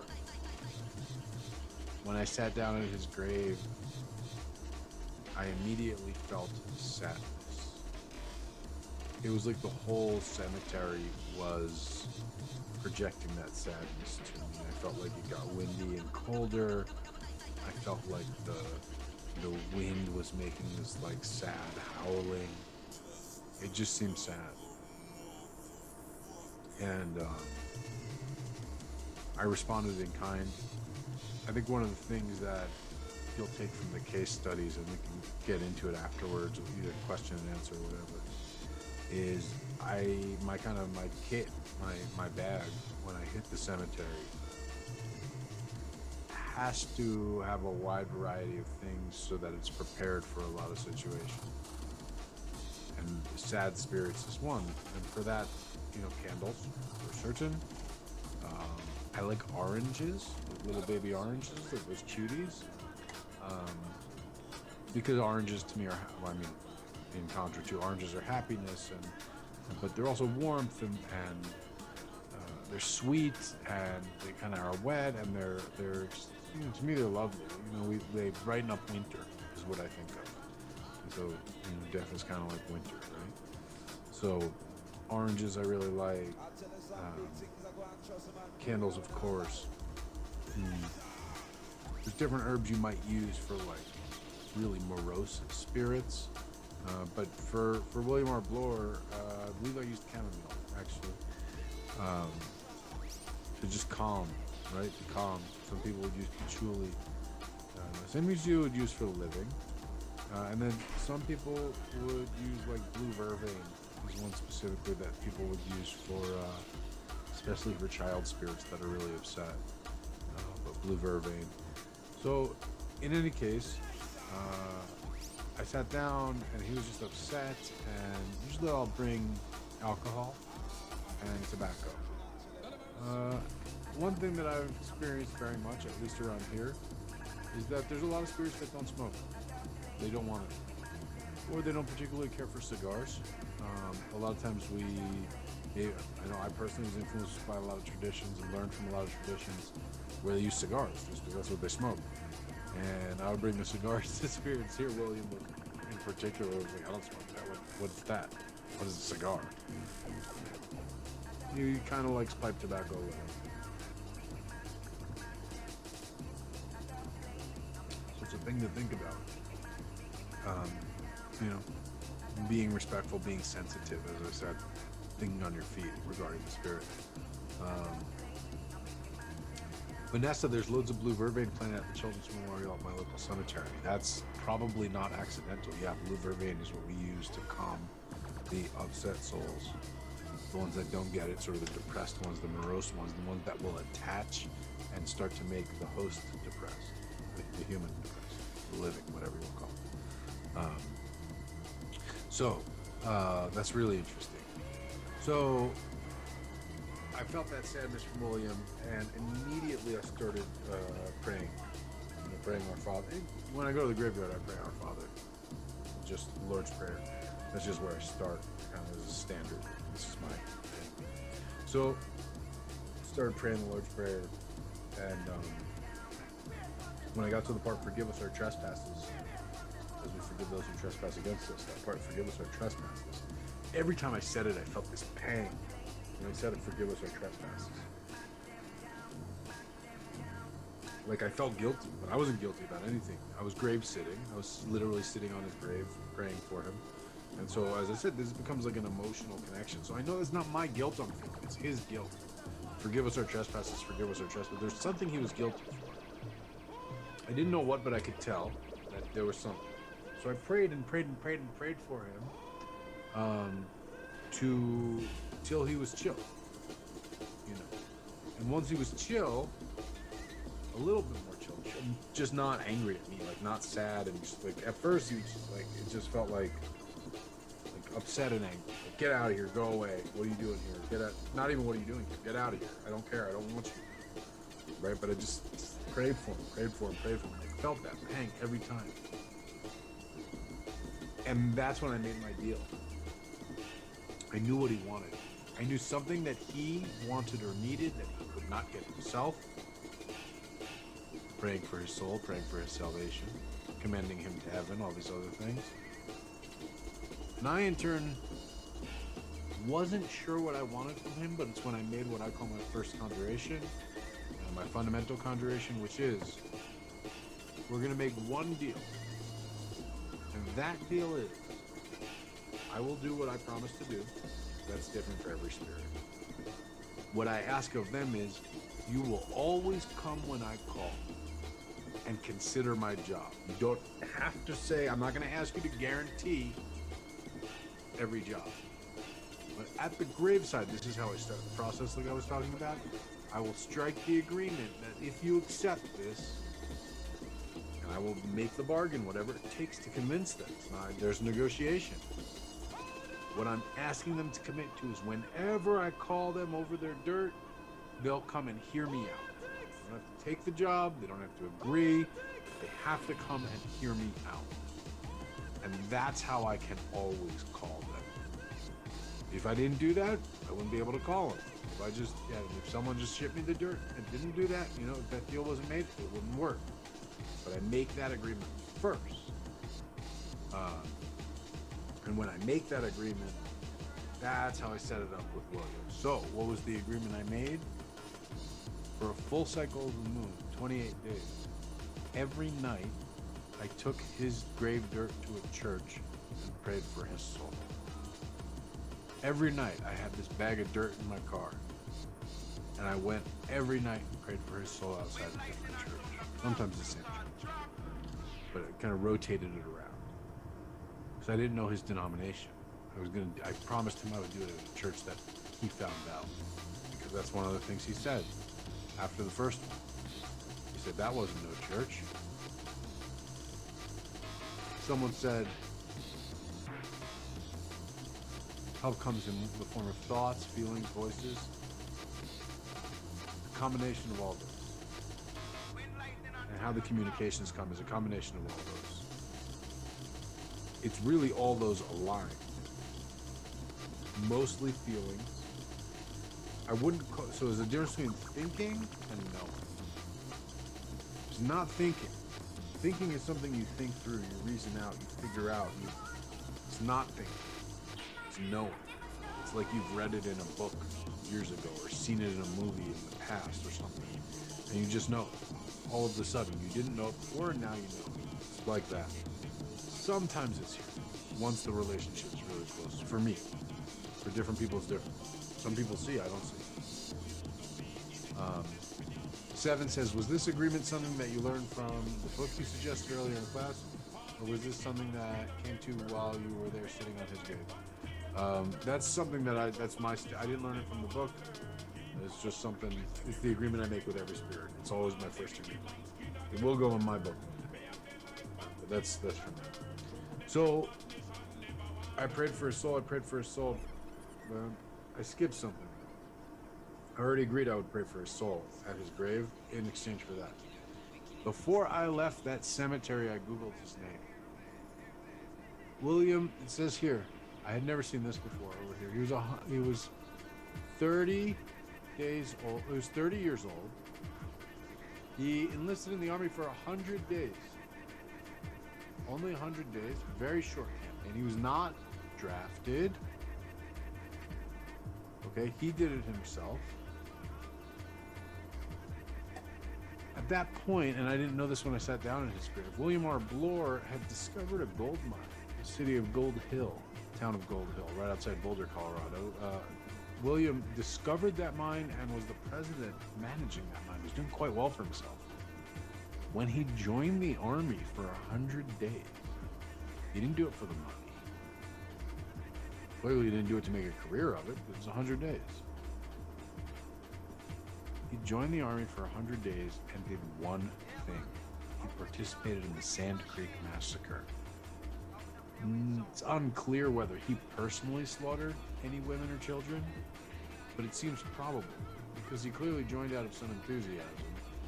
And that's what happened at Sand Creek, was the mass slaughter of indigenous women and children. I found that out before I left the cemetery, and I realized that is the trespass he needed forgiveness for. It also became very clear that I was not going to bring his dirt into my home. Not around my woman, not around my child. His dirt stayed in my car for 30 days, 28 days, until I prayed for it every single night. At that point, and he made me do that first, but given that point, he had agreed to me in advance. And the condition was, no, you may not come into my house. You must stay out here in the cold. I will see you every night. I will go pray for your soul. We will go to a church every night. And if I fulfill my word to you, you need to promise that you will not harm anybody under my roof, harm anybody who comes under my roof, harm anybody I show you, anybody you see through me, anyone you see around me. You need to promise that you won't harm anyone unless you are requested to with good reason and you consent to it. Just on and on, right? And so that became the condition before I did what I did. So that once I did what I did, I was able to call that back on and say, boom, I did it. Good news is you get to come in the house. The other news is, remember your promise, because now you're bound by it. And so that's kind of my case study with William R. Bloor. Now we will move to my next case study. Tom Horn.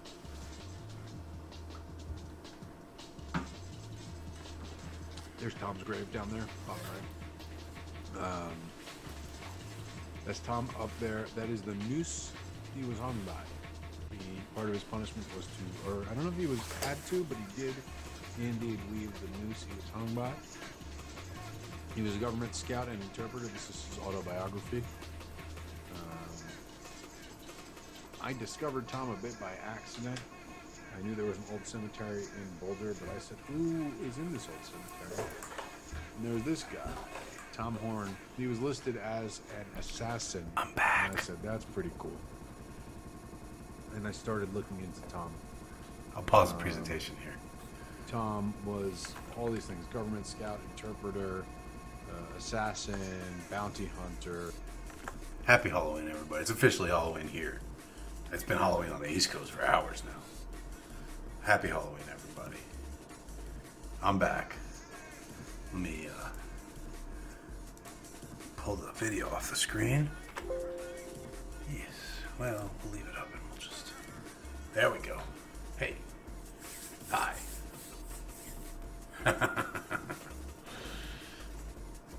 Sorry to scare the shit out of you next time. Alright.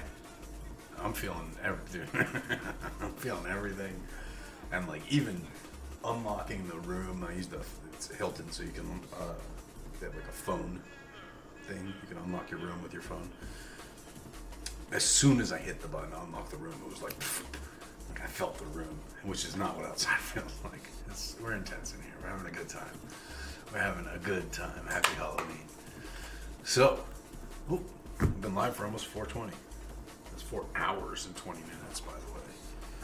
Fucking working. Speaking of fucking working, you guys were working hard while I was gone. I checked on my phone. I gotta update my calculations. Yeah. Thank you, Linnea, for your contribution. I saw it, yeah. Oh, there we go. Boom. By the way, if you guys are buying webinars and you're not receiving them, or you're receiving a link that's not working, that has happened in a couple instances, just let me know, and we'll get that taken care of. Cool. Oh, another $50. I was speaking of another one of these. Down the hatch.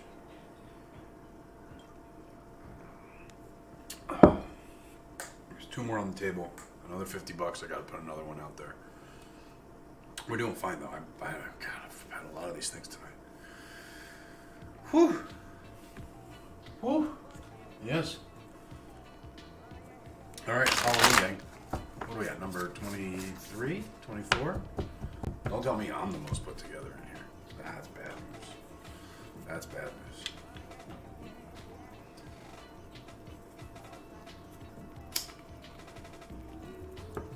I will turn the music up a little though.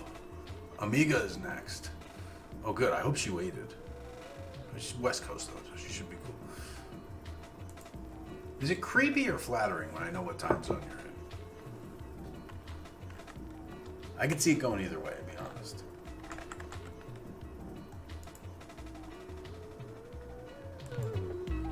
I always wonder about the creepy or flattering.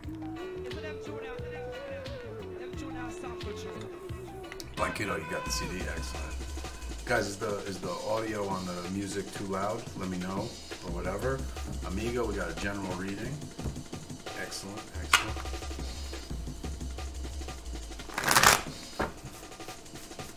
Creepy is flattering. You're fucking damn right. Creepy is flattering, Amiga. You nailed it.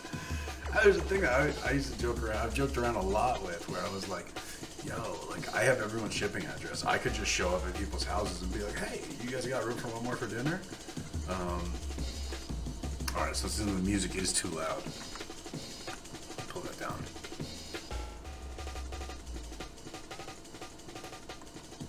Okay. Yeah, you know, like, what if I just showed up at your house? So let me know in chat. Like, if I just showed up at your house and, you know, I just was like, hey, I got your shipping address. I'll just show up there and fucking bang on the door.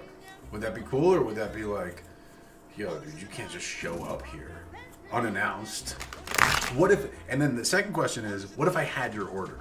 What if instead of mailing your order, I brought your order to your house? I wouldn't do it for everyone, right? It would be like a random, like, oh shit, I'm planning to be in there. You know, I'm planning to be in Pennsylvania or whatever. I'm planning to be in fucking Oregon. I'm just gonna bring that order to their house. And then it would suck if you weren't home. But it would be cool though, I think.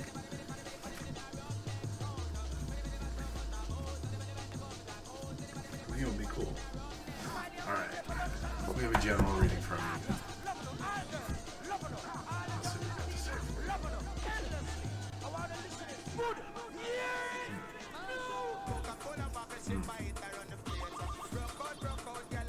Coming from Queen of Wands, going to Knight of Wands. This is an interesting progression. How do we get in there? The Hermit. Amiga, I have a very specific advice for you.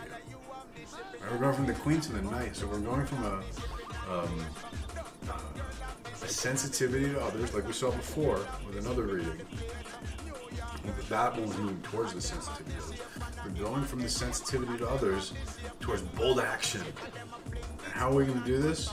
The Hermit, my dear, what they're telling me, what they're telling you, not what they're telling me, is to take a break. Just a break. It's not a forever. It's not a delete. Take a social media break. 21 days. 21 day social media break. During that time, I want you to focus on a project. And so whenever you have the hankering to engage in social media during that time, you're going to focus on that. You're going to work on this project. It could be writing or it could be drawing.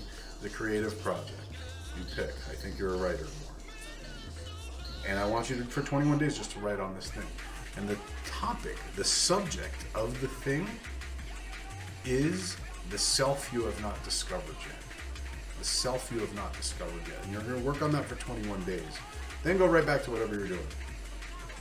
If you like, or if you've discovered a new self that doesn't like that, then okay, whatever. But that's what the general advice for you is. It doesn't say you have to do this right now. There's not an urgency to it. But it's telling you that this is there for you. It is in your path. It is in your sort of evolutionary byline, if you will. And so don't wait forever. This is not something that, like, eventually someday, but it's not telling you that, like, okay, goodbye off Instagram right now. But plan to do this. It's telling you plan to do this and plan to execute this 21-day period. This is what they have for you today, tonight, this morning, whatever time it is for you. You're on the West Coast, so it's tonight. Creepy, huh? Thank you. All right. By the way, cutest punk, yeah, it comes with a reading. If I'm showing up to your house to eat your food, it might just be a lesson. It might be a reading. I don't always have my cards with me. Weird fact. I try to, but I don't always. Sometimes I leave them in my other coat, etc. Number 24. Who's number 24? Do we have number 24? I'm sure we have number 24. I'm saying crazy things now. Guys, the snake's starting to creep me out. That's how we know we're getting there. That's how we know we're getting there. Hoodoo Druid. Hoodoo Druid. Are you still with us? I know you were watching a long time ago on YouTube. Thank you for your patience if you've endured all this. Holy smokes, it's been quite a journey. Hoodoo Druid, if you're still with us, please let your presence be known. And let us know if you want a specific or a general reading. Those are the two things to let us know. It's late enough that I don't think I'm going to get back on Instagram. So, you know, if you're on the bus, you're on the bus. I don't know if we're stopping to pick anyone else up. You guys can invite people and shit. Please do. Spread the word. Share my links and stuff. But I don't know that I'm going to invite anyone else. That's what I'm trying to say. Mr. Hoodoo Druid. Alright, so Hoodoo Druid, here's the deal. Misery Pimp's ready. Misery Pimp's after you. If you get this message, Hoodoo Druid. Alright, so we'll give Hoodoo Druid a chance and we'll do a little chit chat. Blessed everything wants to know what's in the cup. Well, there's a few cups. This one is, what is it called? Vanilla Cream Cold Brew from Starbucks. This is my evening pick. I'm about to finish this. Because we're over the pill now. I don't need caffeine. Then this cup, this is the fun cup.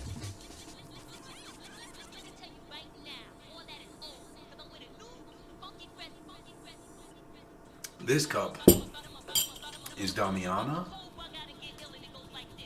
don't know if you can see her lovely shape. And ginger beer. And then I got a bottle of water. And if you're colloquially referring to this as a cup because you're Rasta, or you're not and you fucking get that reference, and good on you. This is Kitchen Sink by the homies at Dark Horse. Support Dark Horse Genetics if you're Colorado, by the way. Cool. So with that said, I guess it's Misery Pimp. I guess it's Misery Pimp.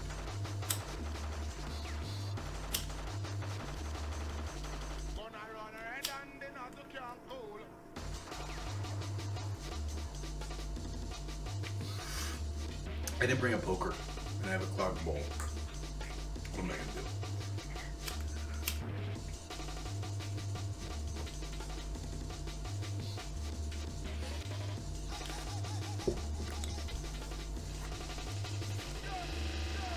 Been Nexie, that's what's up. It's a pleasure to drink with you. Thanks for partying with me tonight. Alright. This is Misery Pimp. Paperclip front desk.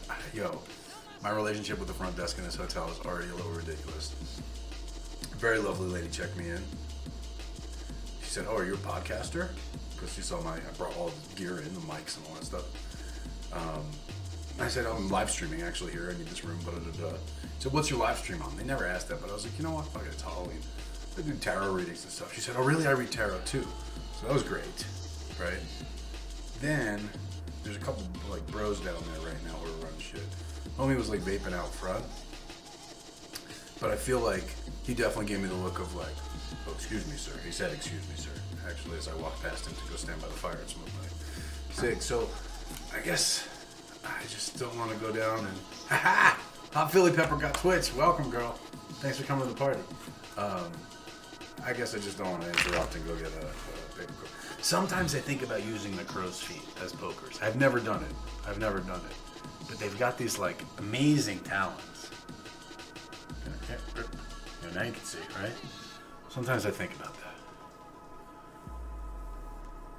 Hey, ZRCR, I'm sorry that your dog got hurt. You can DM your question, but honestly, as it says in my profile, I don't really get to my DMs too much. I will try to get to it when I can. You can absolutely book a session. And I think I'm going to actually open up 15-minute sessions for, like, little quickie questions. But start by DMing, and if I don't get to it, then we'll figure out the next thing. Tata NGV, welcome. All the way from France. Dude, it's weird. I remember where everyone's from. It's very strange. And by the way, if I meet you in person, I won't even fucking remember that you exist. It's only when I read people's names on computers. And I'll remember anything about you if I see it typed next to your screen name. But if you talk to me, I mean, I'll have a vague recollection, but I smoke a lot of pot and eat a lot of mushrooms, man.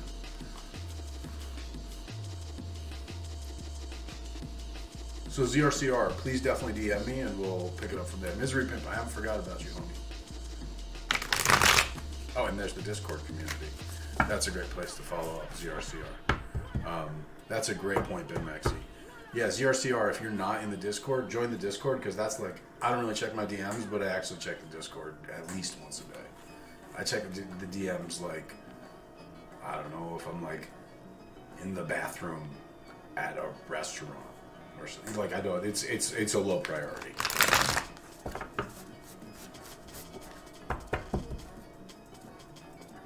I'm not giving you my best attention if I'm looking at the DMs. If I'm being really honest. Crystal asks, if you're in Arizona, shit, anyone who's in the Arizona area, now I'm going to say it. November 5th in Phoenix, where is the grand opening of our Santa Muerte temple. And November 6th is Doña Maria's Santa Muerte party. Even if you're not a Santa Muerte devotee, it's a party. It's like a birthday party for someone you don't know. You're invited either way. I don't know if you know, I've had the good luck to live close to the Mexican community, both in Oregon and here. And I got invited to a lot of parties for people I don't know, specifically because who fucking cares? Another person there makes it a better party, so fucking come through the party. And then you'll get to meet them. You know what I mean? So, come through. Crystal, if you're near Phoenix, hit me on the DMs, or better yet, join the Discord is really, really it, because we just said the whole Discord thing, or the whole DM thing. If you can do the 6th, get in touch with me. We'll get you the info. We'll get you the address. It's in Phoenix. Whew. Mr. Main, you can send tributes. In fact, if anything comes in, we're going to use it to fund the party, actually. Whew. All right, I'm... Groovy Melissa, then I look forward to meeting you there. That's really wonderful. That's great. Again, if you people are in Phoenix, in Arizona, in the Phoenix area, connect to Our Santa Muerte or hit me. Our Santa Muerte is Chris, my Santa Muerte brother. He's down there. That's why he's down there. But we're completely in cahoots on this shit. So whichever. And yeah, Crystal, we'll see you there, I hope. And Groovy Melissa, we'll see you there, I hope. Please be in touch and we'll get all this figured out. The best place to do it is going to be in the Discord. If you got to DM me. If you're fucking like sending me some crazy YouTube message or something, I'm not going to see it. I'll be straight up. Misery Pimp, your patience is a blessing. And by the way, I miss you, bro. I've been thinking about you. I don't know. Once I do like a reading, when I do a session, I did a session with Misery Pimp, 2-3 months ago, bro. And like, you know, your spirit's with me.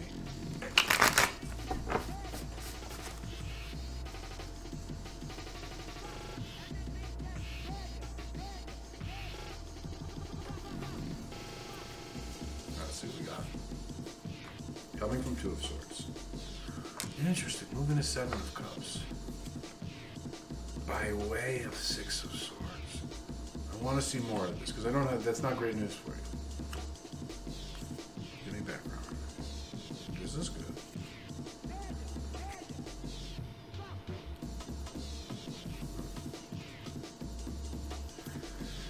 It's not bad news. It's not the best news.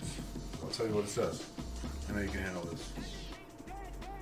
Blessed everything. Your messages shouldn't be checked by mods. If you mean, yeah, blessed everything. I'm seeing your message. There's no mods. I'm the mod. Let me switch over to. Oh, shit. Sorry. It's because you keep saying pimp. And pimp is a blocked word. I just allowed it. Sorry, that's fixed. Sorry. That's fixed. There you go. There you go. Pimp. So moving from Two of Swords. Again, Two of Swords. And this is shown as a truce. In Rider-Waite-Smith, it's the lady dressed all in white with two swords crossed. She's blindfolded. The initiate. It's awaiting instruction. It is between action. It is deciding, not decided. Right? So moving from that to Seven of Cups, which hasn't come out, by the way, yet tonight. Seven of Cups is like, all the possibilities. Imagining the possibilities. In fact, most of them are phantasmal. They're not real. Daydreaming to some extent. There's a bit of delusion to it. How you get there, Six of Wands. Victory. Or Six of Swords, pardon me. Six of Swords, victory. So it's talking about a situation where having kind of a breakthrough achievement, indeed probably even a victory over another person, in a competitive sense or even a direct conflict, leads to a illusory grandiosity, right? It goes to the idea that, like, you do one thing really well, you accomplish that, you achieve a goal, you overcome, in this case, an adversary, and then you think you can do anything. It's a dangerous delusion, right? Stay humble is the message. Stay humble is the message, and then you'll stay true, and it's all good. Just stay humble, and like double down on humble when you have a big win. The other thing that it's saying, Ace of Swords. So the progression for that again was Two of Swords, Seven of Cups, by way of Six of Swords. Ace of Swords, a very clear idea to the magician, the skillful actor, by means of Seven of Swords. Some amount of subterfuge, moving through the darkness again, ninja shit in your case, right? This big idea that you have, it's ready to be developed. Move in silence on it, and pair that with your humility. Pair that with your humility, and then, you know, the magician, you'll come to fulfill it. You'll come to express it. Your will be made manifest. That's the word. We think Roland Blunts might be next? Is that what's up? We'll let Misery Pimp chew and digest before we demand his administrative faculties be present. I feel like my vocabulary is getting better from the mushrooms right now. It's not like I'm learning new words or whatever, but I'm just hitting with a little more precision. I went through a period there where I was not quite as articulate. I feel like we're flowing. Misery Pimp, I got you, bro.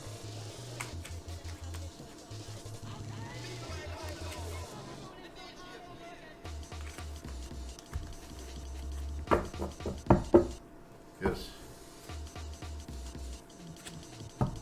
I'll give you an additional on that. It's a principle that's come up a lot of times tonight, but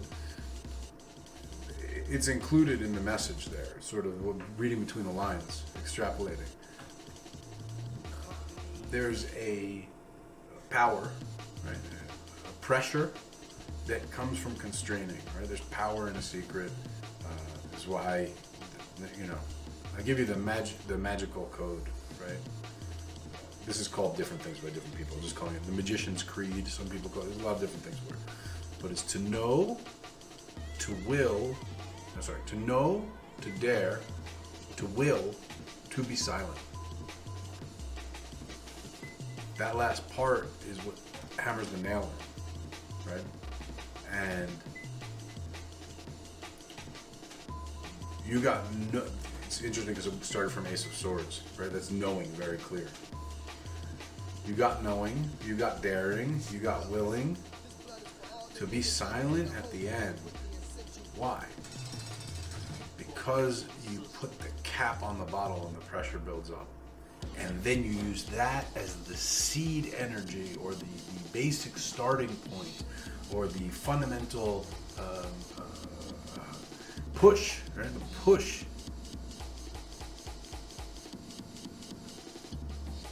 to your next level, right? And we can get deep. I know a little bit about your background. I know you know some street shit. I don't know if you're into like 5%er shit and sacred mathematics or supreme mathematics, but like the cipher, right? Like going up to the next level, to the next cipher. The way that scales is what I'm describing. So you cap the energy of one cipher, and you use that energy to propel you to the next cipher, and then you cap the energy of that cipher and use it to propel you to the next. I hope that's hitting, man. Otherwise, this will be recorded. You can get some mushrooms, presumably, chew it up, digest, and come back. Rolling, what do we got? Rolling blunts? We think you're next? Yes, sir. Is this a general reading or a specific reading, my friend? And by the way, for anyone who thinks anarchy would not work, I provide this stream as my testimony.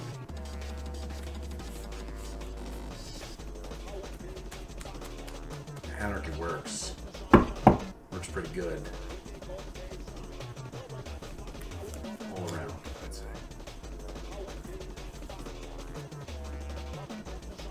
Rolling blunts, general reading. Let's see what message I got for you.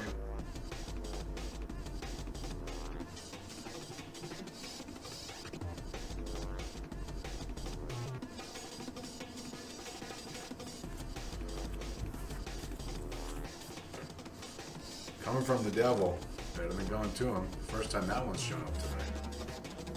Moving towards strength. Very promising progression. By way of the King of Pentacles. Is it cool if I ask personal questions, or would you rather not? Whatever your take on that is. I can do it either way. It'll work either way. It's just what words I choose.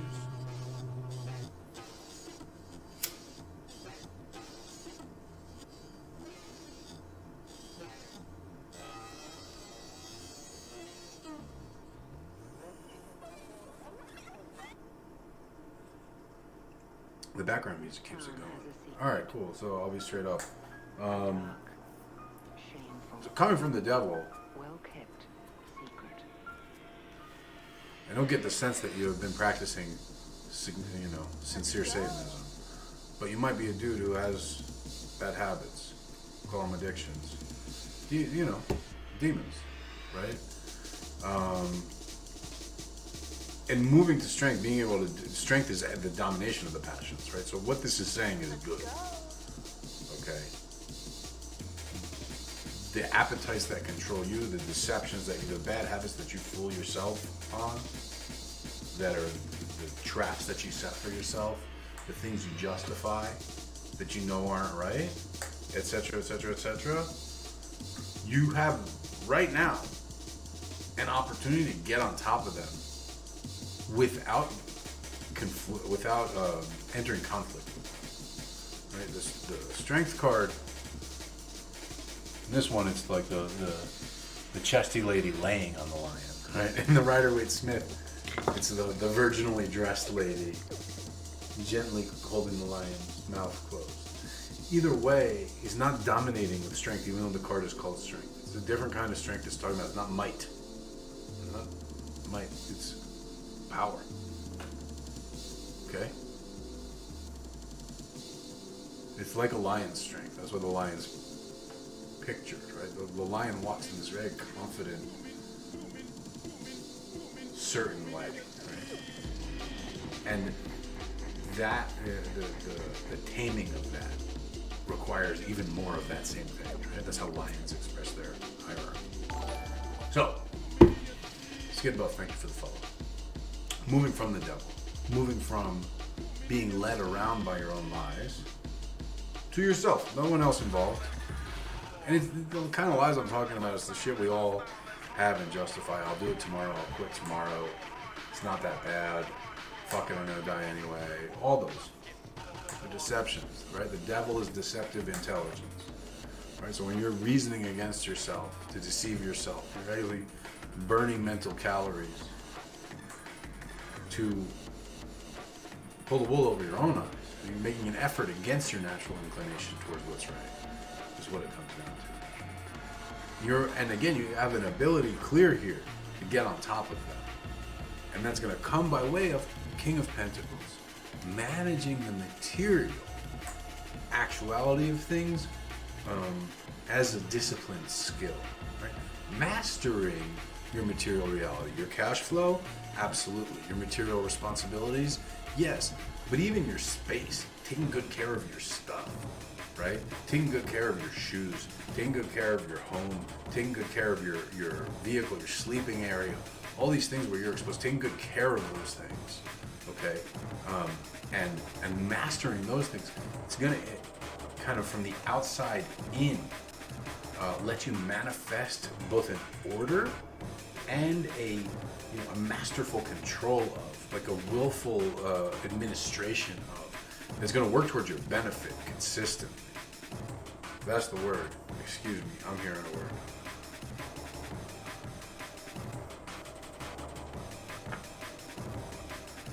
Long ringing in my ear.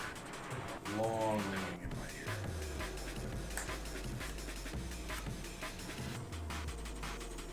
And so there's a discipline for you in just starting with, that discipline. And this also goes into the physical body, right? Get your workout routine going. It's consistency. And in finding that and listen, I'm the first dude who will tell you that I try to be disciplined and consistent with everything, and that's not what happens. Don't set the goal too far out there. Don't try to be perfect forever. Just try to be perfect for the next day and the next day and the next day. Just try to do it right tomorrow. Today, as it were. Today's probably a little late. You're probably going to start tomorrow. But it's the devil that's going to tell you to wait another day. Right? But just start. Clean up some shit that you wouldn't have cleaned up. Some shit that's didn't just sit. Or, if everything's clean, if you happen to be a meticulous person, then start to spruce things up. Right? Refresh things. It's like, I don't know, the difference between how, like, I will literally sit in a home, it'll stay completely the same, might as well be a hotel room. But given everything's clean, when you put my wife in that same space, all of a sudden it just starts getting more beautiful. I'm starting to learn this, right? Because it's a consistent attention, to everything around you. It doesn't, to me, it once it's in a place, it fucking disappears. But it's this living engagement with it, and that's what King of Pentacles is talking about. Word. Thank you, sir. Who's next? Who's running the list? Anyone? We gotta be careful when the people who run the list are getting their readings, or get their readings, they might bounce right after that. We gotta hand the list off. I think Misery Pimp's cool. I don't think he's gonna leave us in a lurch like that. But we gotta be careful. Radical Buppy. Alright, I'm gonna be real with you. I don't know what column it is. So I'm just gonna say it. We'll see what the spirits like. Because I'm just a messenger, I'm not the conduit.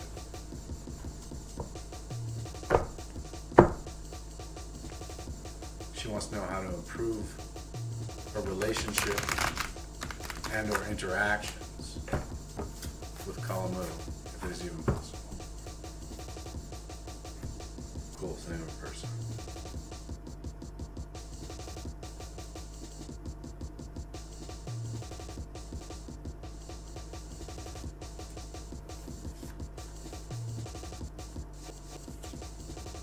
Alright, so blessed everything, you're coming next.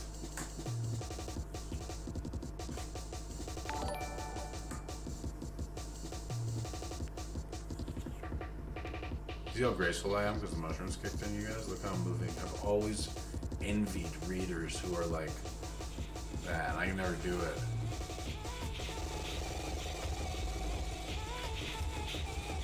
the two major arcanas out here. We have an interesting progression here. So we have you moving from the star to the Queen of Swords. I want to look at the exact wording of your question because I know I read it to the exact word. Improve your relationship or interactions. So, well, we'll see. This is Santa Muerte deck. This is definitely her take on improvement. So first of all, where you're coming from is the star. Where you're going is the Queen of Swords. How you get there is the Chariot.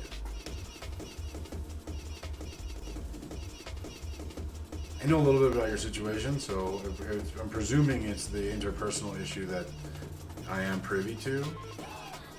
And if that's correct, I have a very specific phrase. This phrase is coming into my head, and I'm going to share it, and it's amazingly accurate to your situation. Just let me know if that's the case. I'll say in general, I'll just read the cards while I wait on your response to that. And I'll deliver the message that the cards are carrying. Moving from, again, a period of hope, of wow, of I can't even believe it. In this case, probably a negative one. Like I'm shocked. Maybe another word. And confusion, and it's one of two responses we have when we look up at the stars. One is, wow, it's so beautiful. And another one is, wow, it's so insignificant, and that can become a negative thing, right? They're both their equivalent. Tata NGB, thank you for the sub, and thank you for gifting a sub to my friend Future Native. That's very generous of you.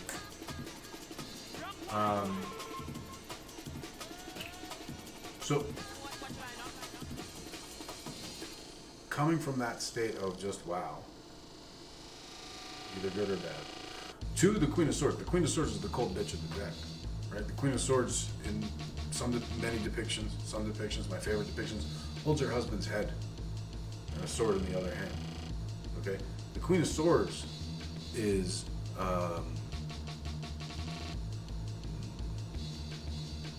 icy. Right? She's a sharp tongue, and men fear her. Right? That's how strong her words are. So, this is a very strong position. It's a greatly secured position, especially over the star. How you get there? The Chariot. The Chariot actually is a wall, right? It's a fence.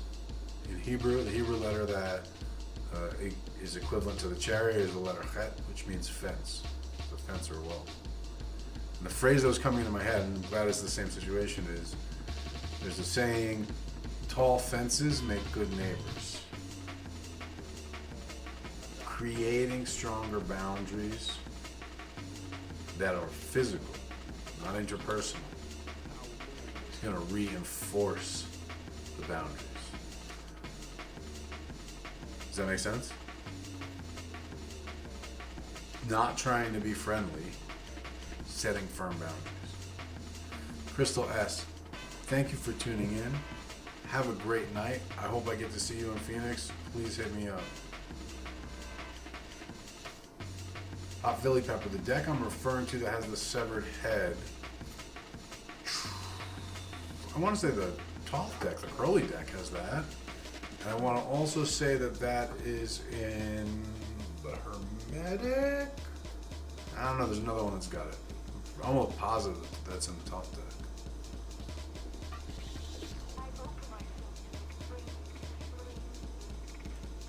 Oceany Chap, you can get on the list to get a reading? Absolutely. Radical Buppy, let me go back to the clear message here. Most importantly,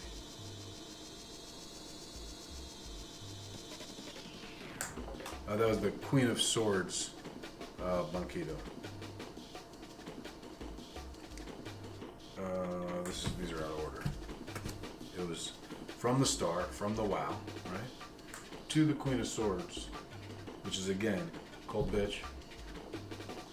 From other people's perspective, very confident. She's the most secure female of the deck. She rules the book and the sword, right? by way of, again, the chariot, the fence, the clear boundary, the claiming of space and holding of space.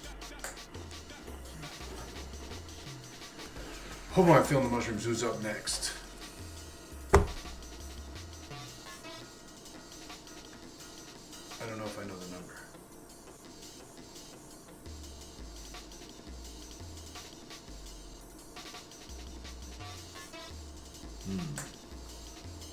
Number 28.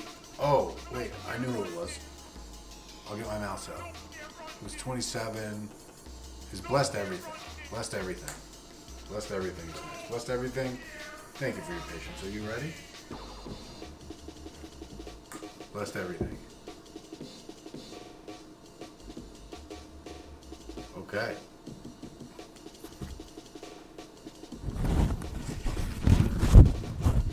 I love that energy.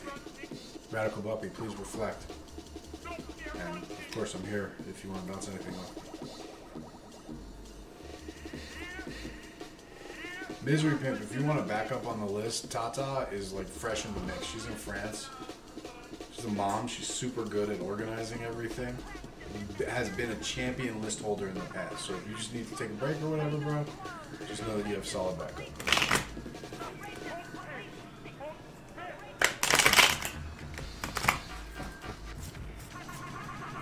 So we lost the list. Misery Pimp was not killing it on the list keeping. So, folks, please form an orderly queue behind Misery Pimp. I hope we haven't figured it out. That's funny. That's funny. Marquito knows this place. That's the good thing about military names. They won't do that stuff. Alright. Blessed everything, my dear. Thank you for your patience. Cool. Some new cards showing up and some good news coming for you. All good for you. All good for you. Cunningnay got skipped and Blanquito got skipped too. Apparently. Or I don't know. I'm not going to run the list. You guys just tell me who's next. I'll focus on the messages, yeah? Blessed everything. The message for you. Coming from the wheel. Moving to Nine of Pentacles. By way of Princess of Cups. This is beautiful. So, first of all, congratulations on the changing of things to being in your favor. And you have a payday coming to you financially. Nine of Pentacles, abundance. By way of what? Princess of Cups. Receive inspiration, be open to inspiration from your spirits, from your ancestors. They're going to guide you. I'm going to say in the next 45 to 60 days. It's a pretty tight time frame. I guess that means by the end of the year, realistically. They're going to guide you into something that's going to be good for you financially. This is a especially auspicious financial reading, right? Because you're coming from, again, the wheel, the changing of circumstances for the better, moving to that Nine of Pentacles is like, and this is the, it's the fountain of money. And again, by way of the Princess of Pentacles is one of the most beautiful cards because it's really just purely receiving inspiration without judgment and following with trust, right? With trust. And yeah, that's the message your people got for you, that they got some money to show you. So pay attention.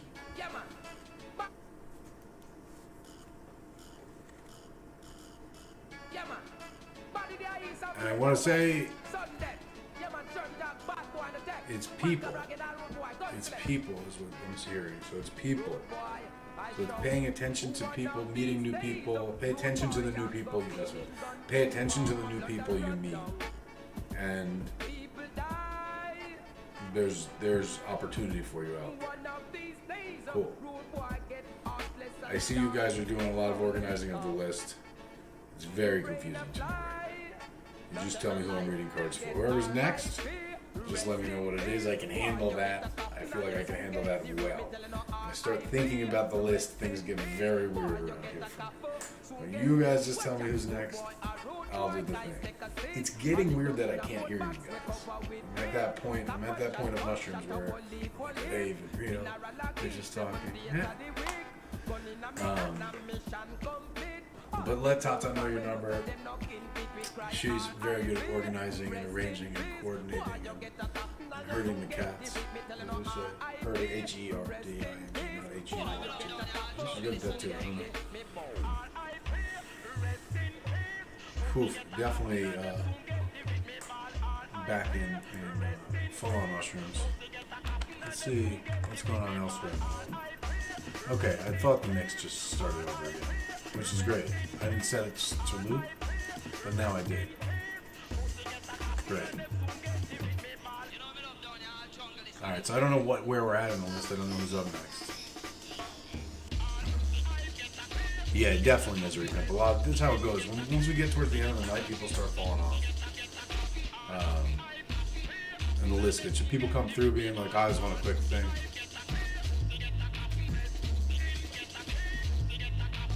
So Oceany Chap is, Oceany Chap, I don't know if you're up yet, but definitely Oceany Chap, get on the list.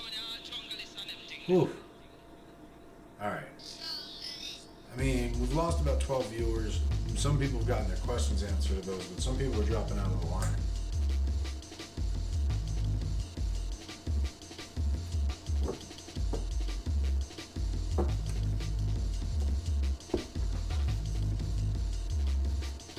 I don't know what I'm reading for next. I need you guys to help me out here.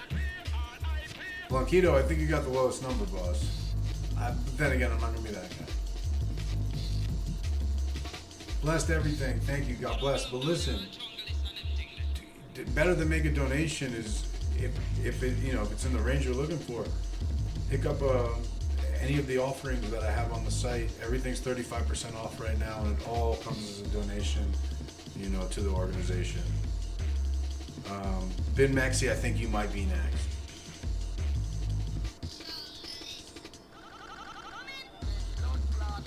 Oh, Ben Maxi, you're up for 100%. Ben Maxi's up, without a doubt. Hot Philly Pepper, bring me up for a minute. And Ian, so the way things have worked, for those of you who've tuned in late, is for every, at this point, it's every 250 in donations, I eat another one of these mushroom microdose capsules. But I've eaten so many now that we're not microdosing. We're well into the macrodose. So, yeah. As those the donations, and you can donate right from. Oh, I covered the link. There was a link up there. But you can donate through the site, or you can fucking pick something up. Either way, it adds to it. I'm not having good luck focusing on the material shit. I'm barely able to hype things. So I'm just going to focus on the question. Ben Maxi said, hey man, we talked kind of recently. You kind of warned me it was going to be rough 6 months or so, but it's been a whirlwind of events. I'm wondering if there's something big I should look out for, although it's all been big events lately. Let's see.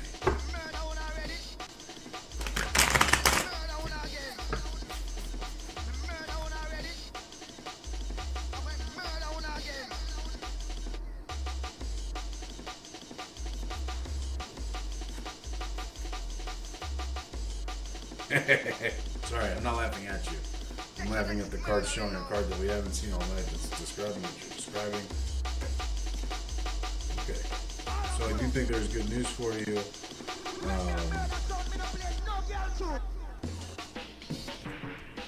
Coming from Five of Swords. I don't know if you can see this defeated, ragged figure kind of just surrounded by it, right? Moving to Two of Pentacles.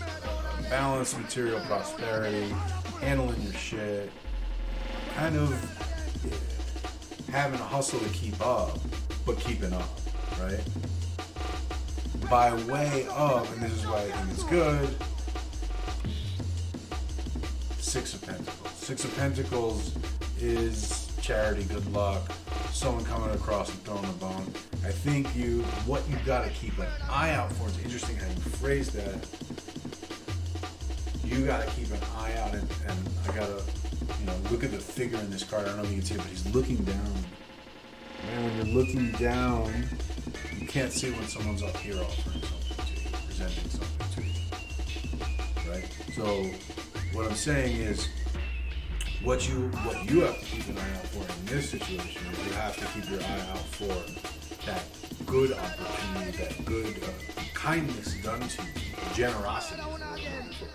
Keep your eye open for that generosity coming towards you so you can receive it.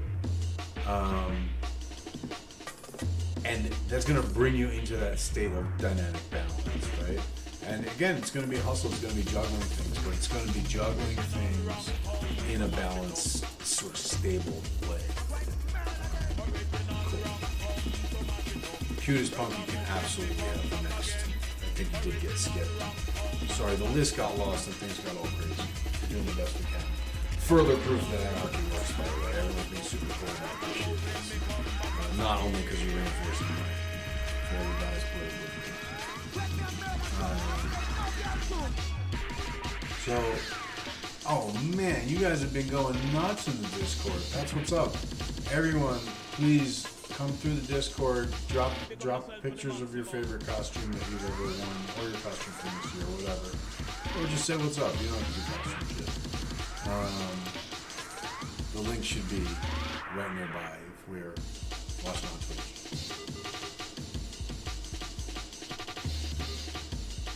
Cutest Punk, do you have a specific question, or is this a general reading? Let me know.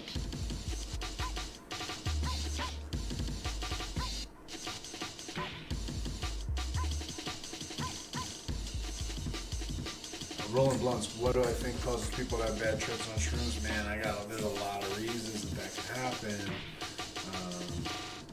The classic kind of boomer mindset on this is set, setting, drug. Right? Set is your mindset going in, setting is your environment around you, drug is the actual thing you're taking. All those are the three variables in drug experience. And so any one of those could cause it. Alright, Cutest Punk. We're going right to it. And now's the time, right? The veil is thin. I'm actually going to turn the music down for this. Not only out of respect to the dead, but so more clear transmission on something that's already veil's thin.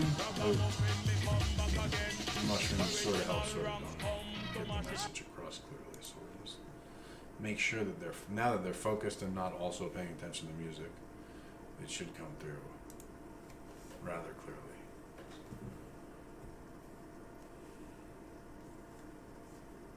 Cool.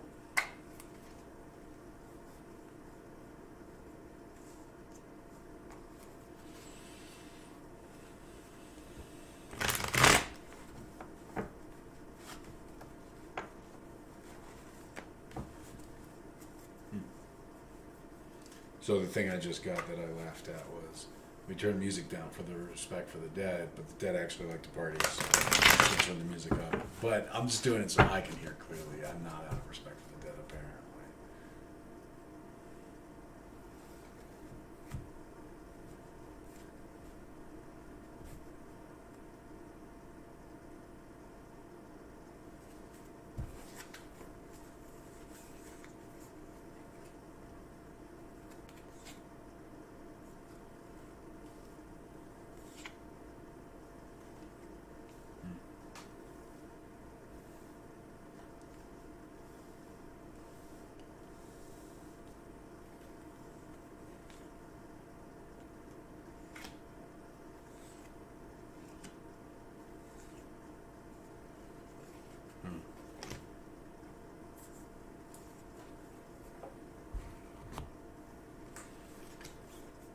Sorry, it's just a heavier vibe in here right now.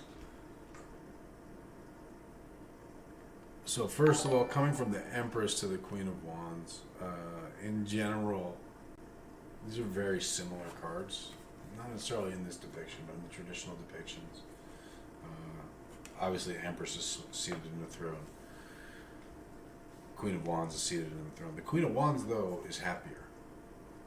The Empress is a little more removed. The Empress is more the mother. The Queen of Wands is more the maiden. Right? By the way, Three of Wands. Kind of the new adventure. I know I'm just saying things and you asked a specific question. I promise I'm getting there.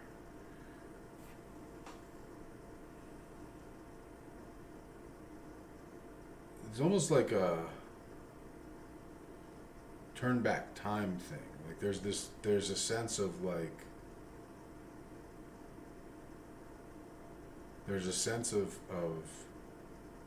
well, first of all, let me explain one thing. When people die, they're basically exactly as they were when they died, but they're not constrained by time or space anymore. So they can freely move into the past and kind of move through memory in real time.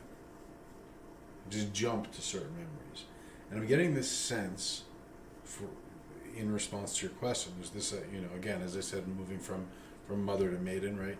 And by way of that adventure, right, the Three of Wands, and there's this idea of retrospection. There was a spot here. The Devil's coming up here. I kind of was looking at the underside of things too, and so I have the Devil, Princess of Pentacles, and then Death, Santa Muerte.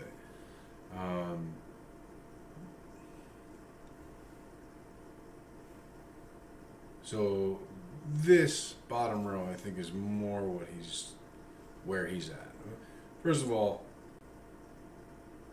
another background thing around the dead, especially around suicides. The soul is not necessarily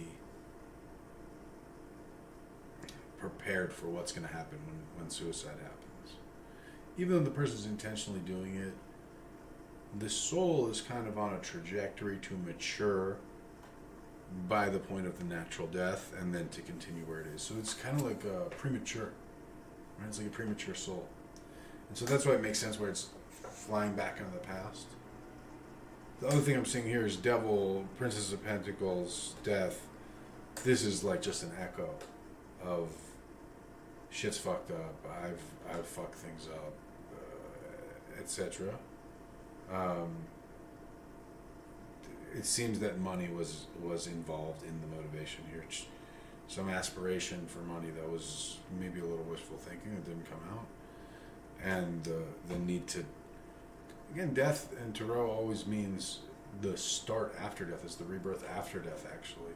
But it's this idea of like, well, I get fucking scratch this one, start over, right? So I'm having these echoes. It's not an extremely clear communication. But what I'm seeing again on the progression of the, I'll pull another, I guess. Yeah, if we'll try again, we'll try again. I'm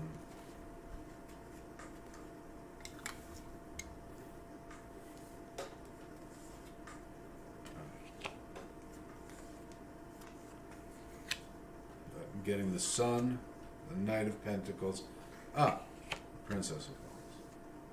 So remember, we went Empress, we went to Queen of Wands, now we're back at Princess of Wands, right? We're seeing there's a through line here.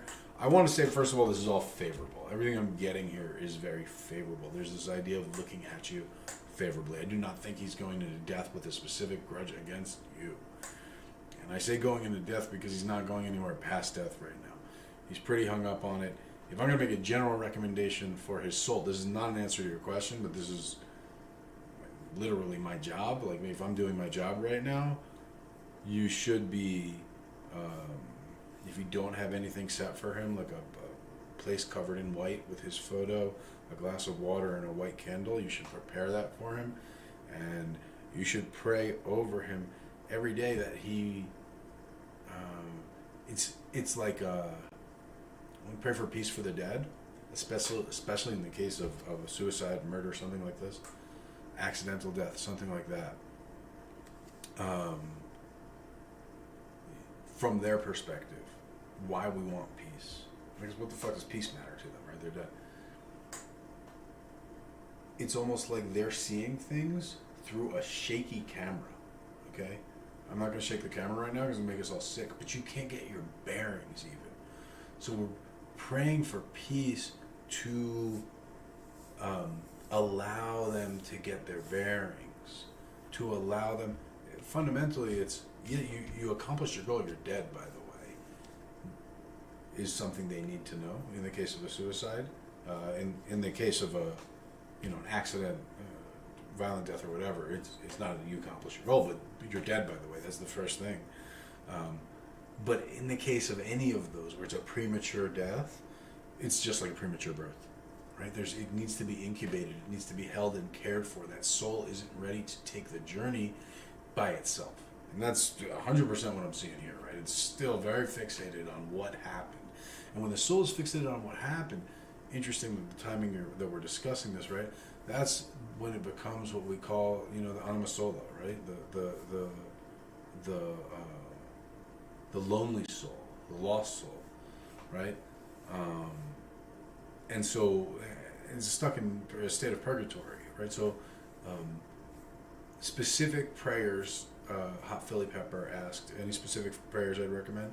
Always the Lord's Prayer. The Lord's Prayer for me calms souls, straight up. Because whatever they're worried about, you're praying for that.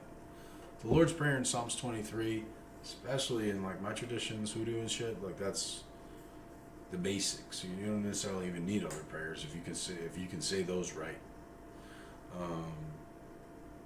So if you want written prayers, but also just praying from your heart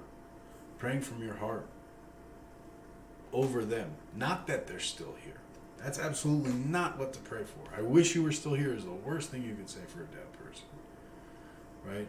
But praying that they have peace and that they can move in peace and comfort towards their source, right? Praying that they can accept. That's a big part of it, is they are in a passive state now, so they must accept.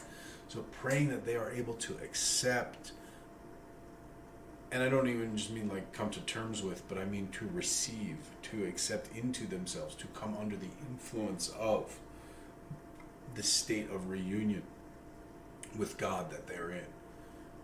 That's what to pray for. Cutest Punk, I hope we didn't get too far off your question there. I think there's, in reference to you, there's fondness, there's recollection, but there's no,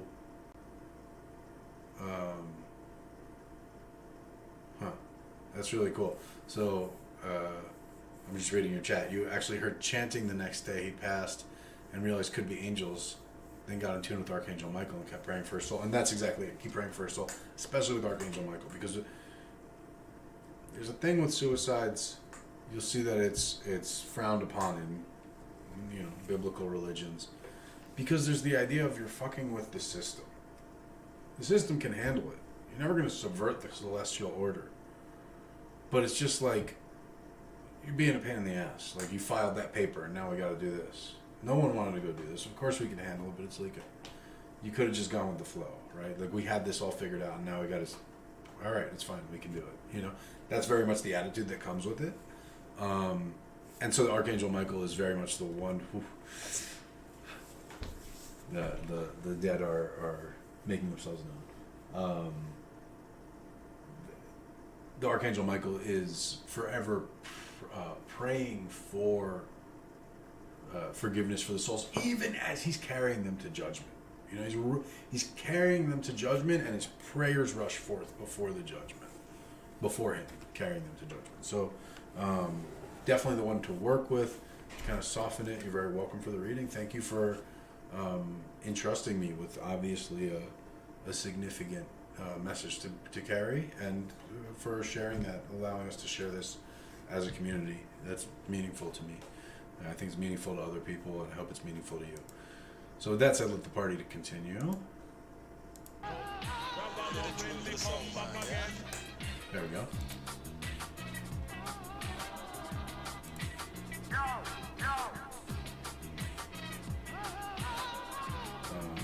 gotta find it. There we go. There's the window. Alright, cool. I don't know who's up next. I think you guys do, though. Please guide the next tune. My dad said that in Tehran when he was growing up, there was a blind guy It would feel cars and be able to identify the car. You know, kind of for doing the trick or whatever. There's this idea of the blind guide. You just have to guide the object to be evaluated to them. That's how I feel right now.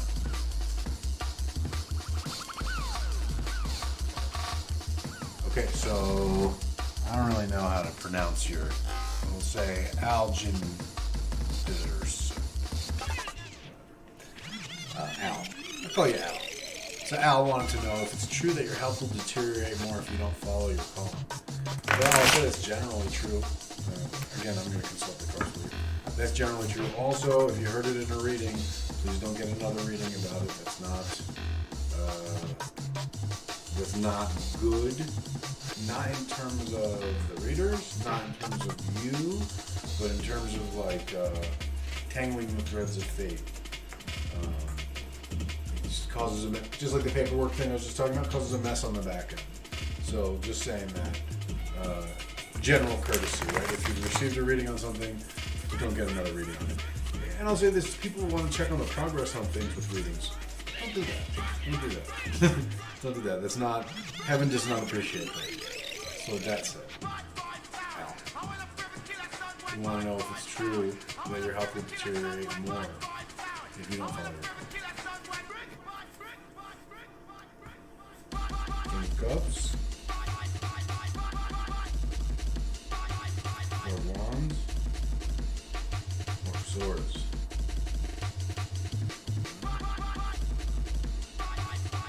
Pivot point is spread, so let's do swords.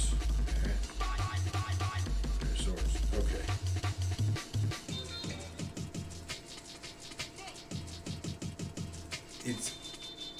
This sort of says the opposite. Well, it sort of says that it reinforces that assertion, right? What it showed me first was, actually there's a great thing for you, King of Cups, which would be the good outcome, and that is accessible to you via following the Four of Wands is following your calling very much. In the middle, I'm showing Four of Swords, kind of this you sitting in the center. The other side, though, watching that progression, is by going the path of Two of Swords. And the other way, which is, by the way, a thing of indecision, a thing of inaction, a thing of waiting, a thing of postponing, is the card of, again, the initiate waiting the master's command. This brings to Three of Swords. This brings to heartbreak. Right? And this literally harm to the heart and generally emotional stress causing physical symptoms. So, I will say that you can, maybe the answer I'm getting is a broader perspective, but half of it, the negative side of it, is yes, confirming what you say. If you don't follow your calling, bad things will happen. The other is if you do, good things will happen.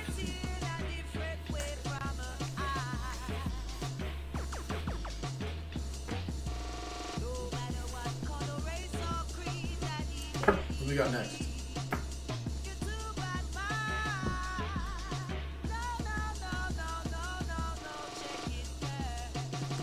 I think I saw Blanquito ask before if I don't read with inverted, and it's true actually.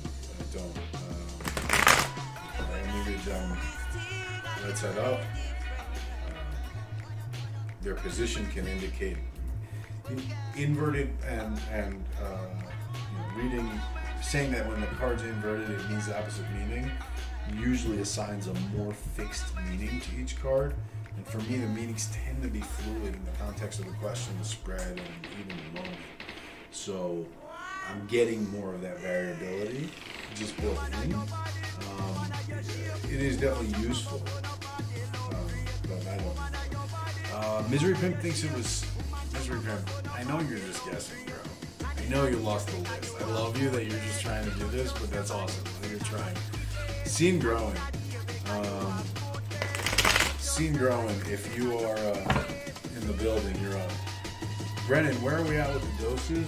What I know, let me check. I gotta check if there's any more to add in the queue. But I must have eaten 5 or 6 of them. Because I only have 2 here, and as you know, I've been kind of laying them out as they're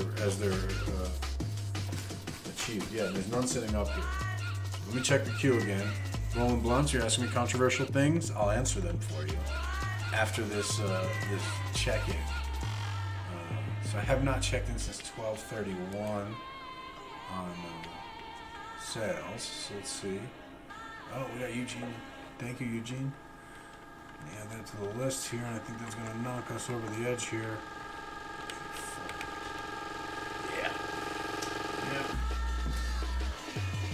Now, technically, it's another 18 bones.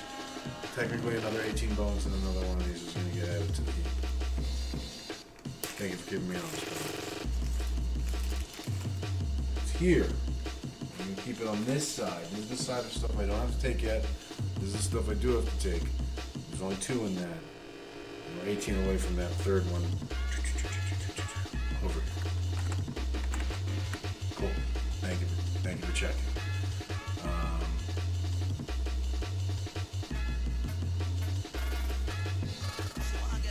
Alright, while you guys are figuring out the list, I don't think the list exists, Tato, that's what I'm saying. Let's see. You guys are figuring out the list. Roland Blunts wants to know my thoughts on the jab and the mandates, etc. I will say first and foremost that I'm not a medical doctor, and that you should consult a medical doctor for medical advice. Spiritual doctor for spiritual advice. And coming to me for medical advice is as stupid as going to a medical doctor to read your tarot cards.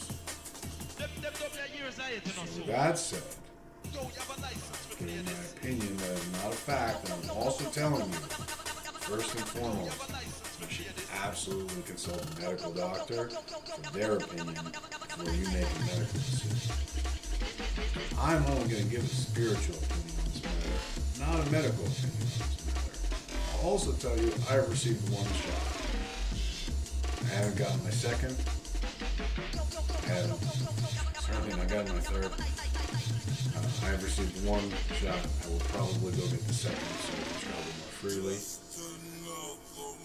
That's just my disclaimer. I have many friends and loved ones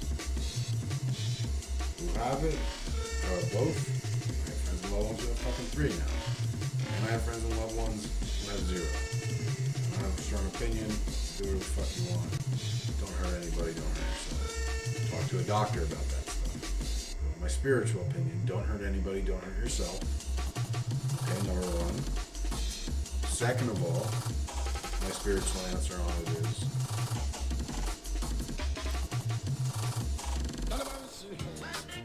the time of Aquarius that we're entering into implies a lot of this stuff. This sci-fi. Aquarius is the rebel, but it's also ruled by Saturn. Saturn is the fucking ruler. Right? So control, Saturn is chains. Right? So if you're being chained right now, part of the time. Doesn't mean you shouldn't struggle against it. If it's in your nature to struggle against it, then you have an important role to play in struggling against it. If it's in your nature to accept it, then you have an important role to play in accepting it.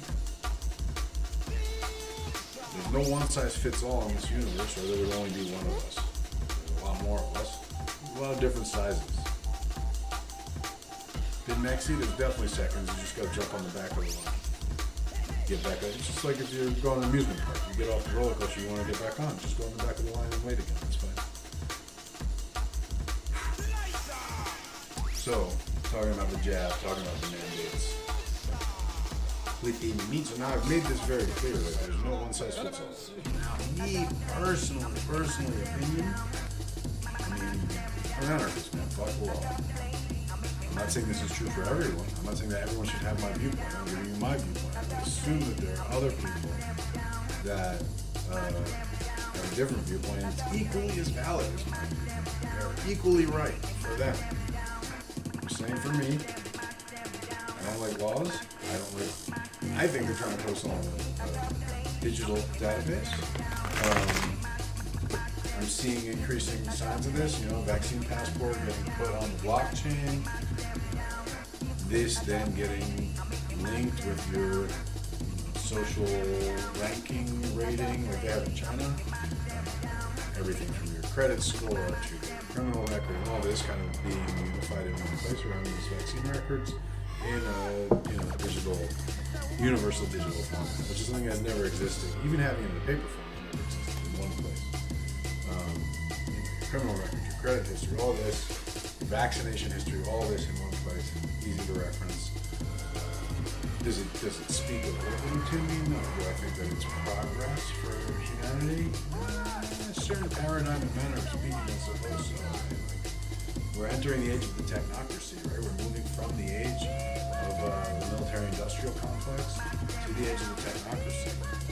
It's the age where we overthrow and have no rulers. Not predicted by the tarot, at least anytime soon. Maybe that would be the age of Virgo, but that's not coming for a fucking very, very, very long time. Certainly not in our lifetime. Possibly not till humanity's wiped off the planet. So we're gonna have to accept the reality that we're just shifting from one control structure to another. That's my spiritual take on everything that's going on. Should you get the vaccine? Talk to your doctor about this shit. Do I think it's maybe the mark of the beast? I went through a bit of a crisis. I will say this, I know many spiritual people who went through a bit of a crisis around getting their vaccine, and immediately after receiving it. I will also say that I went through one. I felt very separate from myself and was having difficulty connecting and receiving clear communication, but I will also say that I feel back to 100% now. The method that I use to kind of restore that is one, there's a Chinese medicine formula which I might have in my, it's in the car.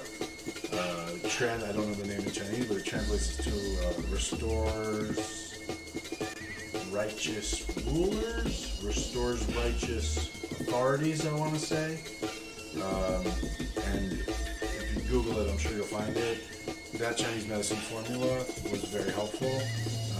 And additionally, just returning to like my core basic devotions and studies was really grounding, because I would definitely free fall out of that. I think there are there's spiritual implications to everything, right? There's literally every action you take is happening spiritually in the process material. So there's spiritual implications to every action. I don't want to make it sound like, vaccination specifically, and this vaccine especially has spiritual implications. Everything has spiritual implications, including this. And this is a powerful thing to do. You're putting RNA in your body. Your body metabolizes it all, metabolizes all the spike proteins. I feel very confident in the science of the material. And then what's happening in the spiritual, you're filing some weird papers, right? Heaven can adjust, but it's like, this is fucking weird shit, man. You're doing weird shit.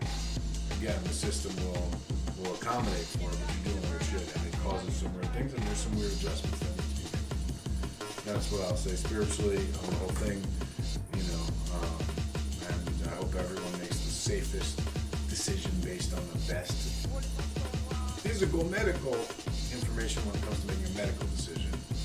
Because again, I'm just giving a spiritual. And hopefully, by saying that'll keep you from getting canceled or banned. Everyone will make the right decisions. Right. So that's what I'm saying, Roland Blunt's like, I've heard people say that when they got the shot, then they couldn't hear God or whatever. And I will say that I definitely felt something for a minute, and then I felt like that has been. I feel that has been completely. I wouldn't be doing this if I didn't feel that. Like going live and reading and shit like that. If I didn't feel like that was completely repaired, and I truly do, in my heart of hearts, know that is completely repaired. So,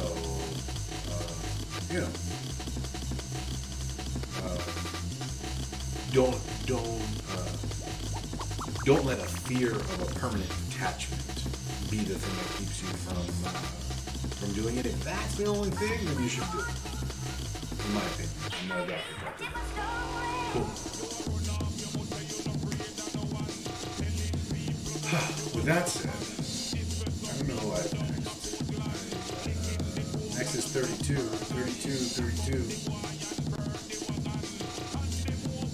32 is up, or 33. 32 or 33 up. I remember you guys all sounded off before.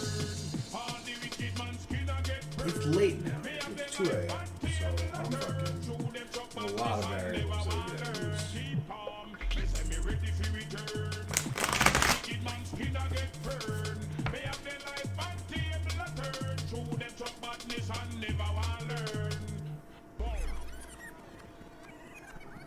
I'm about to start hanging on these cards for dear life. Thanks, Lincoln. I'm gonna put them up.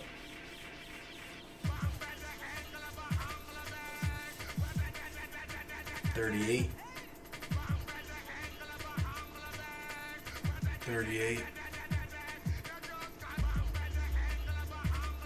Do I have anything between 32 and 38?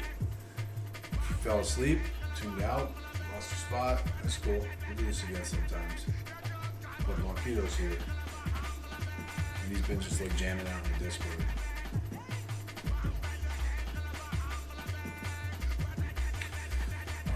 Speaking of Discord, speaking of everything, use this bow. Let's check. Oh yeah, Ryan Stockman came through. This bill is moving from that pile to this pile. You think this oh yeah, fuck, I gotta enable a sale for you guys. Hold on. Sorry. The Tarothon is putting it back on. Okay. Putting it back on. Now it's Friday, October 31st. We'll be going to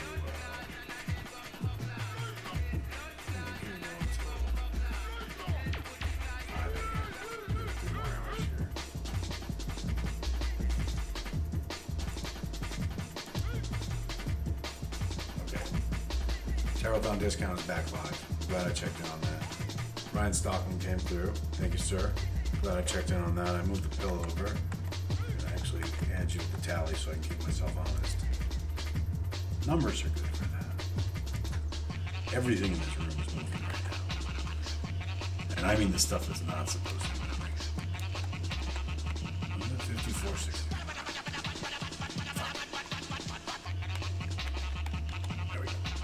Oh, shit. I just fucked it up. You guys, I just fucked it up. Let me see if I can have history in my calculator. Go back. There we go. Yes. There we go.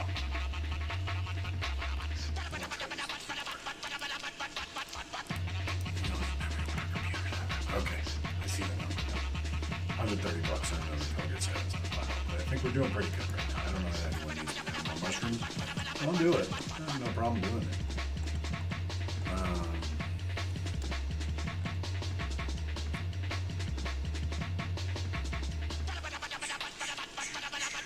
Everyone's sounding off, seeing your numbers here. Scene 34, General, I got you. And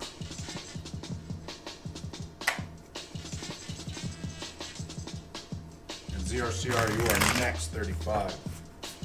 Scene growing, thank you for your patience.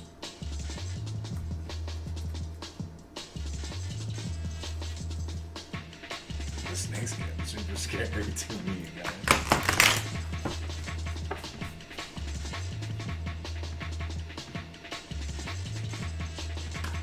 Scene growing. Scene general reading, yeah?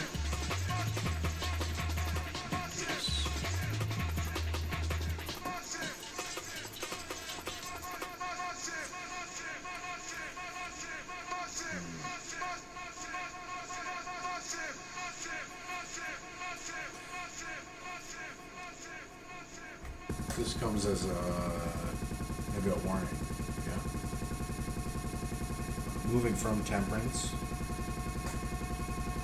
Again, the image I made before us. Pouring water in gently so that it doesn't splash.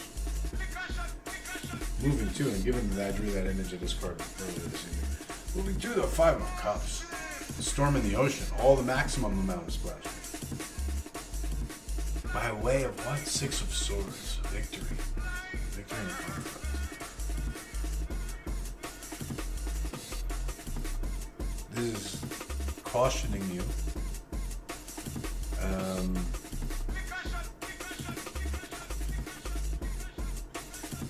don't know if you know the term Pyrrhic victory. It was this Roman general, Pyrrhus. I think his name was Pyrrhus. Pyrrhus. And Pyrrhic victory was he won, but he lost his whole army in the process of losing. It's warning you of a Pyrrhic victory. It's warning you of a conflict or opportunity, attempt to conquer, attempt to win, an attempt to exert your will, where you will succeed in doing so, but doing so will largely consume a great deal of your resources. Will leave you drowning. Will leave you at a loss.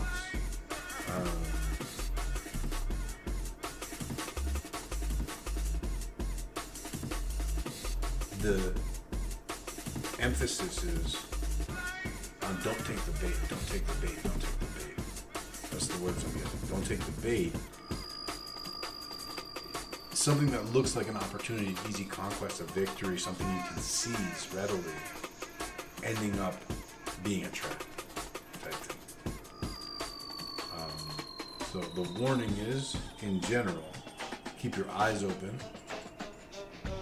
When you feel like there is something new that's being presented to you, right? So it's not an opportunity you have right now.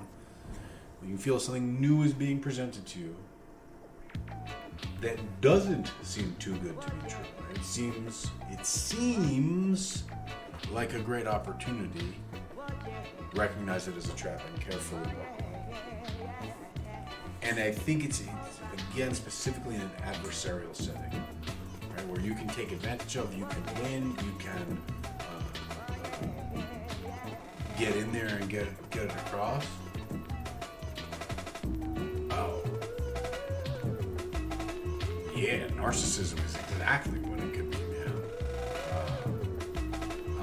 man. Scene's writing on YouTube, so I'm going to read across. He said, "Could that be my weight loss muscle gain goal leading to increased narcissism? I've been searching for a goal purpose since my exit from society to prepare me for re-entry." Yeah, so it could lead to narcissism, or it could lead to self-destruction of another sort, right? Like you can fuck your body up trying to make your body better. You can make your body less healthy by making it more visually appealing to yourself, right? It's kind of more like that. It's not narcissism so much as like, there's an amount of emotionally losing yourself. Narcissism, see the thing is like narcissism is either you're a narcissist or you're not a narcissist, right? So you can't like increase your narcissism. You can be feeling yourself more, but that's pride, right? That's ego, and be mindful of that. But what this is talking about is losing yourself, right? Losing touch with yourself, building a reality on illusion upon illusion upon illusion until you drown. So it's related, you know, but again, now the second part of your statement here I want to focus on because it's deep.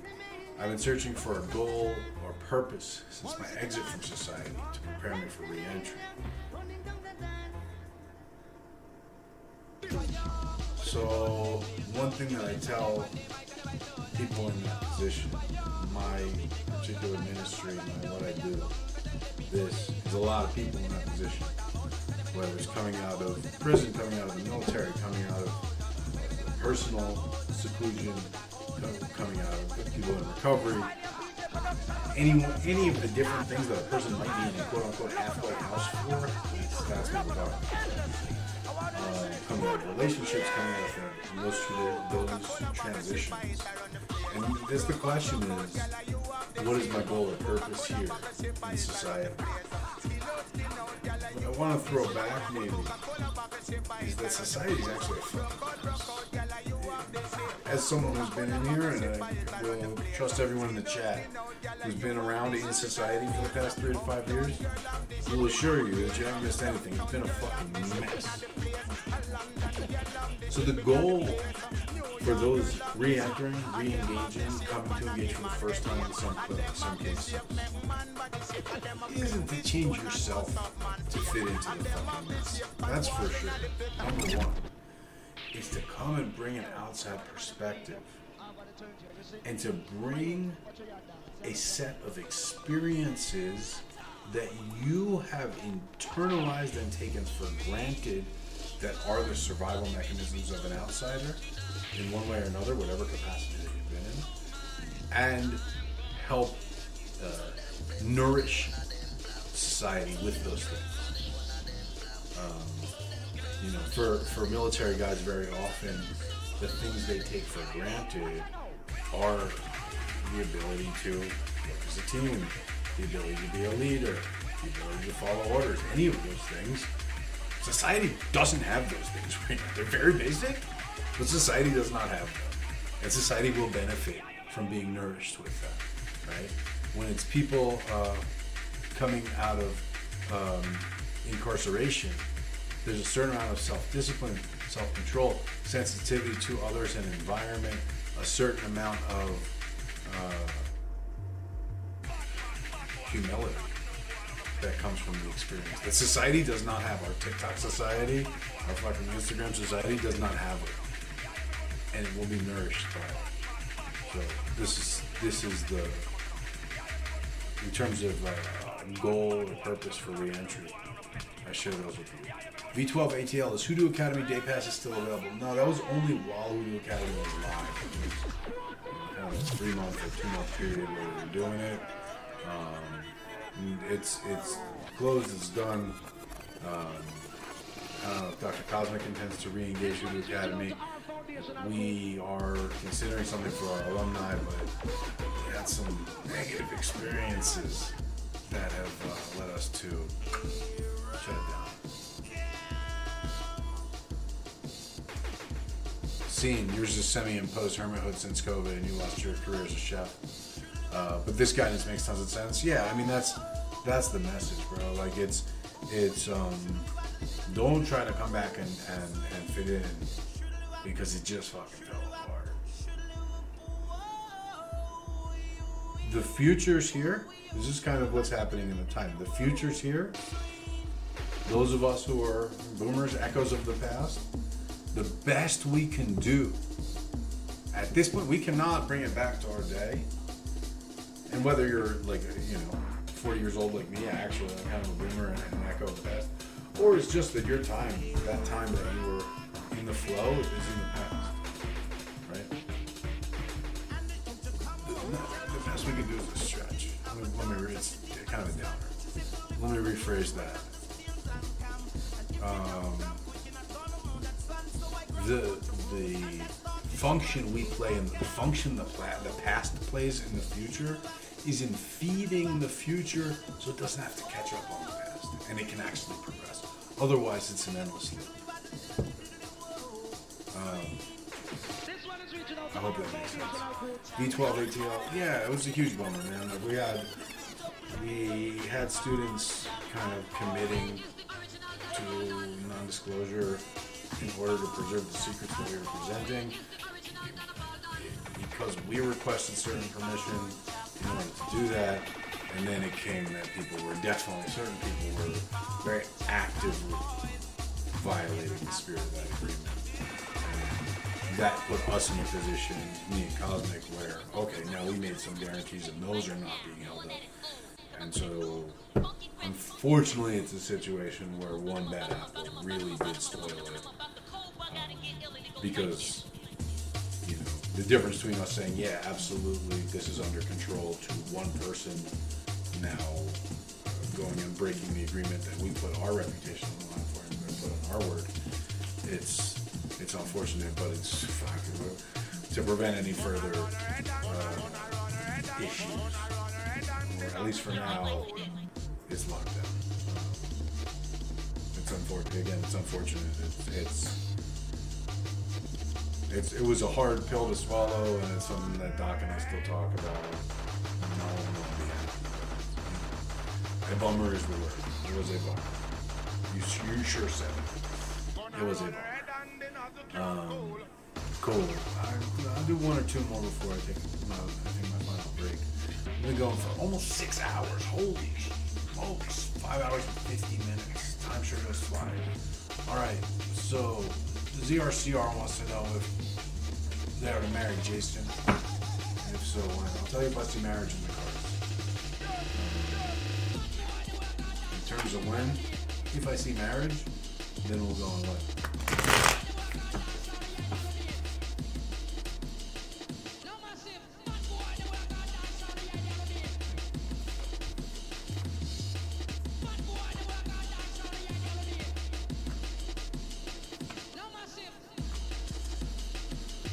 I do not see marriage in the cards. I see, I'll run you through the thing. Oh, Tata, thank you for that reminder. I gotta drink some water. Coming from Princess of Cups, certainly this is the princess, the maiden, being receptive, eagerly seeking after, trusting, hoping. But moving to, and especially in an emotional capacity, in terms of connecting with others, especially. Moving to the Eight of Cups, right? This leap into the unknown, and frankly, leaving the past behind and moving on to the next thing. By way of the Wheel of Fortune, I think there's going to be a sudden turning. I do not think you will marry. I don't think it'll be on to the, not the end of your love life by any means. I mean, you're not going to die alone. But I think Jason is not the one. Say the cards. And spirits. The message. I'm sorry. But I will say that, it's because it's not the right. It's not it. It's on to the next. Right? Eight of Cups is ultimately a happy card. It's leaving something that wasn't a perfect fit, something that would never have been perfect.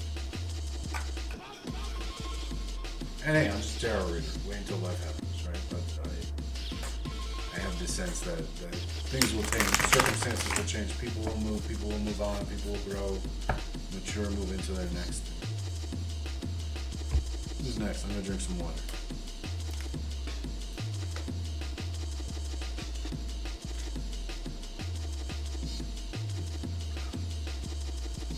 Maybe.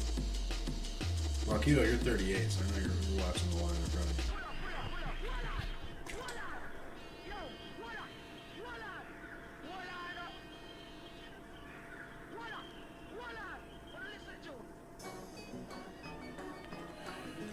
you. Oceany Chap, is photography a good option for you? Interesting question for tarot cards, but I'll take it.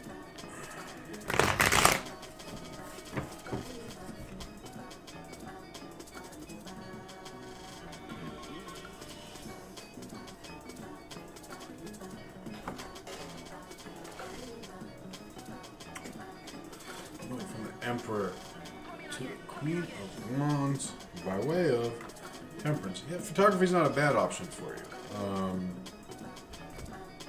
To answer your question specifically, is photography a good option for you? It is good. Good in what capacity? That's not what you didn't make that clear. I think it's going to lead you. I don't think you're going to become a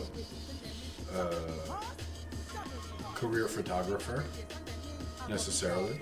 But I think the practice of photography, especially the skill of, are you looking into darkroom photography too, or just digital? Because the skill of temperance is what's so coming from the Emperor, like a sureness, confidence, kind of having mastered the extent of your domain, moving to the Queen of Wands, which is a thriving happiness, developing, etc. By way of development, interesting point. By way of temperance, and temperance means so many things, but in particular what's coming from me here is the process of darkroom work, developing that skill set and that understanding of kind of just the subtle manipulation of things, and the bringing, the developing photographs, actually physically developing photographs in a dark room. I have a feeling that it's just going to like kind of make a certain intuitive faculty that you have, but it's going to make it like click. It's just going to all of a sudden that faculty will just lock into place, fall into place, and just become very clear. And it's on to the next thing. So I think photography will be good for you. I think it will be good for your personal development, for your path, and for your individual progression. I don't know that it's necessarily going to be the career for you for life, but you should do it. I think you should do it. Cutest punk. What is the purpose of the crow's feet? So, actually, I have the skull, feather, and the feet. And I would talk to the crow. Crow's a trickster like Coyote. I work with Coyote a lot. But in particular, the crow talks to the dead. He's a chat. He talks to everyone, but he talks to the dead. In particular, not exclusively, but particularly. So I have the human femur, and I have 3 feet and a feather and the skull for crow, so he can talk for the dead and come through. Monica would like to ask a question, so let's get Monica added to the list.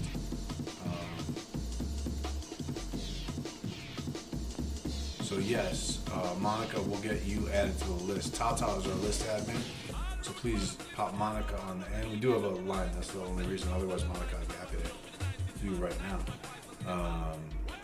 So Oceany Chap we got. That's 36, 37. I don't know, Blanquito, we're really close to you, homie. I'm not going to take a break until we get you at least.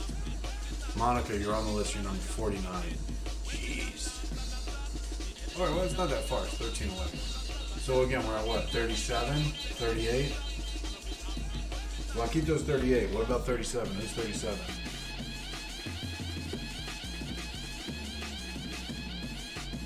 Hot Philly Pepper, I just redid the sale. Let me just make sure, hon. You really want me to eat more mushrooms, huh? Okay. Let me just make sure that shit is live.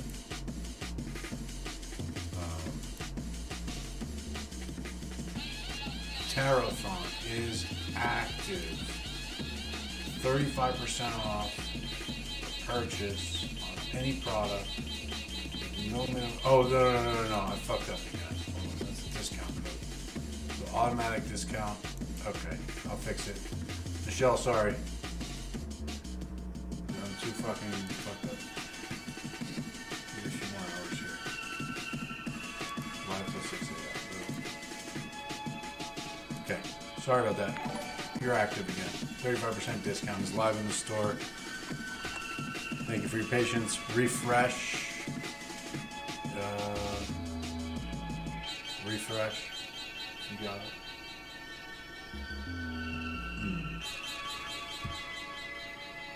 Thanks for hanging with me tonight, guys. It's just been me and the ghost so far. It was fun. Not too smoked out all that photo here. Who looks alive to me? Blanquito, I think you're up, buddy. I think 37 has dropped out.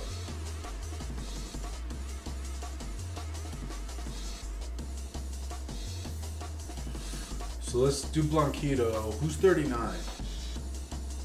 I'm gonna need a bathroom break.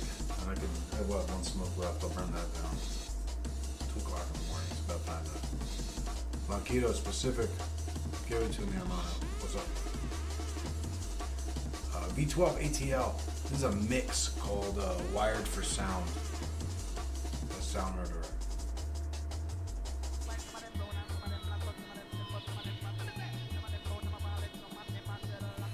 All right, Blanquito says, I know a bit of your situation. Yeah, a little bit. I mean, I know you're deployed. I kind of think I know what theater you're deployed in, and I kind of think I know what your basic job description is. Is the change you think you're supposed to follow moving from your current life to doing a 180 to a musical and artistic one after retirement, the path that you're meant to follow? Oh, you're home now. Oh, shit. Okay, cool.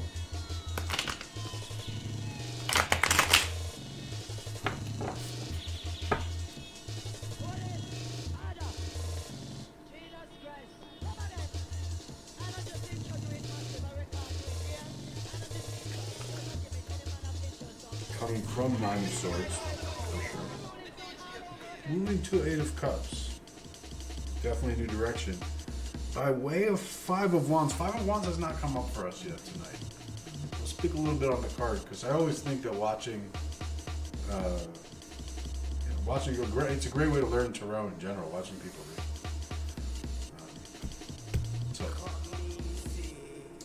Moving from this 9 of Swords, which hasn't come up tonight, but it's constant menace, threat, deployment, right? You know, active duty. 2, 8 of Cups. They call it escape. It's what I was talking before in the relationship, right? It's the same thing in the same position. You leave 5 cups to jump to 3, right? You're leaving what's broken and doesn't work to try something new that's less certain, less developed, but at least not the wrong fit. By way of interesting 5 of Wands. This is a competition. It's the competitive spirit. So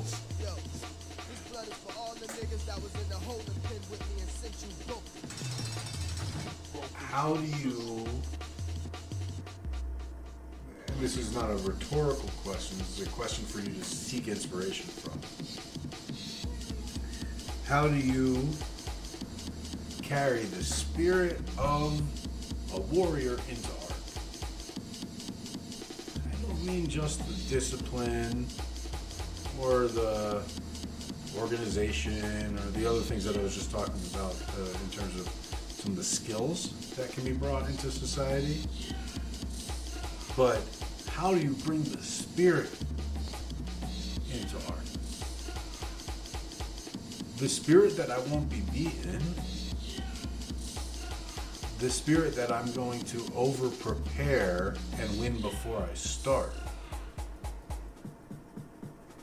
And bringing those ideas into your creative process. Not to make creativity a conflict. It's not, there's some people, I think of myself and I think of like many better artists and much greater artists than me that see art as a process of war on self or war on the audience and things like that. Those are deep things, but that's not what this is saying. This is those noble virtues of the victory into the domain of your creativity. That's what we're talking about. Does that make sense? Let me know, because at this point I don't even know if I'm speaking human words. It makes sense to me. It sounds super good to me. It sounds great coming out. If it's hitting the same way. I don't know if it's hitting the same way.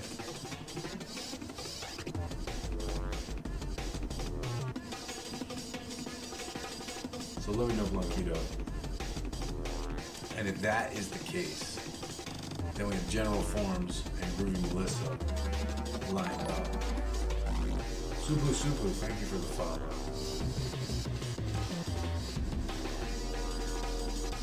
I think I'm down there, right? So. But thanks to everyone who's tuning in who doesn't even know what they're tuning into. At this point, you could just be like Trash Toast Gaming.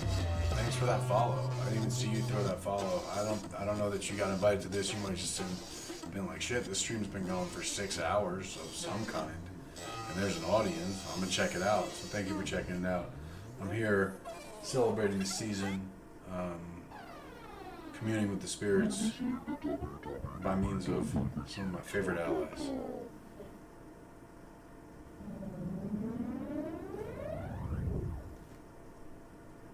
Blanquito, you've always put a huge passion into doing your job and leading warriors. You want to focus that into the love of music you've neglected? Let me say this, homie. That emphasis on leading warriors, that leadership role that you're talking about, bring that into the music. It's an echo of a message I was just giving, right? Music is very much of the time. If you're enjoying what I'm playing, you're not with the music of the moment. That's for sure. I'm a fucking boomer. I listen to old shit. So, I can tell you're digging the music. The point is, be the platform, be the leader. You know, I'm not going to teach you about leadership. You can teach me much about leadership, I'm sure. Bring that mindset to it, right? It's not about telling them your way of doing it. It's about helping them do it, right? So, nurture a stable of artists. Nurture a stable of artists, you know? That's kind of the idea. The same way that you would proof of soldiers. The same idea. Everything that you need to build in them and among them. This is what I was talking about, right? When you enter the civilian world and you bring those skill sets that are taken for granted in the military, because it's the bare bones of building that unity, building that not only the individual fighting spirit, but the collective fighting spirit, and all that, right? Record labels don't have that shit. But when you build that, that's the dynamic that what comes from building that, right? It's not even it's not the result of what you're building, it's what comes from what you're building. It's the eventual result of what you build, if that makes sense. Again, at this point we've had a lot of mushrooms. So I hope you forgive any fuzziness in transmission. Alright.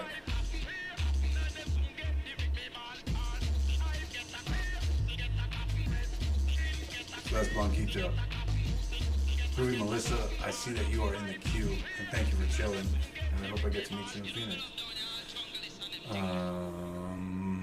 I think Ruby Melissa, you're probably going to swoop that next spot because I don't remember who else was left. The person who was before you.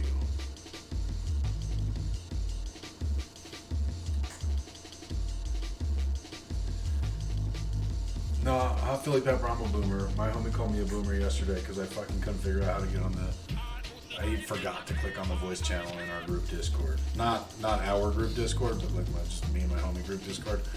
And he called me a boomer. He's right. He's the one who taught me about Twitch. So general forms. We got people left. So here's what we're gonna do. I'm gonna play you guys a little bit more of the Necromancy 101 class if you dig that. I need to take a bathroom break. It's been 6 hours. General form, since you're typing your question, I'll hang for this question. I will answer your question before I take a break. You deserve at least that much. You've been patient with me, I'll be patient with you. Like I said before, you respect me, I respect you.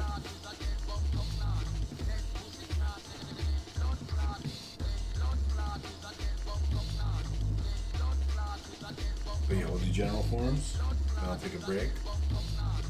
Just 10 minutes, 15 minutes. And then we'll run through the rest of the list. And I think I'll be ready to go to bed by 4 a.m. All the mushrooms out of the system. I can sleep on mushrooms. I've done it. Never in a hotel by myself, though. That's a little weird. It's okay. Oh, Michelle, I'm not running out of steam at all. So it's 2:30 here. I think we're going to go till about 4 a.m. So I think I have about 90 minutes left. So I got the mushrooms for it. Cheers, everybody.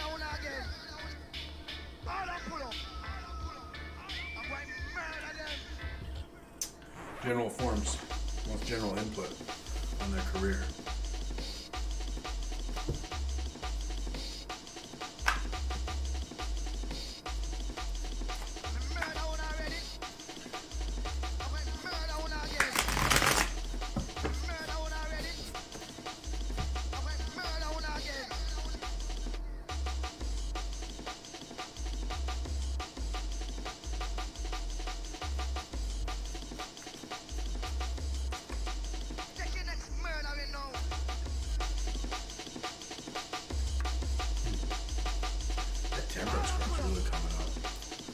Cool.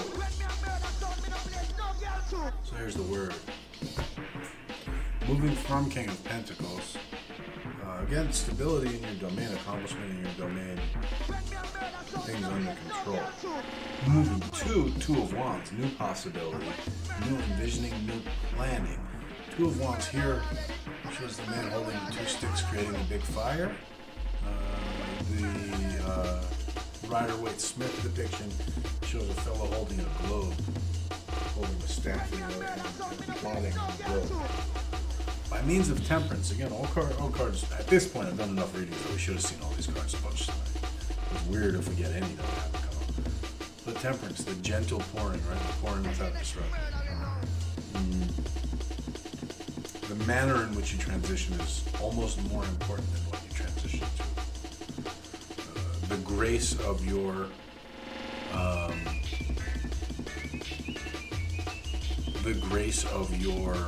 departing, as well as the grace of your entry. Equivalent importance.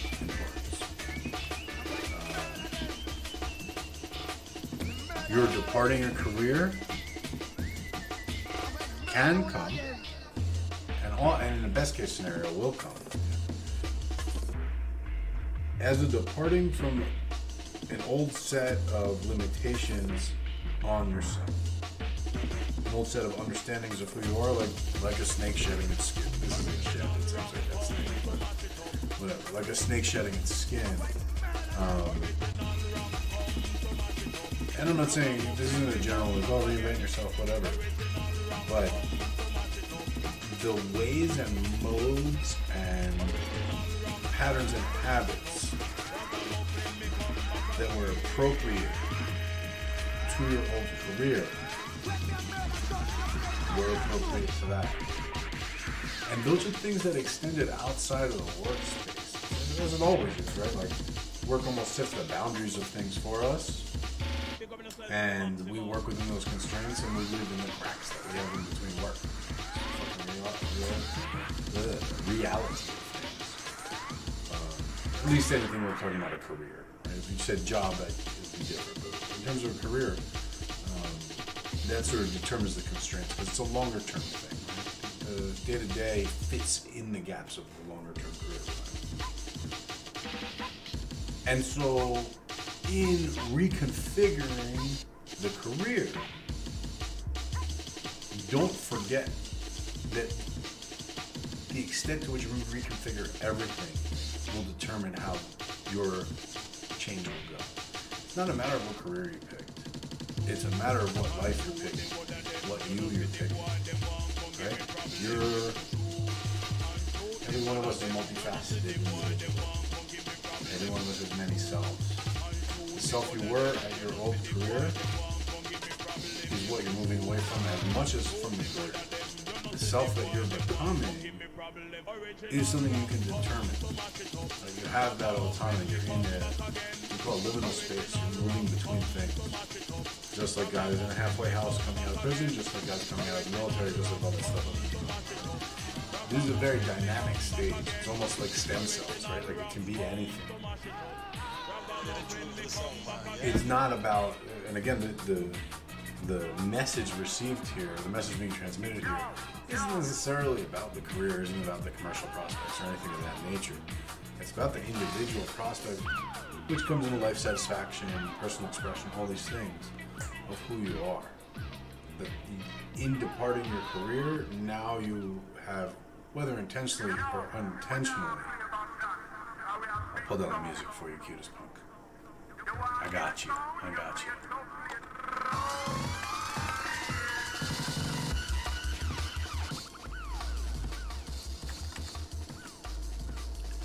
In departing your career, either intentionally or unintentionally, you've departed called a stable point of self, or a fixed point of self. And so that's where your message is, right? Like, keep your eye on that. In that, again, that like stem cell and that flexible space, that undetermined space, that it's like not completely baked, but not in a negative way, in a very good way. It's a space full of possibility and not committed to any course of probability yet. There's selections to mold yourself that you can make, decisions you can make now that can be radical departures from what you've known. Those are the things that are going to set you up for success in direct and in a bigger, in a specific and in a more general sense. Words are getting tricky now. There's a certain point of the mushroom experience, right in that fine nuance, where the actual power of words you can feel. It's like every word you say is like shooting your gun.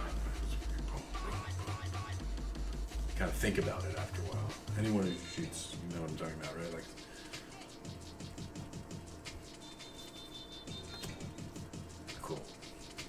cool. I think it's about time for me to take a break. Just a little one. Just a little one. Just a little one. Let me check in on the background. General forms, it sounds like you got the message, which is good.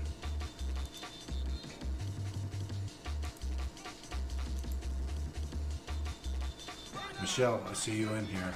Wow, dang. You may not have dropped 250, but you pushed me over a 250 mark, my dear. Thank you. Yep. I keep eating these and they keep showing up. Keep eating these and they keep showing up. I'm here for you guys. Alright, let me put on Necromancy 101 again. And I'm going to take a little break. Groovy Melissa, Cunning Nay. I'll look forward to seeing you when I get back, which is only going to be 10 minutes away. So I appreciate your staying up. I appreciate your hanging. All you guys. Thank you for hanging. Thank you for hanging. Thank you for hanging. I don't get to do this very often anymore. And, well, it's just cool. I like it.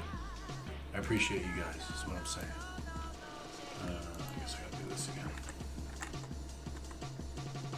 Hey, Vimeo still here. Why isn't it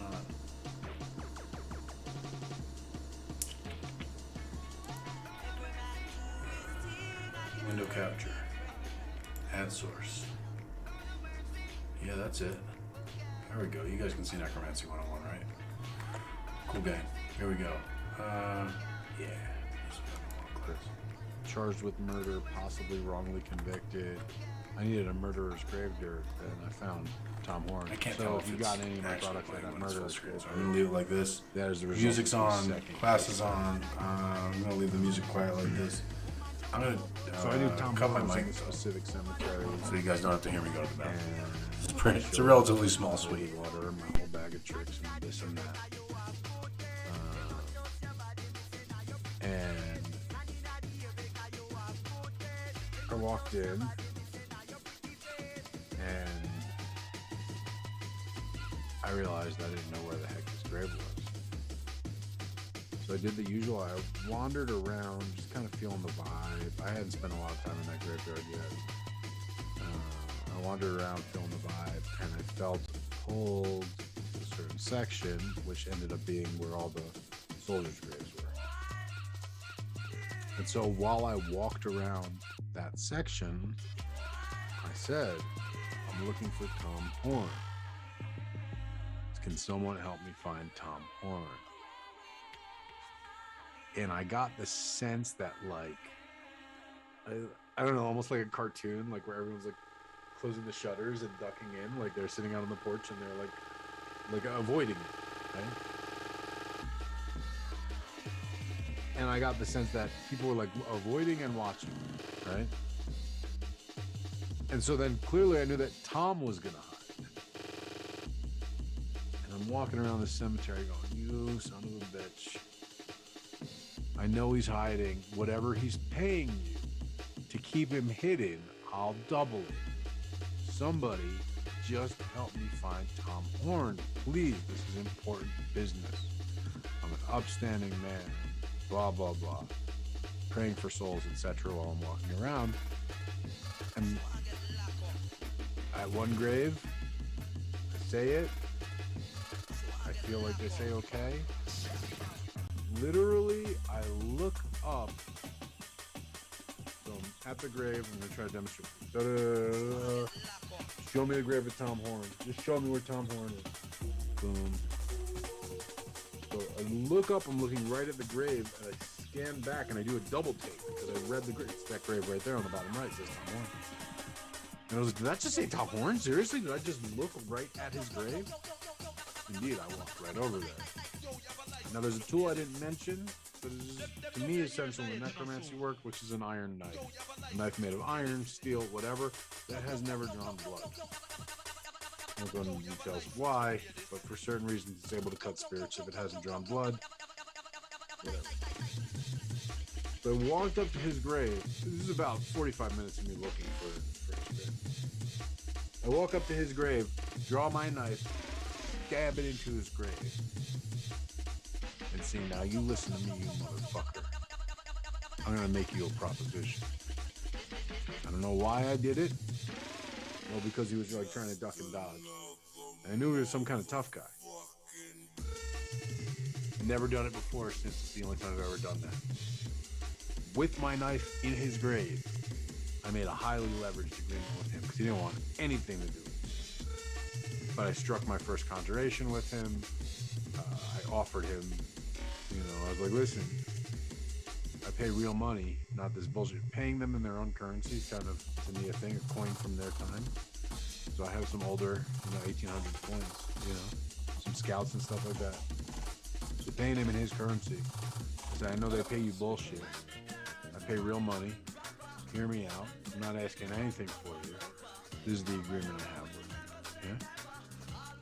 Made my agreement with them, which is you come when I call if I do such and such, right? Pull my knife out. Give him some whiskey. Give him some, what else? I brought a bunch of stuff for him. I to sweeten him up. But he got the knife first. And then we made our deal. I got his book. He wanted me to read him his book at his grave, which I did on my birthday, all this stuff. I get home. I eventually didn't even know he had a book when I was at his grave. Get home, start Googling him, find he has an autobiography. Fantastic, buy it. He says, I want you to tell my story. I want you to tell me. I want you to know my story. That's why I was looking for a book on him, and then I was like, oh, so it's his book. Okay, that's what he wants. So ended up I read him his book. In the beginning, he talks about the only man he ever respected.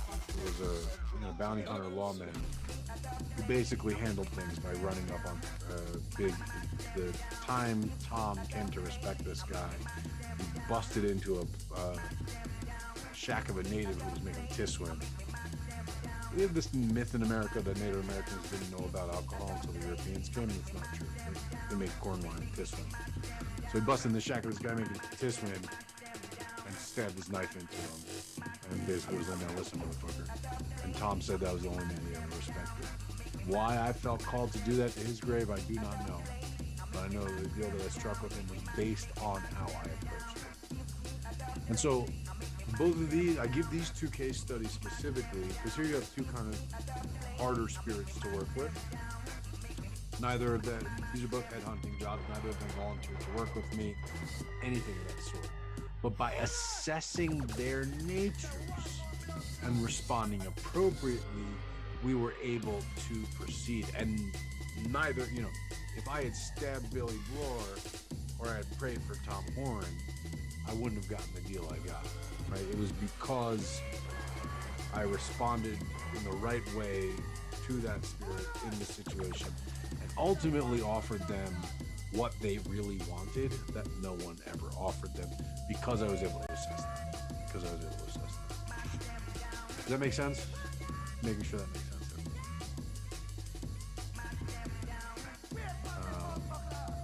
Cool. All right, well, with those case studies, we're going to wrap it up. Usually I wash the gravestone in whiskey, Seven. Seven said, did you pour the whiskey on the grass or the grave? Normally I'll wash the gravestone in whiskey, wash the gravestone in holy water. I'll buy flowers, all sorts of things. So we're going to watch this is, a camera was rolling. I was aware there was a camera rolling. So I wasn't totally purely in my zone. Nonetheless, it's got some stuff. I'm going to stop share and reshare just to make sure it's got the video feature here. Boom. Okay, cool. So it's a little 5-minute segment, and then we'll do Q&A and we'll wrap it up.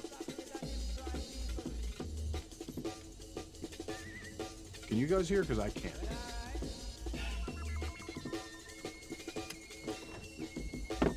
Oh, maybe I can. Maybe it's just quiet. Oh, it's on my head. Okay.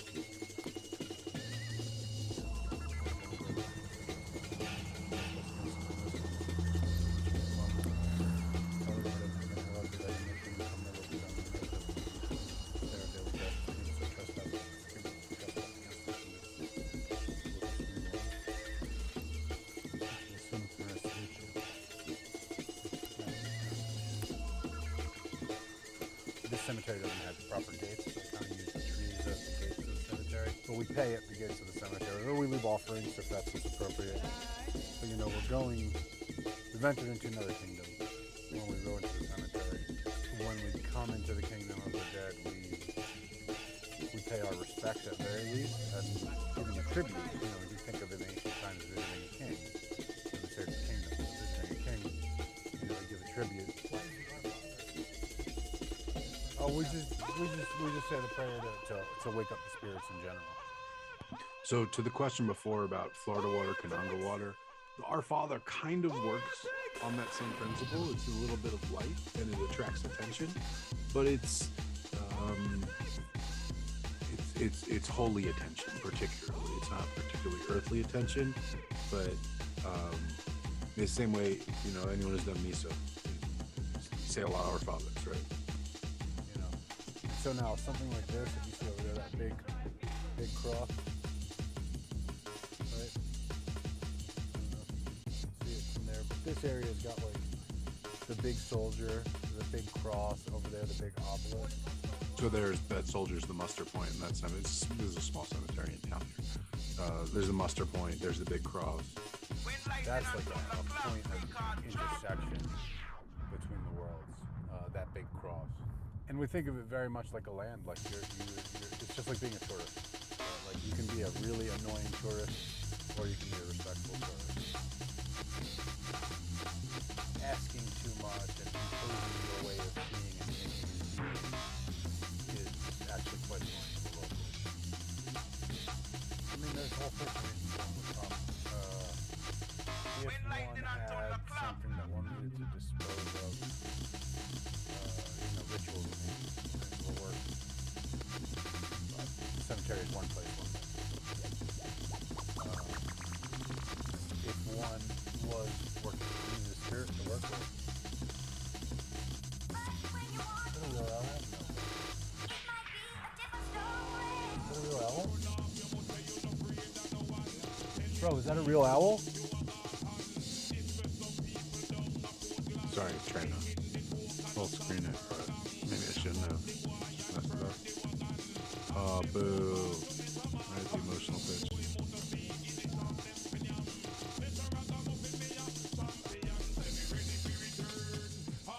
It is. It's turn.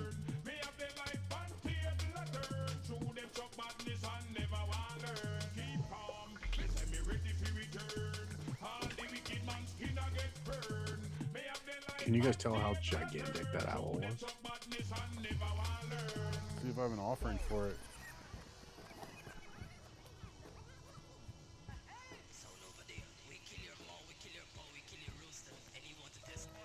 Let's see.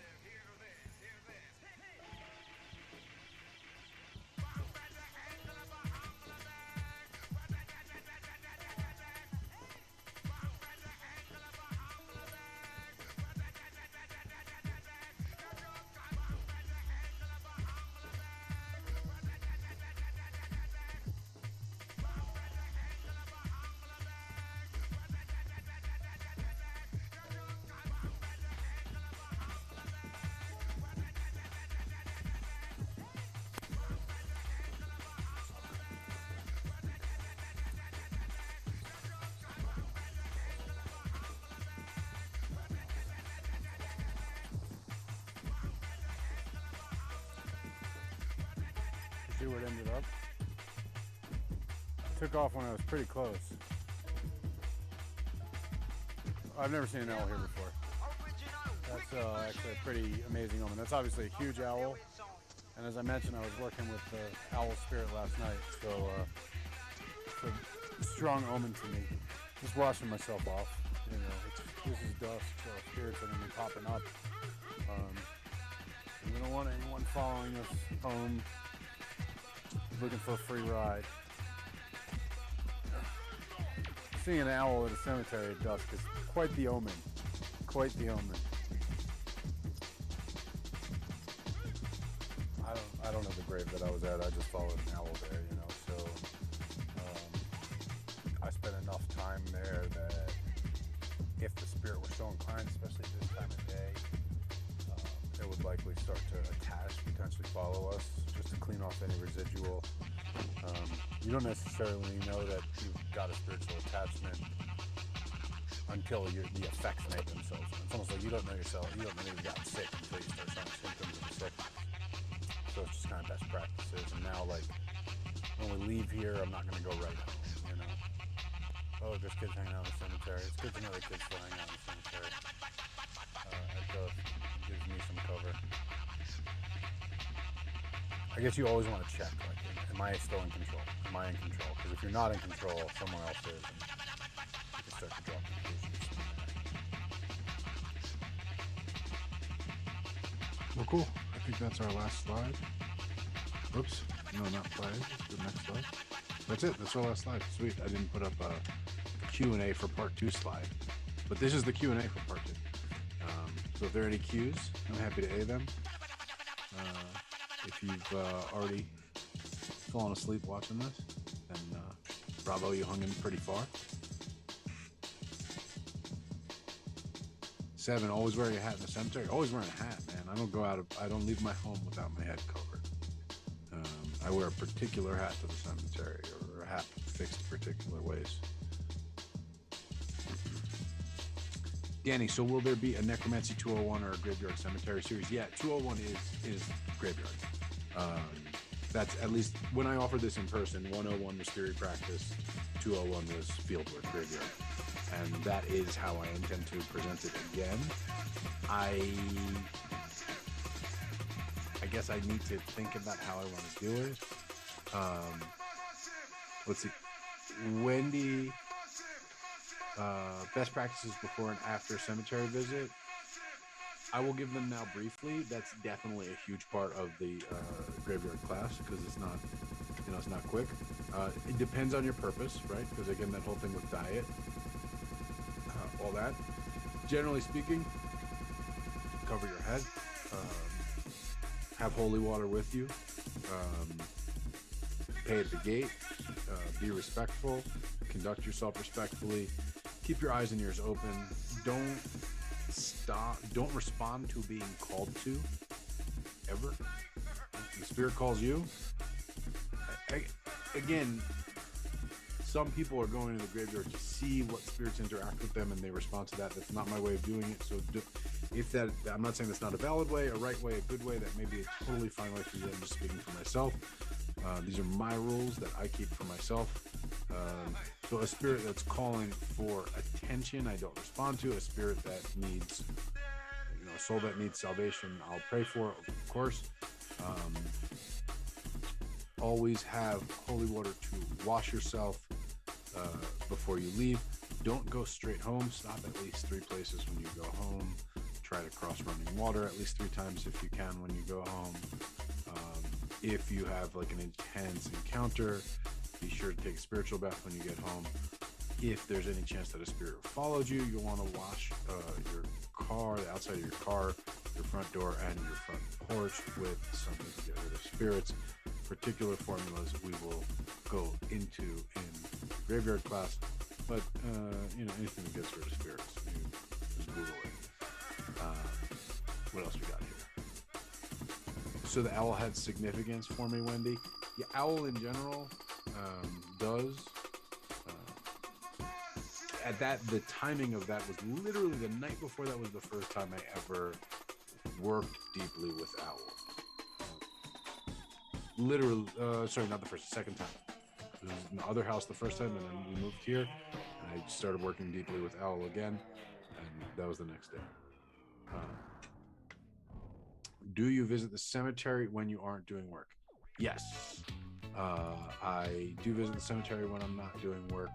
I don't have that much time these days, unfortunately. It is like the place I like to hang out. That's where my friends are. It is not loud like people loud. It's not loud like the living loud. It's a different kind of more comforting activity to me. But I do go on my birthday every year. It's kind of one of my birthday traditions. And I'll go periodically and just see. I like to take care of the place, take care of the souls, take care of. I went on my birthday one year. There's all these downed trees. The storm had knocked these trees down, and the branches were all going in the graves and stuff. And it was just like, okay, like it shocked me. It was like walking into a city and seeing just buildings exploded, and shrapnel and people and shit. It like really shocked me. So I spent most of the day, that part of the day, just tending to that, cleaning up the graves. And I received a gift, often will receive a gift from the cemetery if you clean up and attend and things like that.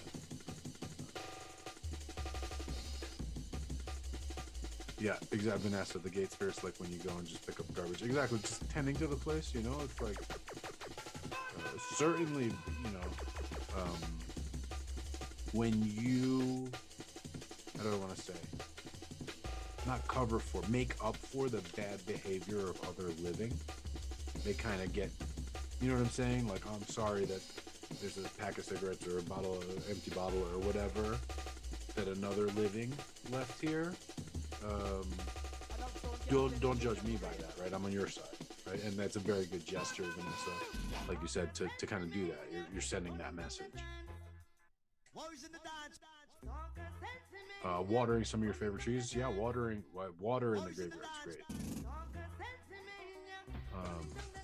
Water everything in the graveyard's great. Cemetery. And you can leave offerings. You can do all kinds of stuff. And we'll look at more of that in the graveyard class, of course. But I don't want to even go too far down the graveyard rabbit hole, because of course we can do a whole class about that, because I certainly intend to.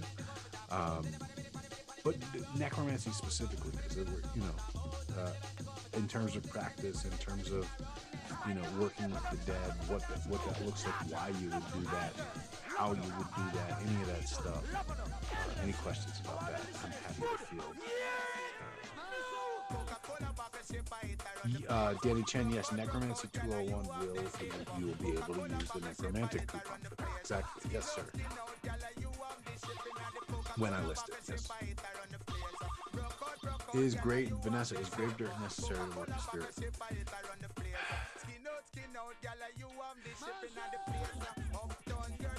To work them in such a way that you have command or authority, you need a material touch point. It does not need to be grave dirt, but it can't be purely psycho-emotional. You need a physical touch point, because that's how you get leverage on them, but they can't.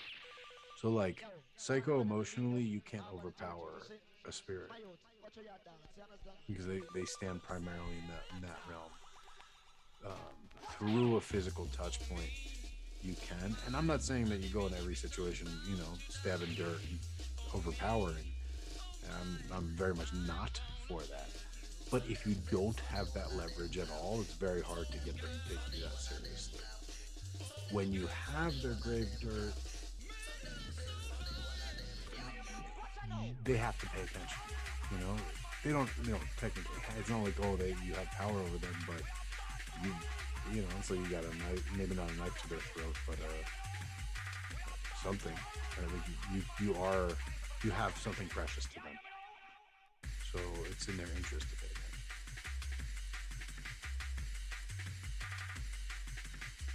So is it necessary to work with the spirit?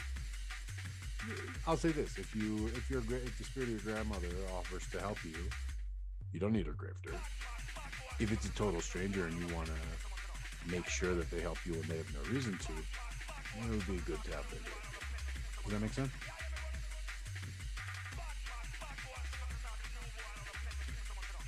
7 thoughts about having a small bowl of Florida water on an ancestor altar. Totally fine. Or a lot of people just do the open bottle. Just open the bottle, leave the bottle sitting with the top off on the ancestor altar. The bowl's fine. It just evaporates fast. And if you have enough Florida water to keep it full, fine. But yeah, a lot of people just open the bottle. Or like if it's one that like, I think maybe it's just Siete Machos, but some of them have like a restrictor lid in there, so it doesn't all like spill out. It like splashes out. If you open the bottle, you pull that like little plastic restrictor lid out, so it's wide open, so the smell really comes out.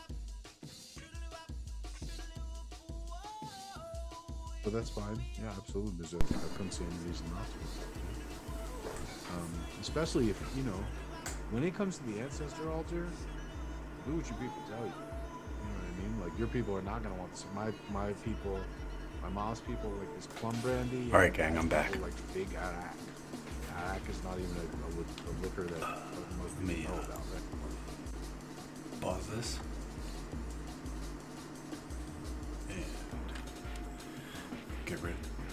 Get rid of the overlay. Here I am. Some of you guys are really holding steady with me tonight. And you guys are the real heroes. All right. So I think, Groovy Melissa, you might be next. Someone let me know. Someone let me know. I'm feeling very good, you guys. Feeling very good.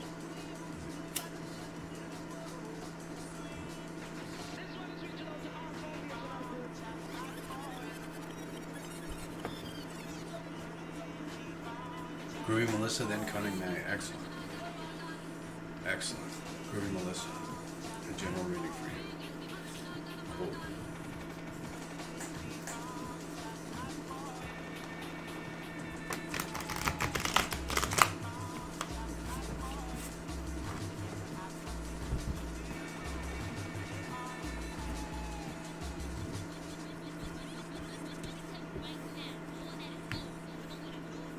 Feel a little bit like an alien right now, you guys, which is great. Oh, I think I gotta turn the music down too. I think I turned it up. Let me check. May not have.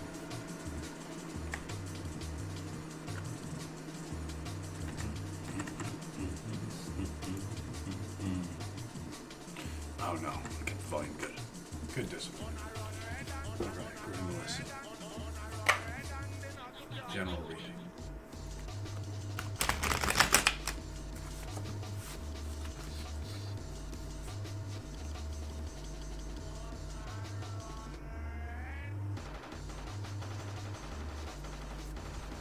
Let's see what we got here.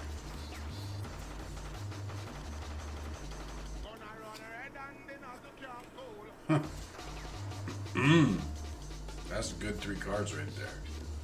That's a good 3 cards. So this is good because if I'm going to meet you next week, I don't want to give you bad news and then meet you next week. So the good news is, coming from the Queen of Cups, moving to strength by way of the sun. So the Queen of Cups here is talking about, well, so this in general is talking about the fulfillment of a process. Almost you're receiving a reward for patience and understanding, sympathy, compassion. Compassion is the word I'm looking for. A reward for compassion, right? The opening of yourself, both to receive and to pour out. This process finally culminating to amount to something.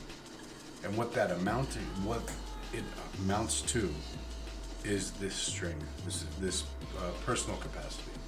So we've seen the Queen of Cups before tonight. We've seen the Strength card. We haven't seen the Sun card yet in 6 hours and 45 minutes. Pretty telling. The Sun is the card of fulfillment, right? The Sun is the card of not completion, but fulfillment, of shining, of glory, right? Of being recognized. It's associated with the sign of Leo. So, and then what's interesting is the strength card is also associated with Leo. So, this capacity coming, almost being born from you, not coming out of you, but being born from you. And being born from you, the process you've engaged in. The faculty that it's talking about is, we'll say, the ability to carry and hold respect, self-respect for yourself, for your word, for your action, both internally and commanding it from other people, right? I'm getting the phrase integrity of purpose, right? Like that you, through this authenticity, right? Through being true to yourself and being open to others and finding where those two, she's the Queen of Cups here, right? The cups talk about water. And water, the thing about water is when we pour it back and forth between two vessels or pour it into the same vessel or interact in any way, we can't keep track of which water belonged in which cup. It mixes, right? Through this mixing and through the mixing you've been going through, I'm going to say for the past, look at the world. We're going to say past 2 years just because that's really been a benchmark for all of us. But I'm going to say specifically past 9 months for you, that this is going to come, this is, right? This is at a point now. I'm seeing the sun here, right? We're moving now into this period where almost like emerging from a chrysalis, right? A metamorphosis, a more, let's say, mature form of your being coming out. And there's more stability and there's more, confidence is a word, but it doesn't describe all of it. Assuredness is a more complete way of saying it. And so this is not only something for you to look forward to, but this is something for you to seize and to engage completely as it's coming forth, and to trust, right? Like as you see signs of it, and as you're starting to say, like, is this really happening? Yes, it is. And to do completely, right? To, again, that idea of authenticity, right? Like the true expression of self. Again, this is all very positive. Again, the first time we're seeing the sun tonight, and pun intended, I guess. No pun intended. But yeah, good news, Melissa. Good news. Groovy indeed. Groovy indeed. I hope that made sense. I'm definitely feeling the mushrooms now. Let me know if that made sense or did not make sense. I'm actually going to leave the cards out here in case it didn't and I have to explain this better. We'll leave them out for now. You let me know. And if that is Groovy Melissa, then excellent. Sounds like message received.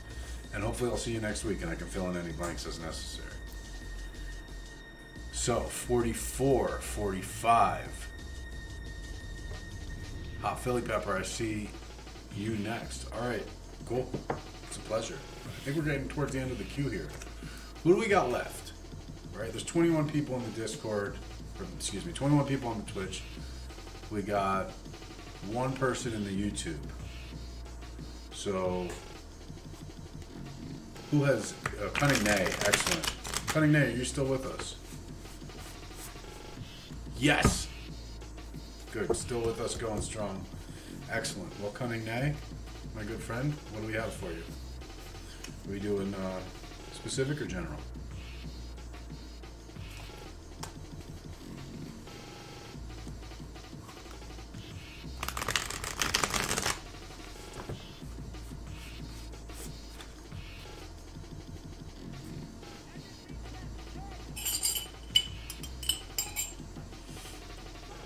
Cheers. Another one.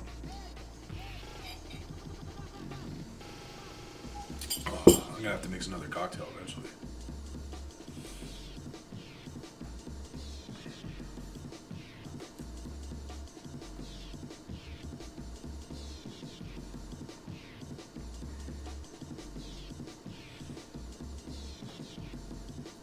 So, Cunning Nay, I do see your question. Just a mushroom update on you 22 brave and intrepid souls who hung with me this whole time. I got 2 of these left in my mushroom queue. I got plenty left to come. If you guys continue to, you know how it works. Let's see. Get the calculator out. So we are $220 away from another one coming on the queue here, which, you know, I'm good either way.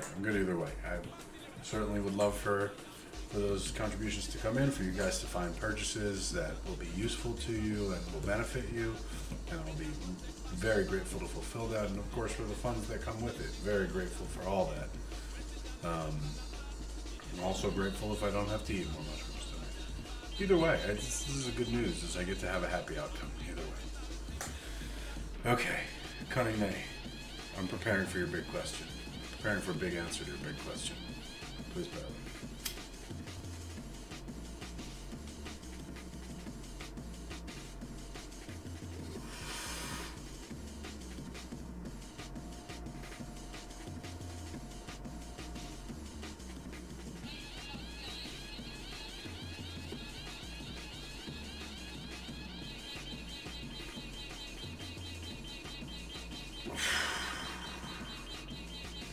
Those of you who used to do the breathing meditation with us in the mornings, you can see the practical application here. It's important to have a good breath control.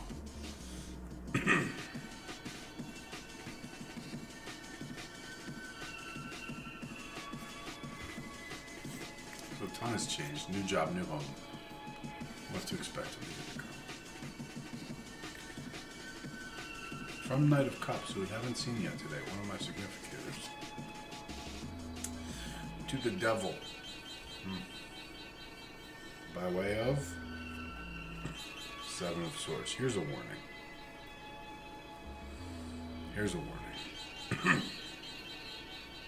Let's see the good side of this. Show me the bad side first, so the warning will come. But it's always just a side of something. Here.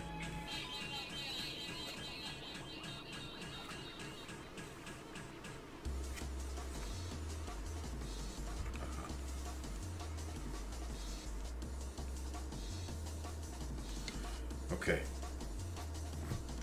Big changes, big new life, big new possibilities.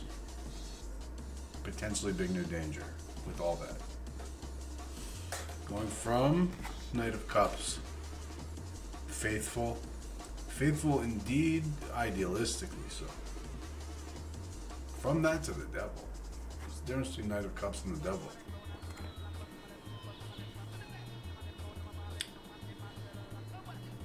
The Knight of Cups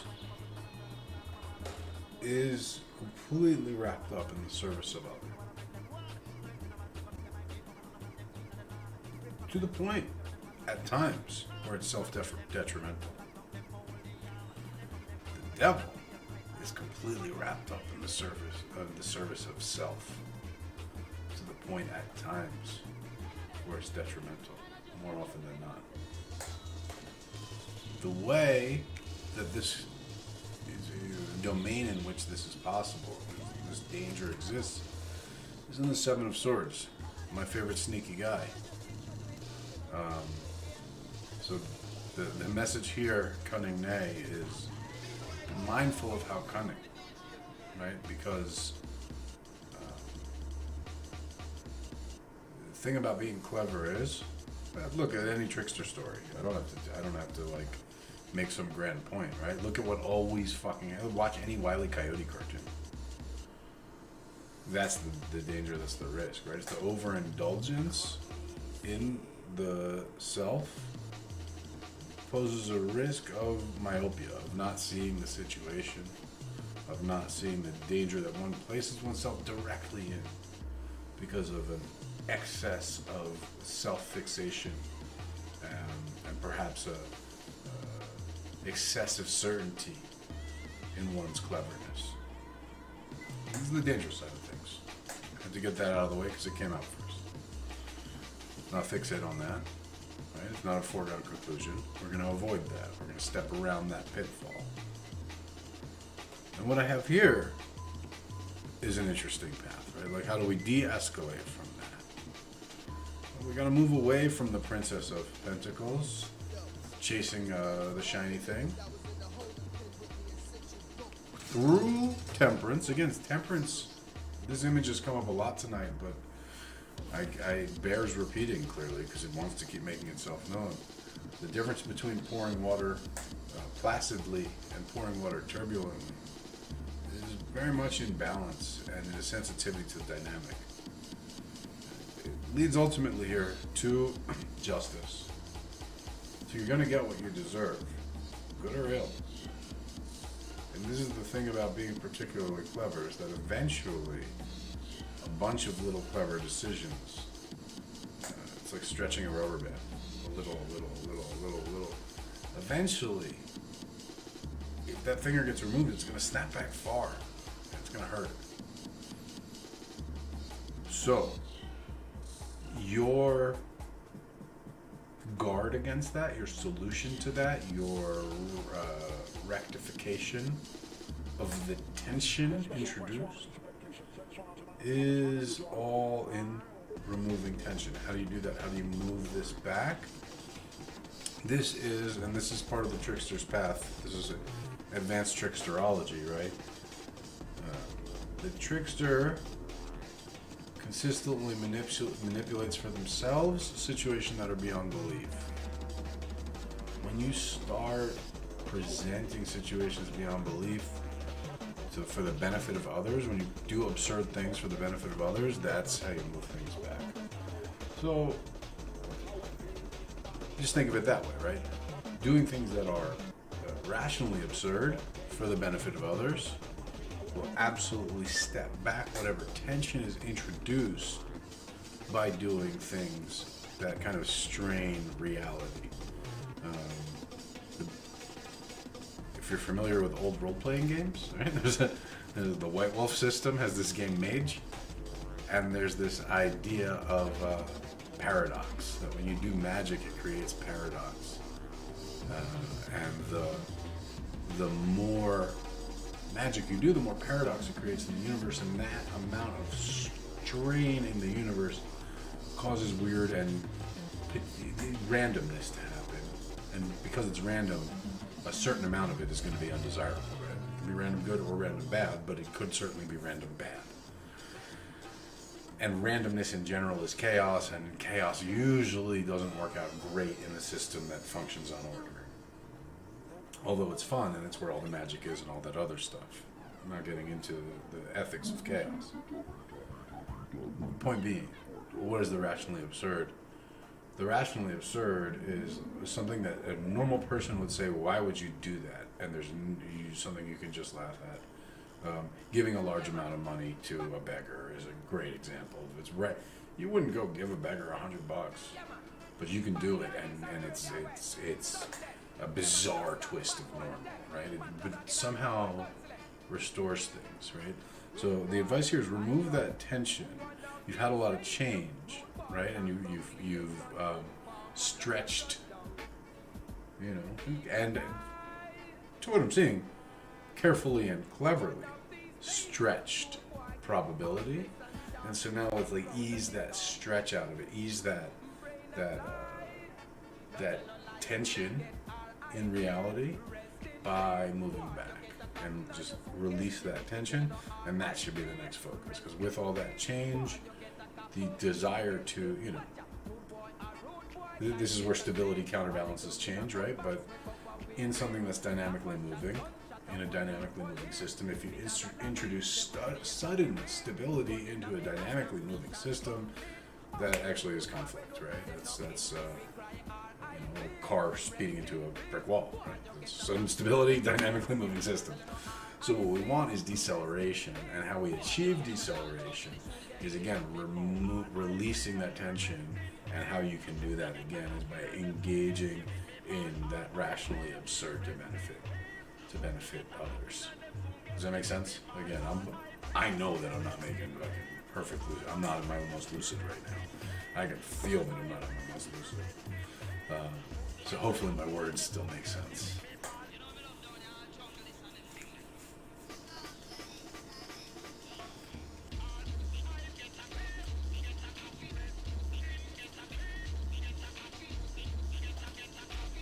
Well, there you go. Cool. Absolutely. Good. I'm in an especially trickstery state right now. Everything about what's going on right now is the height of it. So that message is delivered with all authenticity in that realm. Okay. So next up, hot Philly pepper. Come on. You've been waiting. I've been waiting. Let's do this. This is a long time coming. And I know you said it was a silly trifle of a reading, paraphrasing, but shit, we made it. Let's do it.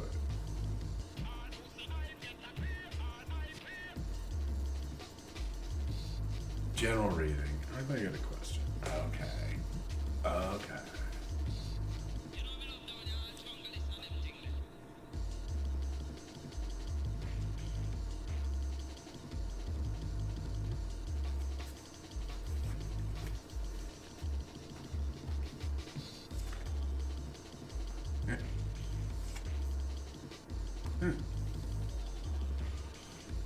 Okay. I said this to someone else who had gotten a custom formula. That basically, the cards mean that your custom formula works. The cards mean that Princess of Cups moving to Eight of Cups by way of King of Pentacles. In your case specifically, to me, I'm seeing this as a confirmation of the message I was hoping I would see again. What was formulated into your custom blend.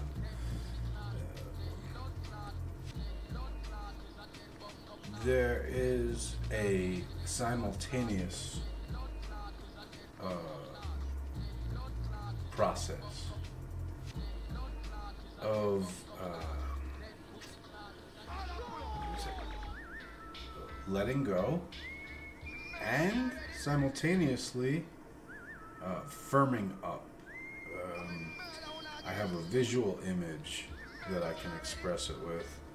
Let me try to put the visual image into words. This is actually getting challenging now. It's like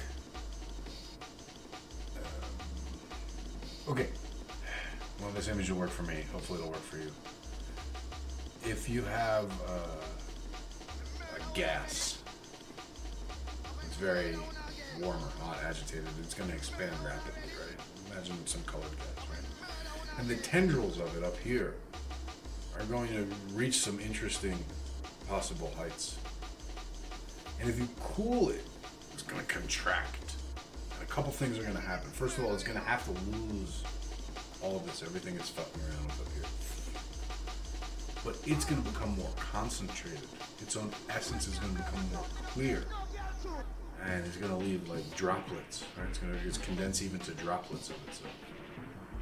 Right. And this process makes it more clear to itself, more integrated with itself, and more true to itself, a more concentrated expression of itself. Right?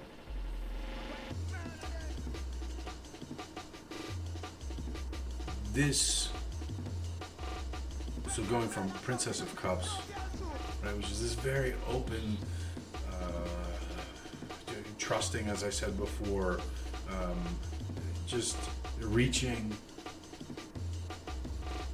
to Eight of Cups, which is actually leaving something that was incomplete and leaving something that wasn't a perfect fit and wasn't going to get complete anyway, to try something that is undetermined, but is new and is not, and is completable as far as we can tell, by way of the King of Pentacles, right? The master of the material.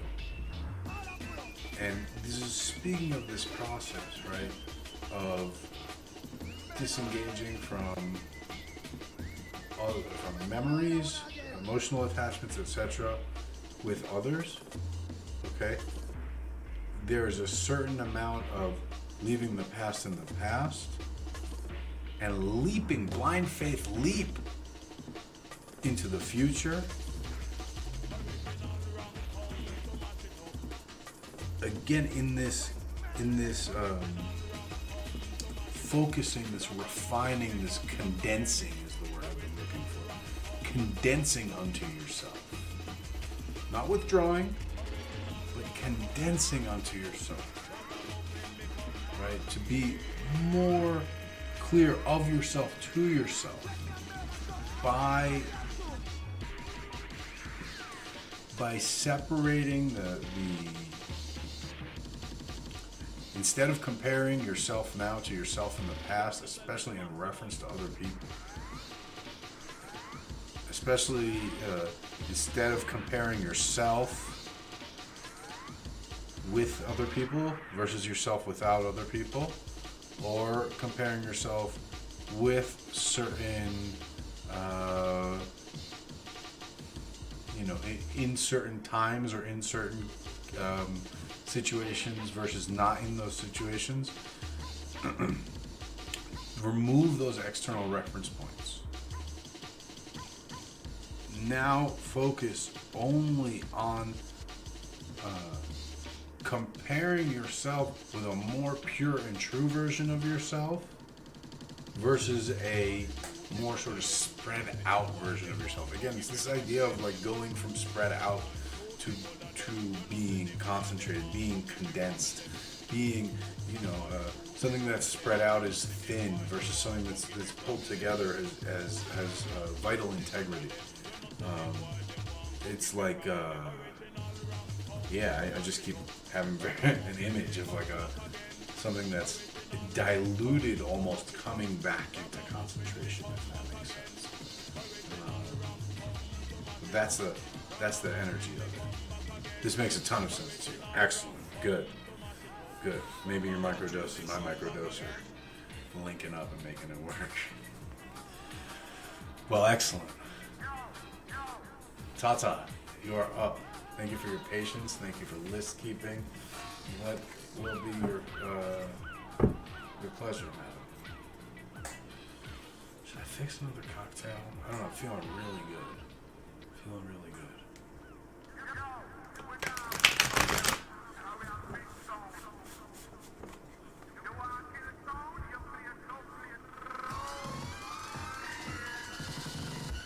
Generally.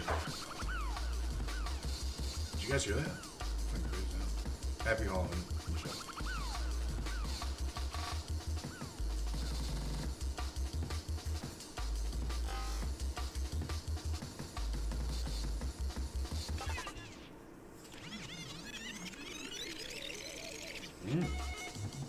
Okay. The general reading for you, Tata, is good. Generally, it's good. The end. No. Moving from Three of Cups, which is a party, but it's also very much emotional communion, emotional interaction, positive emotional interaction with people, family, community, friends. Moving from this to the Empress. Actually, a little more peace and quiet. The Empress doesn't really get bothered. The Empress is by herself. The Empress is the mother who does not have to actively mother. The Empress is like a mother of grown children type thing. That's very much the Empress. There's a calming down coming, and the calming down is by way of the Knight of Pentacles. A calming down and an elevation of stature. Maybe we'll say a bit of peace and dignity. Peace and dignity coming. By way of Knight of Pentacles. Knight of Pentacles is slow, methodical, material progress. This is just handling the responsibilities in a timely fashion, a regular fashion.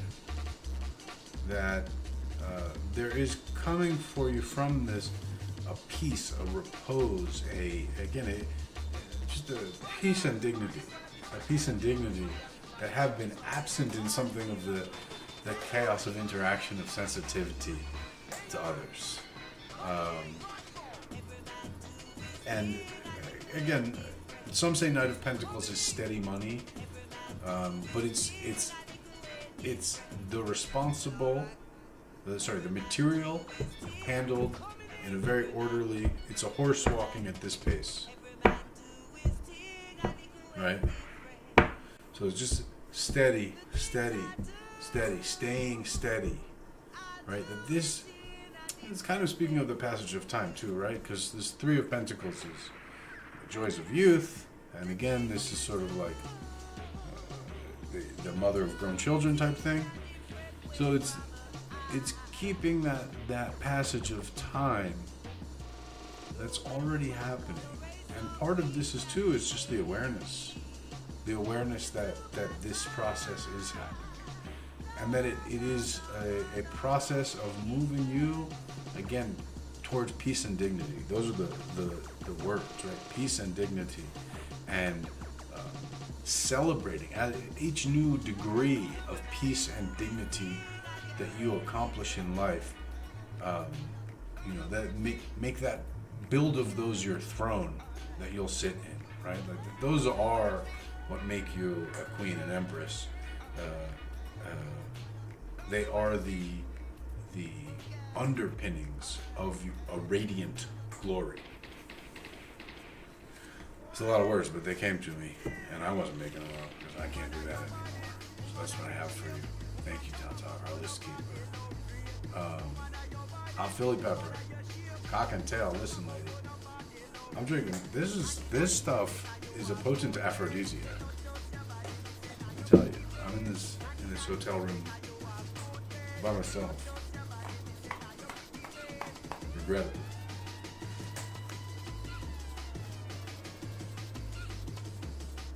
Who we got next?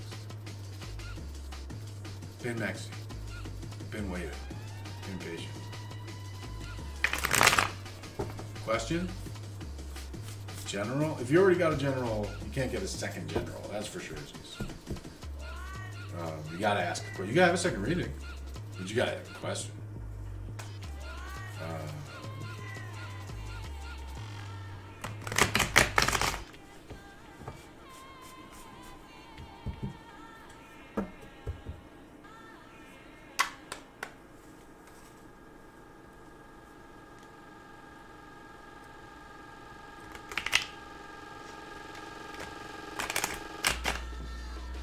I'm having a hard time shuffling cards now, team.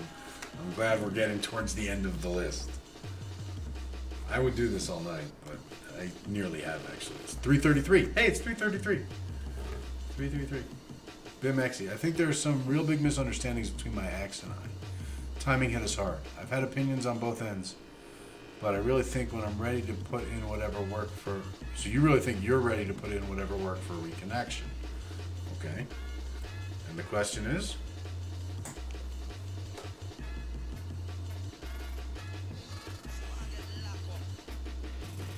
I think I can anticipate the question, but I'm going to let you ask it.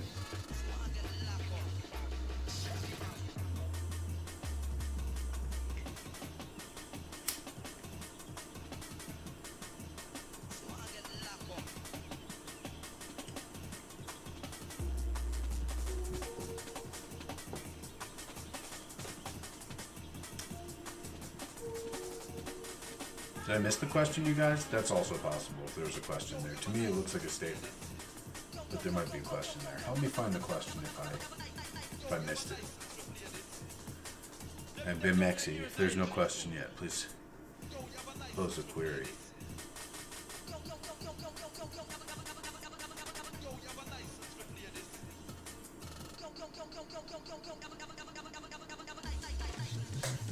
In the meantime, I'll do a little housekeeping back here. Just make sure I don't eat more mushrooms.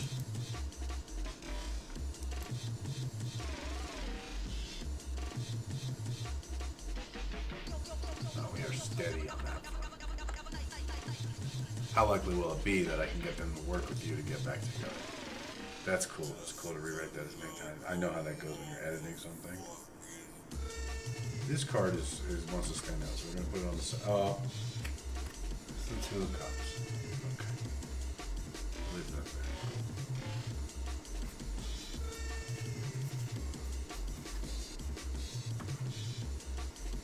Three of Swords, Heartbreak. The Eight of Cups. The Death card. I'm going to have to unfortunately tell you that it is time to let that relationship go.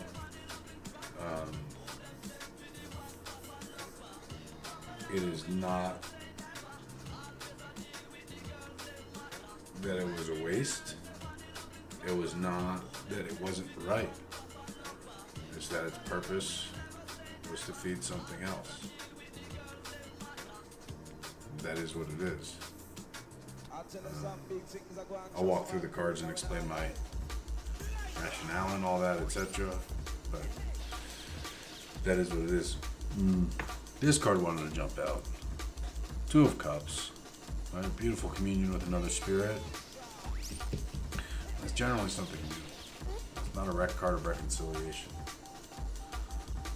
So, that's out there. As far as the reading, where you're coming, where you're going to, or where you're coming from, where you're going to, how you get there. Where you're coming from is heartbreak. Three of Swords. Where you're going to is this guy, Eight of Cups. Right? Leaping into the unknown. That came up in the last reading too, I think. How you get there? La Santa, death.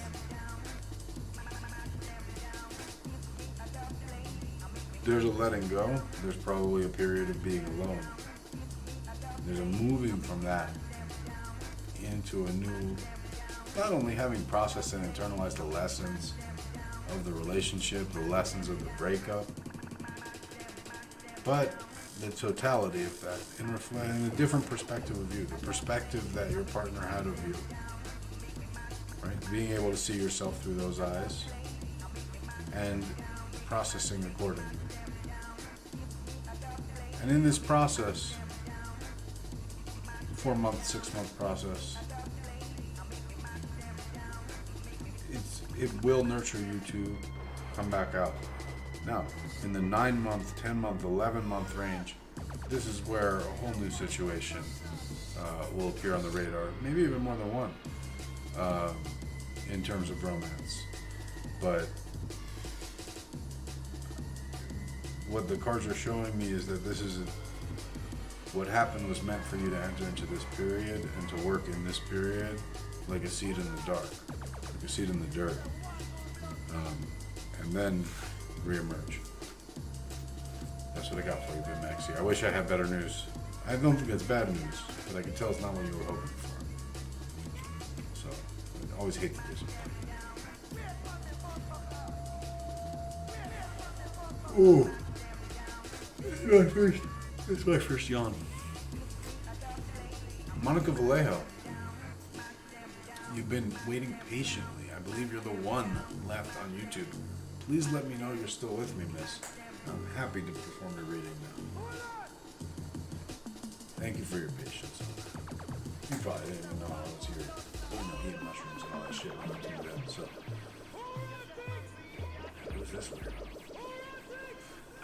There's some amount of people did not just tuned into the stream and ended up with some dude in a hotel room. Maybe they don't know it's a hotel room with bones and snakes and all this, reading tarot cards. They probably don't even think this stuff's real. That's the crazy thing to me. Like, oh, he has silly fake bones. Like, nope. It's all real. It keeps it real around here. Yep. All right, so Monica Vallejo, you're up if you are available. And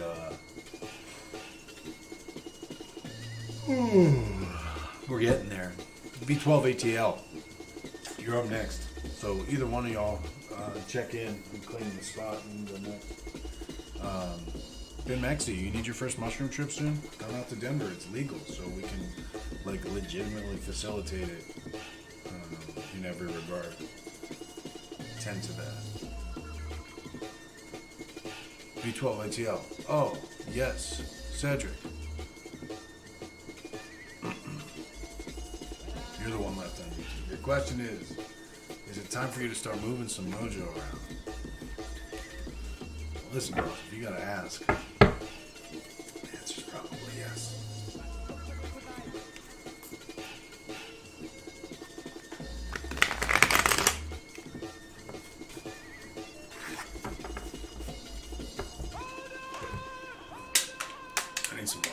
throat suddenly got dry because of the profundity of Cedric's question.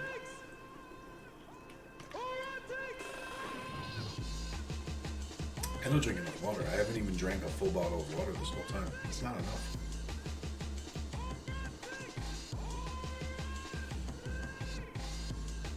I should have had a few of these already.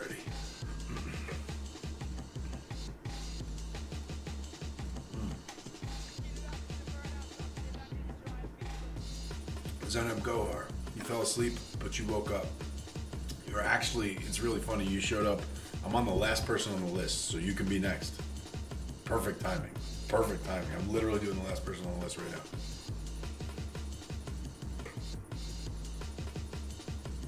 now. Esmeralda, you're after Zenab. That's what number we're on. Because I'm not keeping the list, and I can't, so there we go. Alright. Cedric, my man, is it time for you to start throwing some mojo around?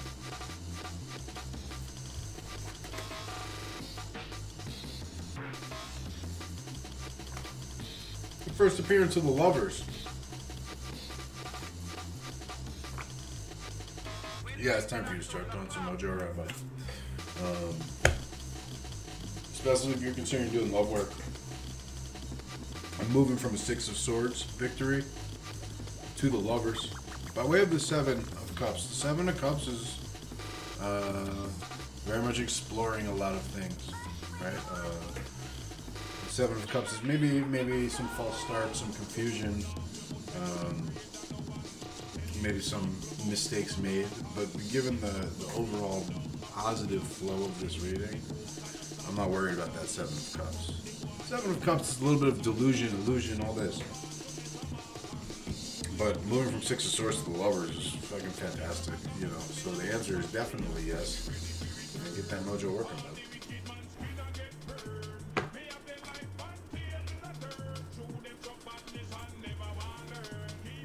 Okay, so next is Zeneb Gohar, then Esmeralda.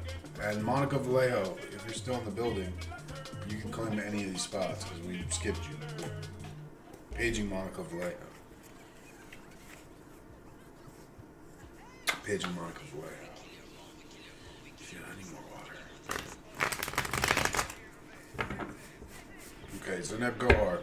You had a very specific question before. I can't remember what it was. I need you to ask it again, please. Does Usman want to reconcile with you?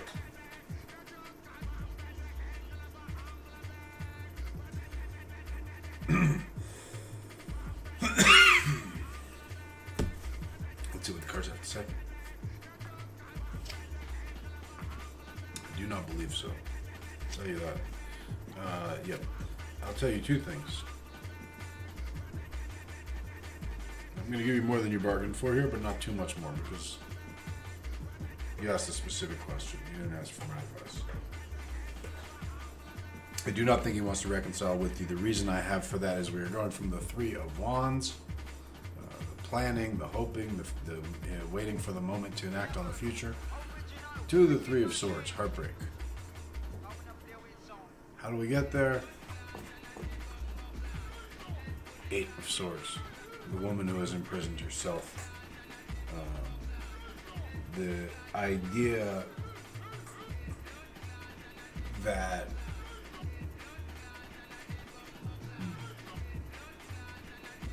without getting too far and going into the whole thing, when it's quite late in the evening here, pretty much morning.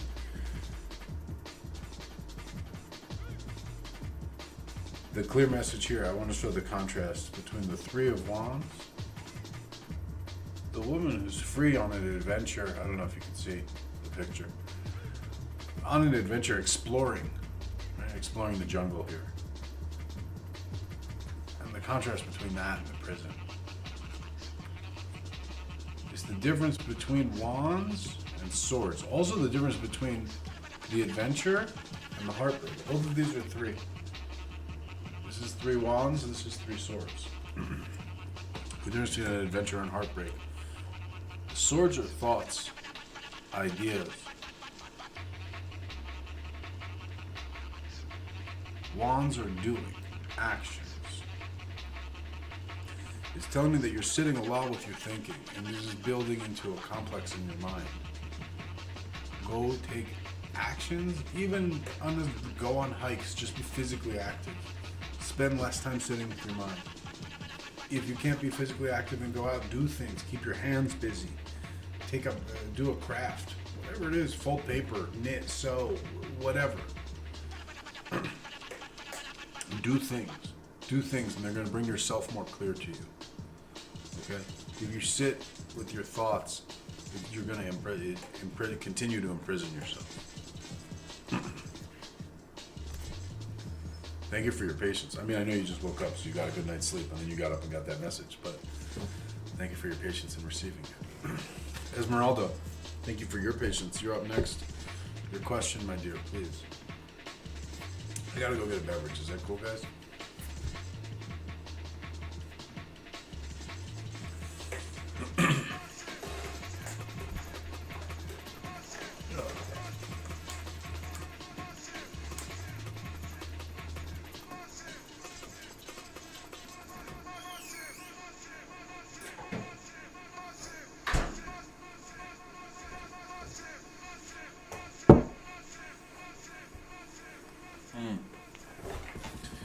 General reading with Esmeralda. Sounds good. Now, if you guys are up and partying, by the way, I'm going to make myself another cocktail. Everyone's going to sign off and go to bed. I'm still going to make myself another cocktail. So, it is what it is.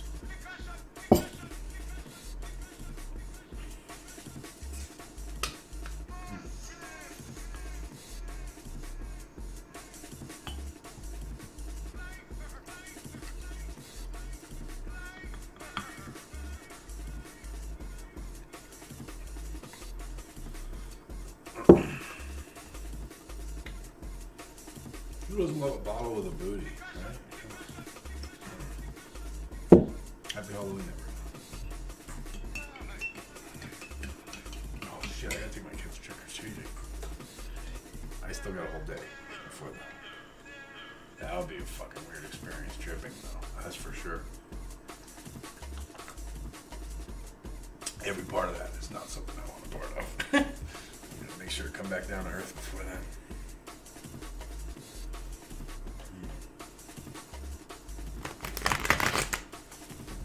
General rating for Esmeralda.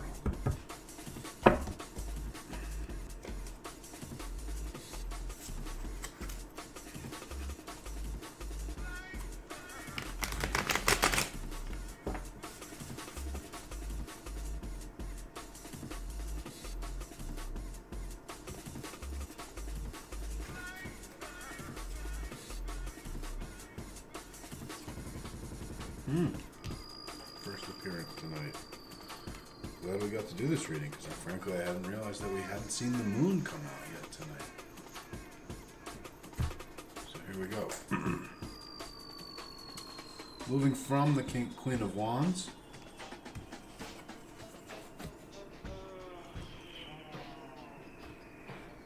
Moving to the moon. By way of Two of Swords.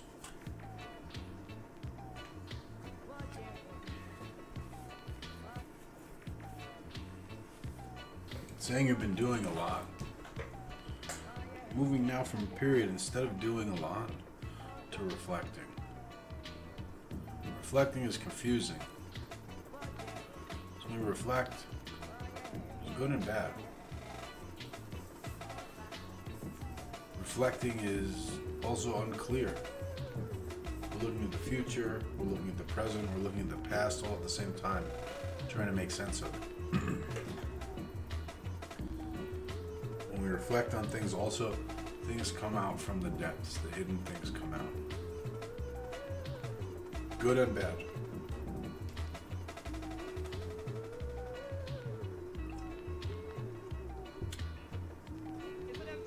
Moving from this state of active doing to reflecting, again by way of Two of Swords.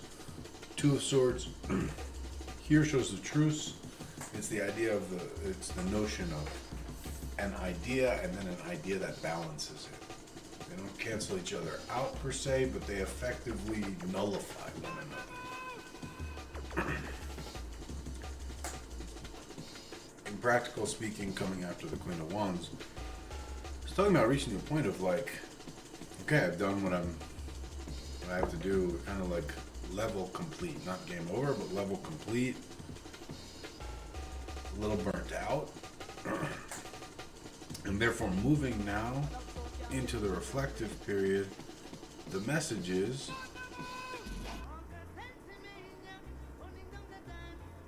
when you reflect, when you enter into this new period, things automatically are going to be less clear, less certain. And that's strange because the whole period of acting, the whole period that got you here was a period of certainty, of clarity, of all these things. But all of a sudden things are going to become less clear.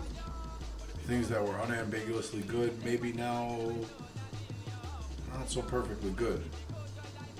Not that it's bad, but it's not perfect. Right? Things that were ideal in reflection, not as ideal. With everything in life, right? That's the process of reflecting. We see the nuance, the texture, the subtlety, the contrast.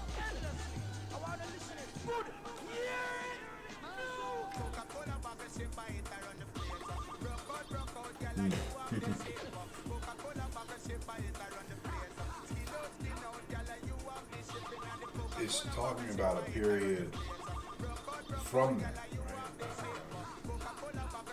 Man, I'm really reaching the point where words are hard and I'm seeing visuals that I can't even draw or depict for you guys.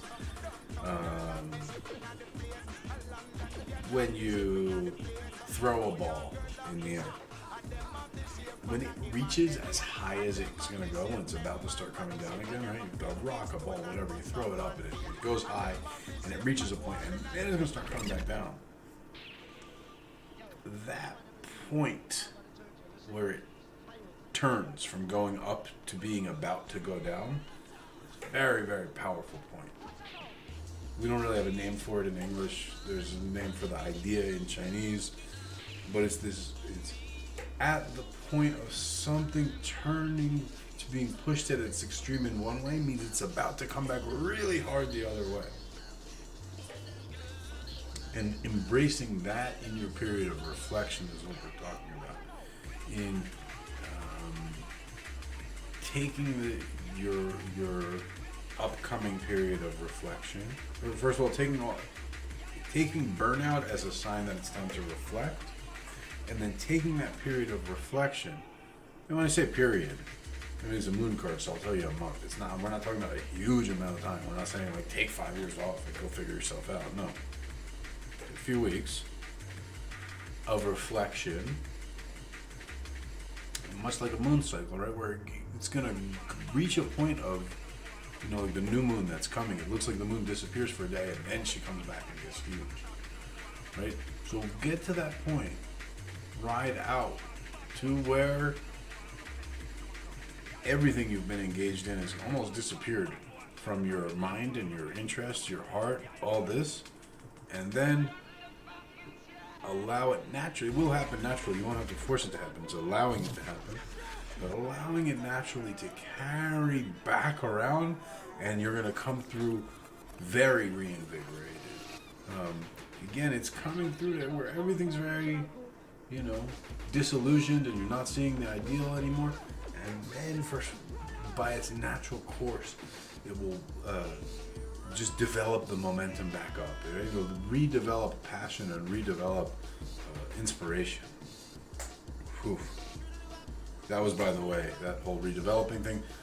The Wheel of Fortune, the Seven of Pentacles, the Eight of Wands is the kind of where I'm getting that from. Okay, gang. I've completed the list as far as I'm aware. My ears are ringing a crazy amount. These spirits are chattering. I still got a cocktail. I still got to eat these 2 mushroom capsules. But if everyone has had their cards read tonight to their satisfaction, then I'm going to put these cards away and wrap the snake back around. Going once, going twice. I'll give it a couple minutes before I close the session. And I'm gonna hang. I gotta go. Peace and dignity, Tata, exactly.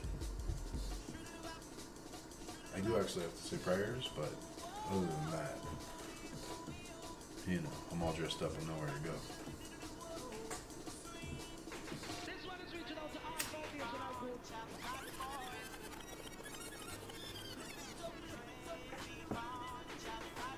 Four o'clock is a fucking terrible time.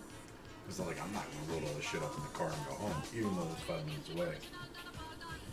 I will go to sleep, but it's not gonna be a very restful sleep. I'm not gonna be able to sleep that long. It's cool. I'm in it to win it, though. Thank you all.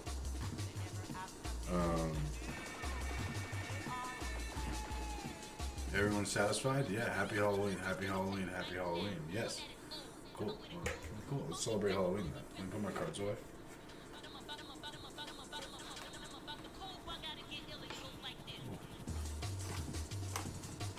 There's 12 of you and 1 of me. That makes 13 of us. That's pretty cool. Also, 7 hours and 37 minutes. That's pretty much a full day shift of reading. God bless you all. Especially because some of you sat through that whole thing. 8 hours to me is a good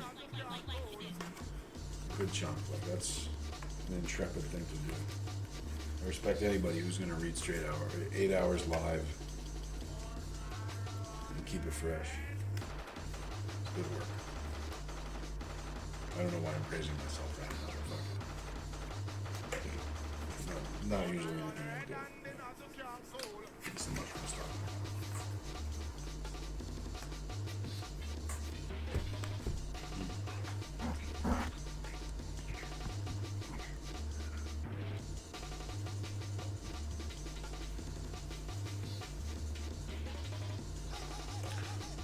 Tata says, any idea what to do with solstice moon larvae?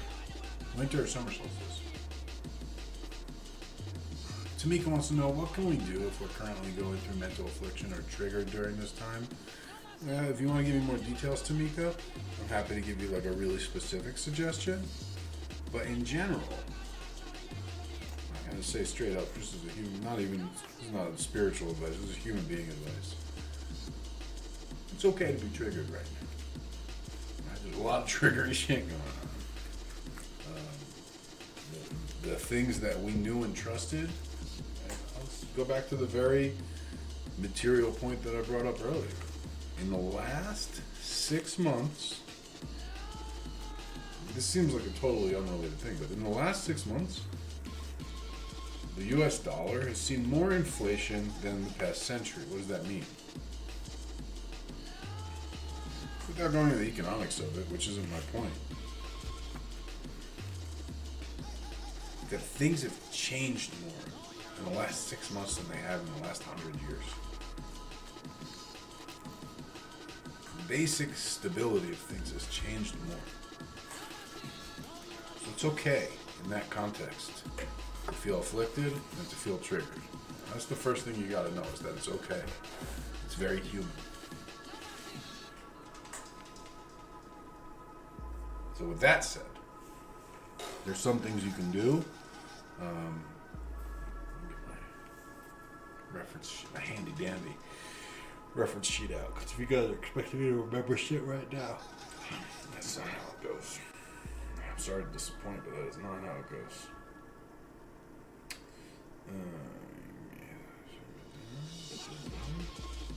Bear with me. I'm getting the proper song for you.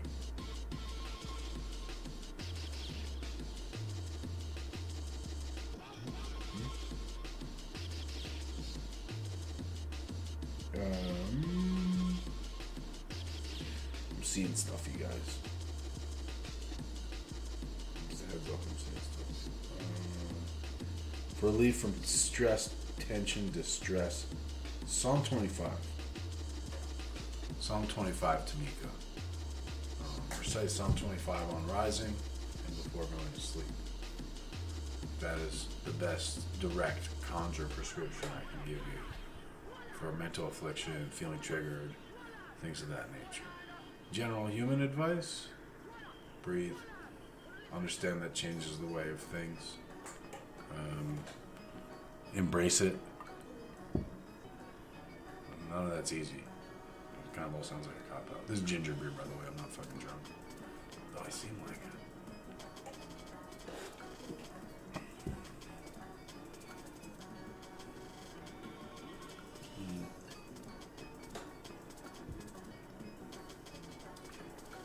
Sometimes I think I've done the weirdest stuff in hotels that anyone's ever done in hotels.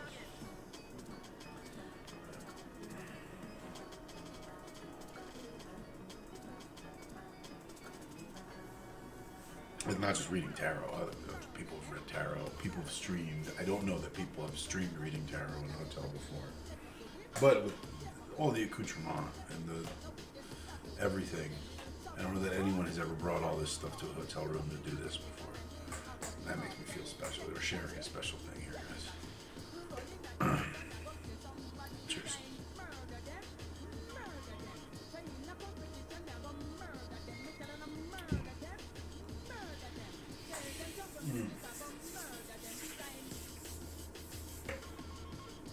Well, I guess everybody fell asleep.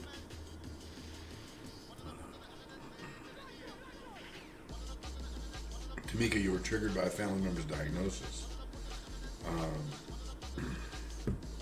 Well, I guess what you mean by triggered either. Like, if receiving news upsetting news upset you, it's kind of normal, you know? There's no reason to be alarmed. You can grieve without being alarmed.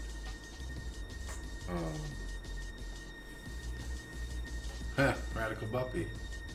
Good morning. I'm about to call it a night soon, but I'm just drinking. We're done. The cards are away.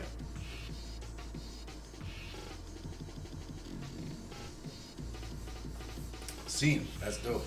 I'm glad you got a chance to reflect. I just found out this chair reclines. So this is cool for me. Good morning, team.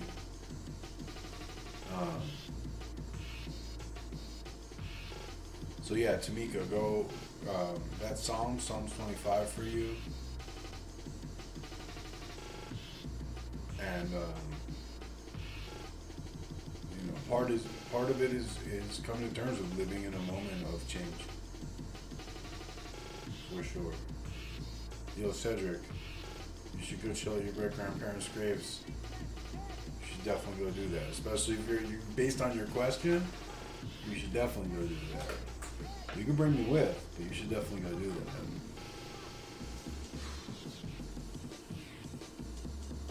I have just the right mix of substances going on right now. I assure you. I regret that I'm in this room alone. Good morning, East Coast. 6 a.m., you early risers.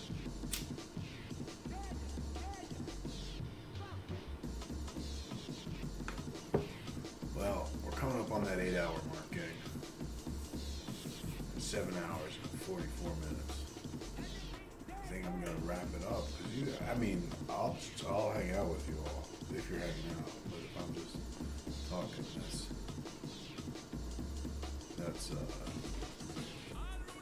I'm not going to be much entertainment now.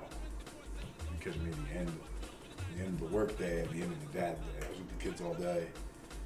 You know, when they went to bed, I packed up the studio and moved out here to the hotel. The hotel's going to start waking up soon. I should start going to sleep soon. Parting in such sweet sorrow. Parting is such sweet sorrow. I'm not going to be out here misquoting Shakespeare, but also at this time, I think it's forgivable. Well, gang, it's been another excellent Tarothon. Excellent stream. We have far exceeded my expectations. I hope we've met or exceeded all your expectations. And if that being said, we can make this a semi-regular thing.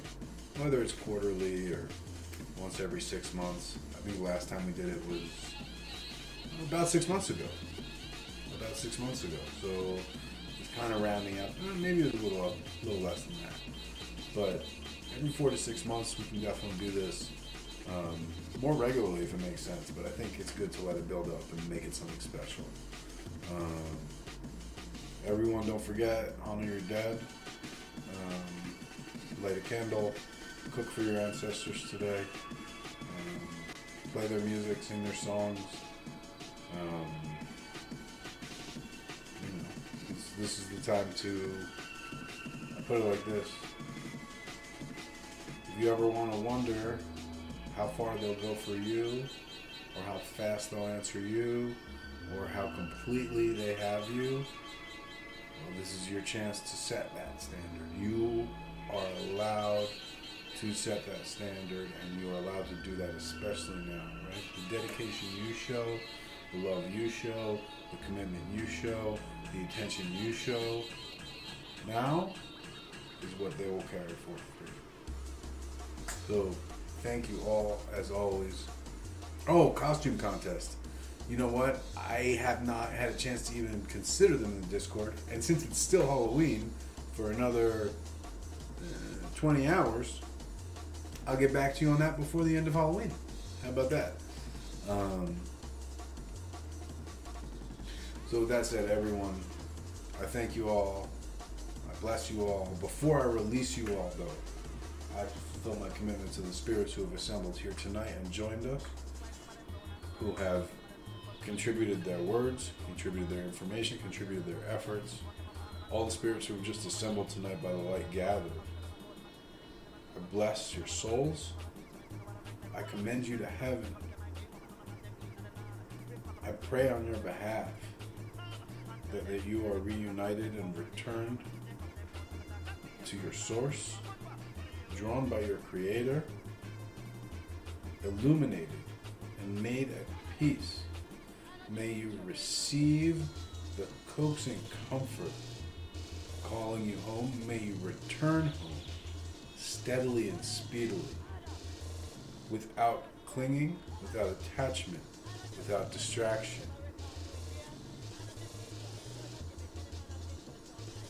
I bless you all and commend you to heaven. To everyone else who turned out tonight, thank you all, living and dead.